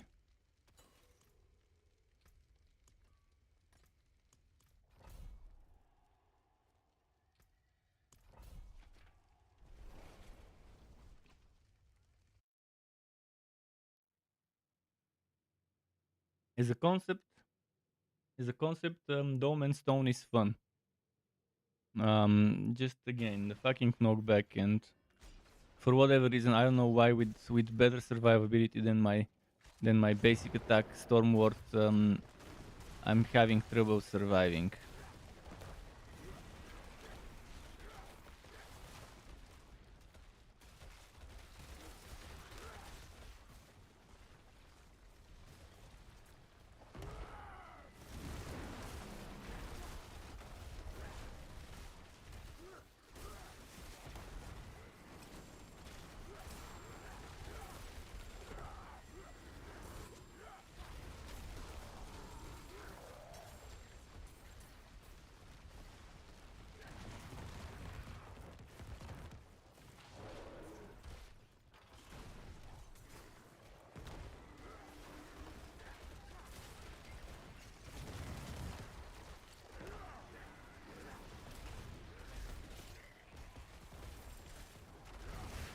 Have a good morning. Yeah, you'll probably see me later. I'll spend a few hours working on the build in my website and in my spreadsheets, updating the spreadsheets, and then maybe tomorrow will be when I actually make the video for the Hota.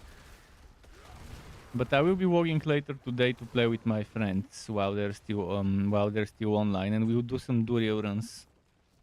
Gotta gear up my necro friend, Himmel, if he walks in. But normally he walks in the evening because his wife and daughter, he gives them attention during the day. But Jedi probably would be online in a few hours from now. We can do some durio with him. So when you wake up, we'll probably be online. Even if I'm not, he will be. For sure.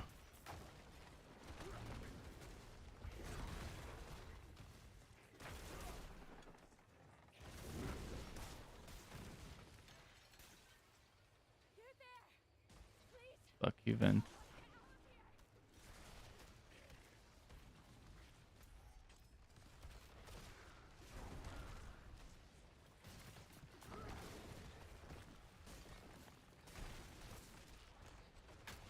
My barbarian spreadsheet hasn't been updated, so there is that.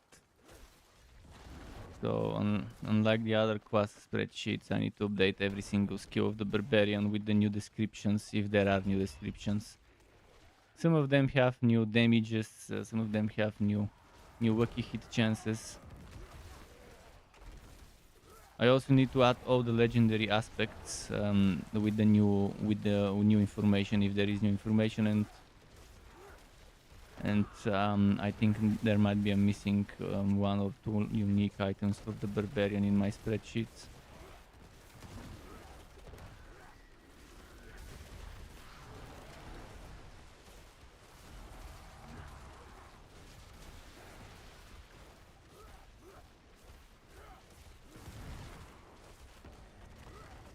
Ah, no! I was just about to dodge, just wanted to finish my attack. Volcanic. The stupid volcanic.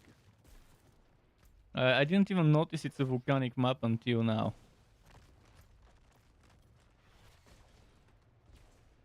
And this volcanic is extremely stupid, the way they designed it to be able to get hit by all three of them.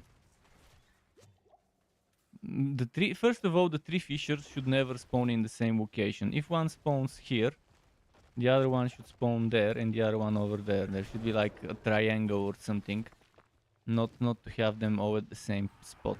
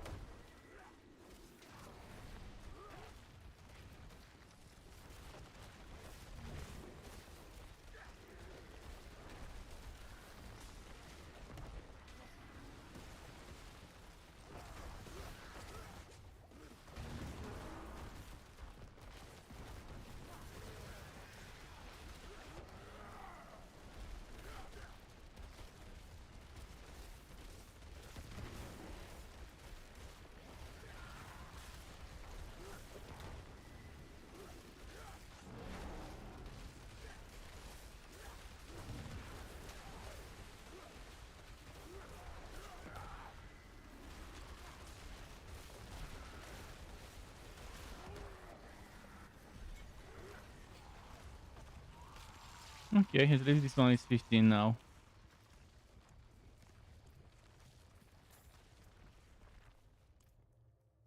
So with it being 15, again, this finally gets its extra bonus of 10% multiplicative.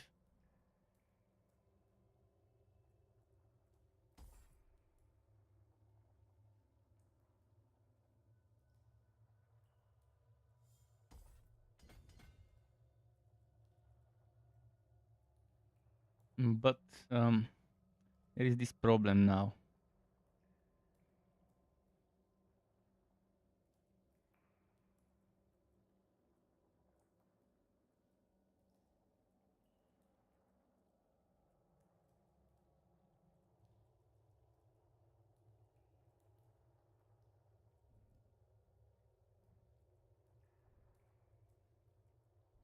If I remove 7% damage to crowd control, it's not gonna work.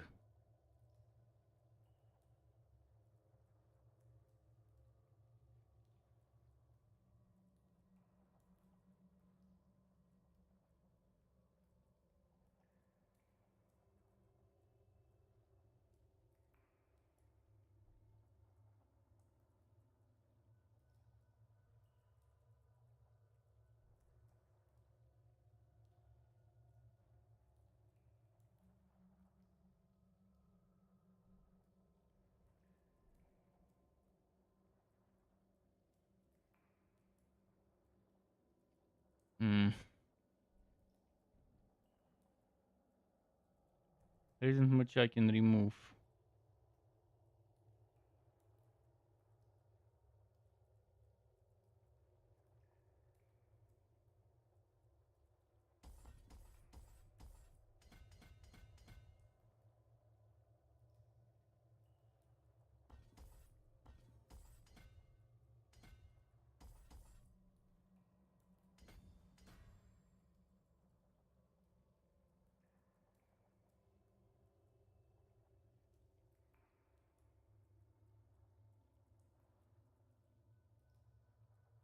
Only this one was here, and this one was the empty one.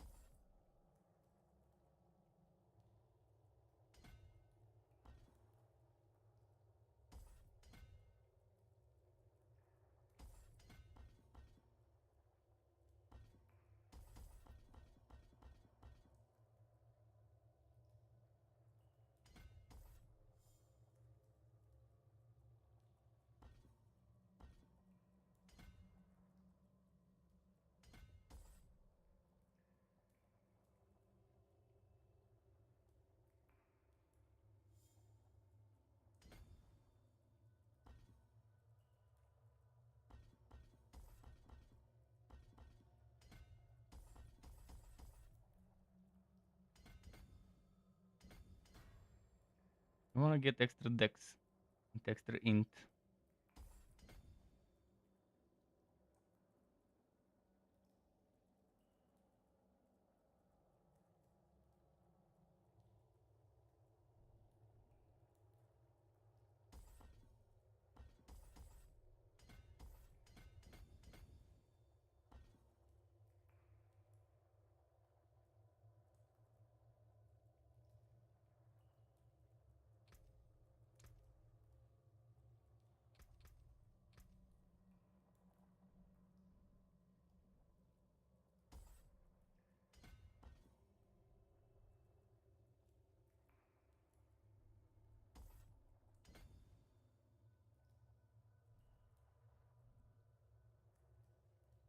Hmm.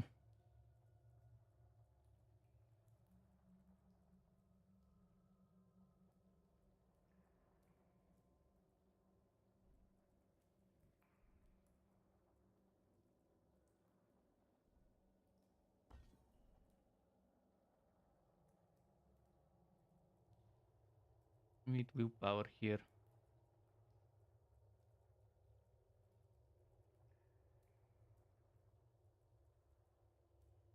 What if I... Moment, let me try to rework this. 1, 2, 3, 4.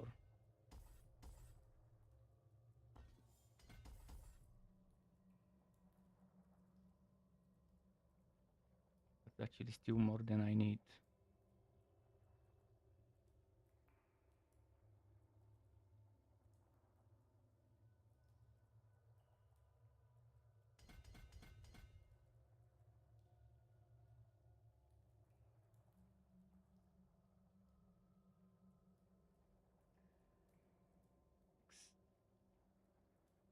Six. Okay, 1, 2, 3, 4, 5, 6, 7. 3, 4, 5, 6.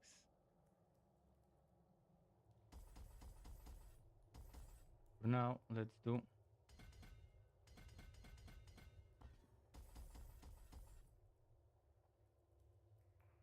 45 right now.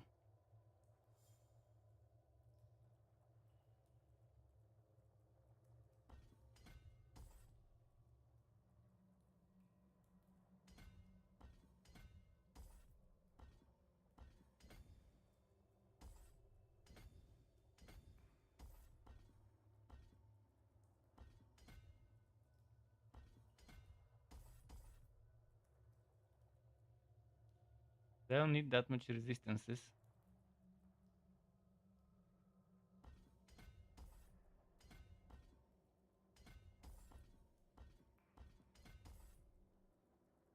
I got too much willpower that I don't need here.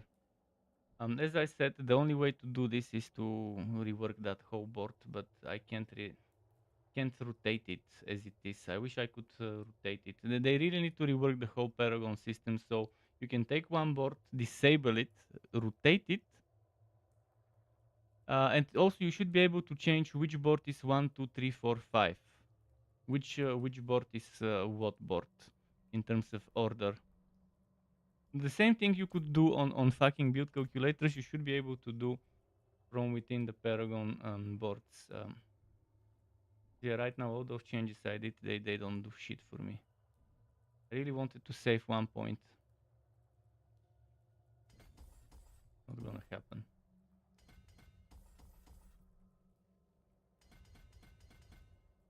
See, I've added too many points. I've used too many points to do this.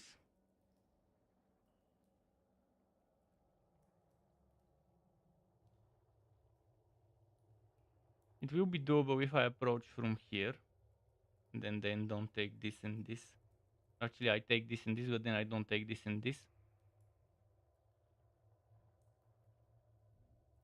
But again, this would require a lot of changes, which would mean total refund of the points and reworking it. And I could do that, but again, this build I'm totally disappointed from this setup. Right, let's put it the way it was. Dolmen Stone in general is just not worth it.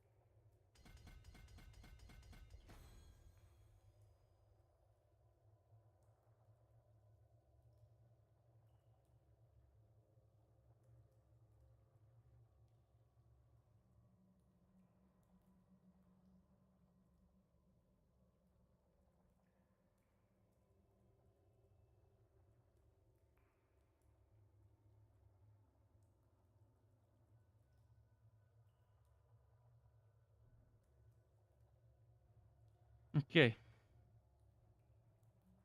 Couldn't get what I wanted over here.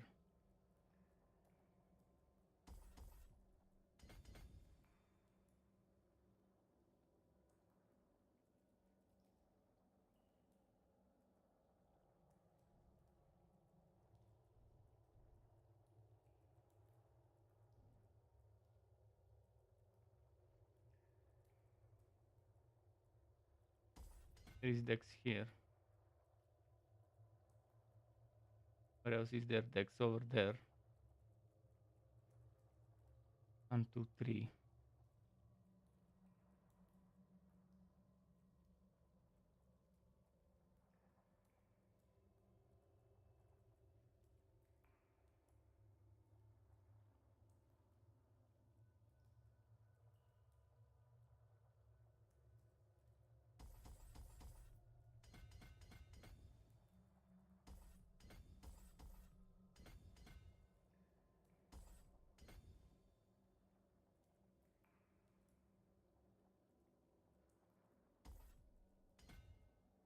Only I didn't need this one. If those two were swapped out, it would have been better, maybe.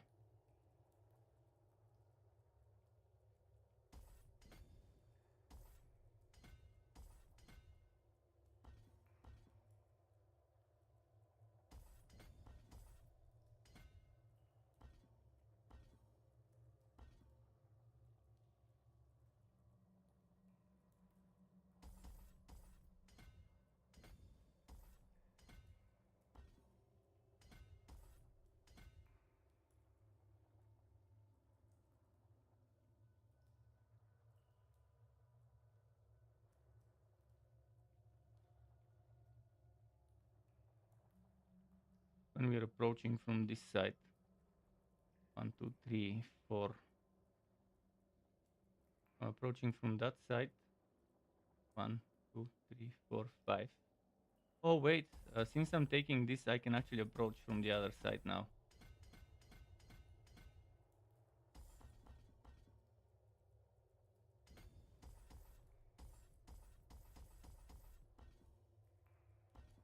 That is actually something I thankfully noticed. 29. See, before, since I wasn't approaching those nodes, I needed to come from here, but now I don't need to do that. Although I did lose 7 intelligence to grab that, but I have that 1 point. In fact, I have 2 points. So my restances should be more than enough now. 3.9, 15, 3.9, 28, 3.9. 3.9 is good. Now I can even grab, what else should I grab? This damage, 10.7. Additive, or should I grab more stats?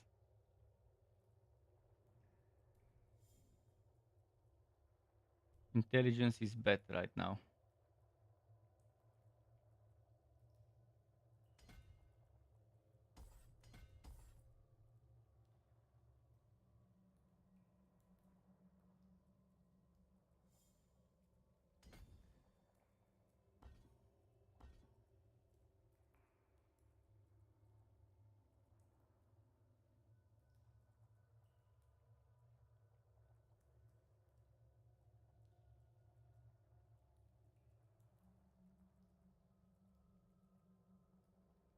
And dex is kind of not as much as it.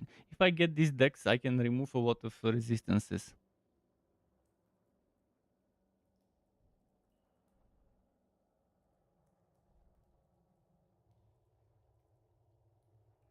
Let me check something. I've got the willpower one here. And I've got the dex one here. But what if I change things? And I put the willpower one.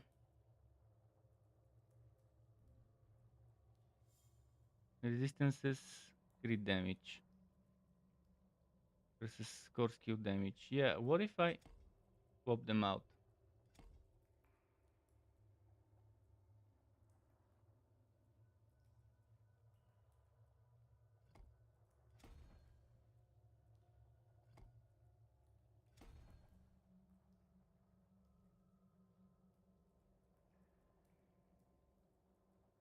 So we need dex here.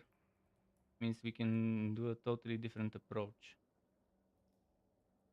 Dex is needed. I don't have much dex, but I need to get this. This.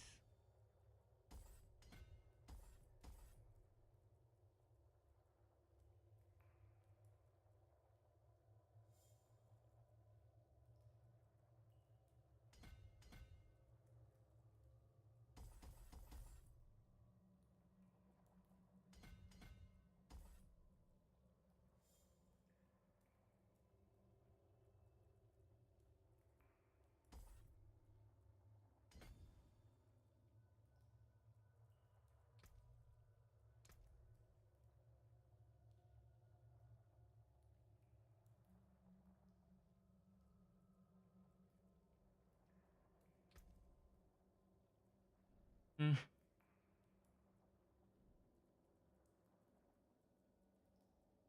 I don't need that much resistance, honestly.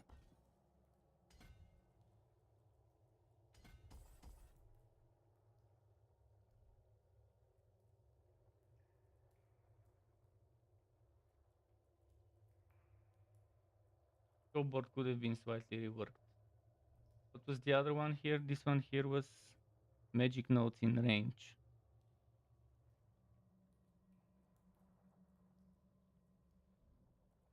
I can get the dex and int. The other one was rare notes in range, right? Oh, that's just willpower, 45 needed. I can get 1 point from here.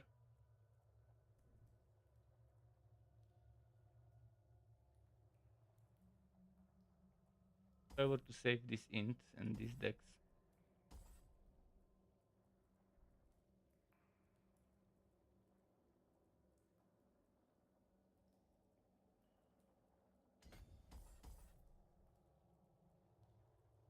five.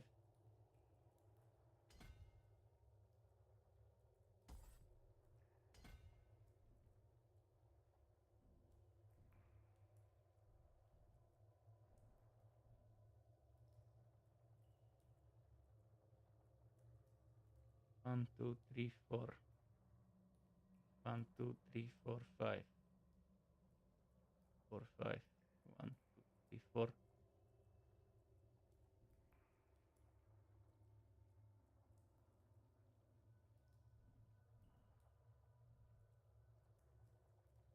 4. Hmm. Okay, this one's maxed, right? 40. One's 29. Got that one, and I've got this one here. That's actually 45 willpower. Wait, what?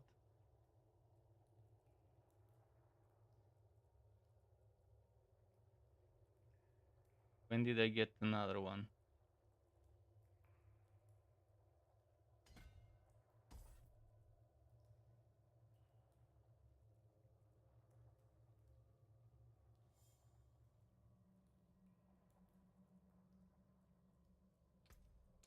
The resistances 6.4 out, 6.4 more than they need to be.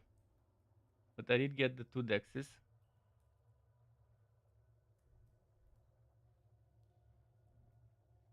I was the dexes here with only one of them. I get this int. Over here we're at 29.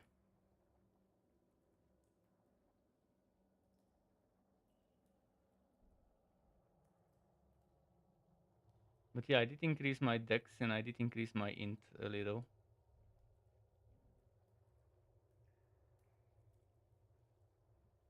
Rare notes, and this is rare notes, right? No, this is not rare notes.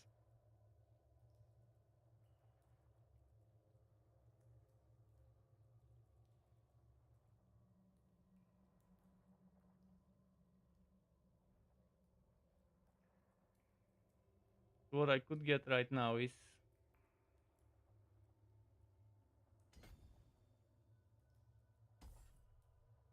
some stats, intelligence or dex somewhere. But I don't think it will help. Let's see. Previous board, I'm getting this bonus, I'm getting that bonus, getting this bonus. Getting all the bonuses.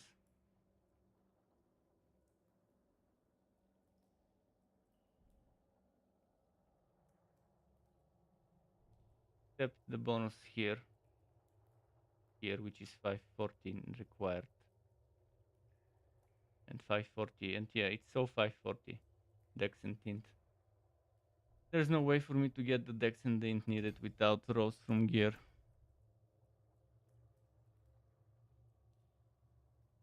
If I get rid of it, it would be possible, maybe.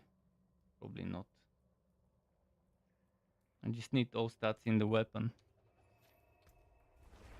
And all stats in this one, and it could happen. I mean, I haven't rolled the weapons there for all stats. But even if I do the build, still won't be able to do 100 tier 100 nightmare dungeons. But yeah, technically I can get better weapon and offhand with all stats or with intelligence and dex. I just need around 40 of each. I just don't have much rerolling options right now.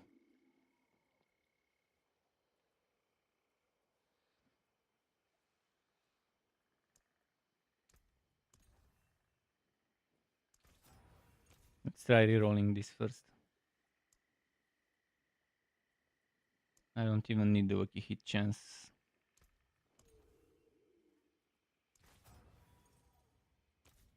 So I did get the intelligence.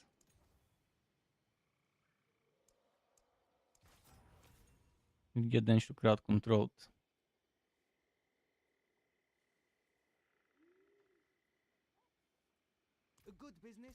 And the dex needs to be patched up, but this damage to crowd controlled gave me a little bit extra Earth and Devastation bonus damage. It's very bad, 11 out of 18. But with the 51 intelligence, we are now sorted for this. And sorted for this, and sorted for this. So the only thing I'm not getting is this one.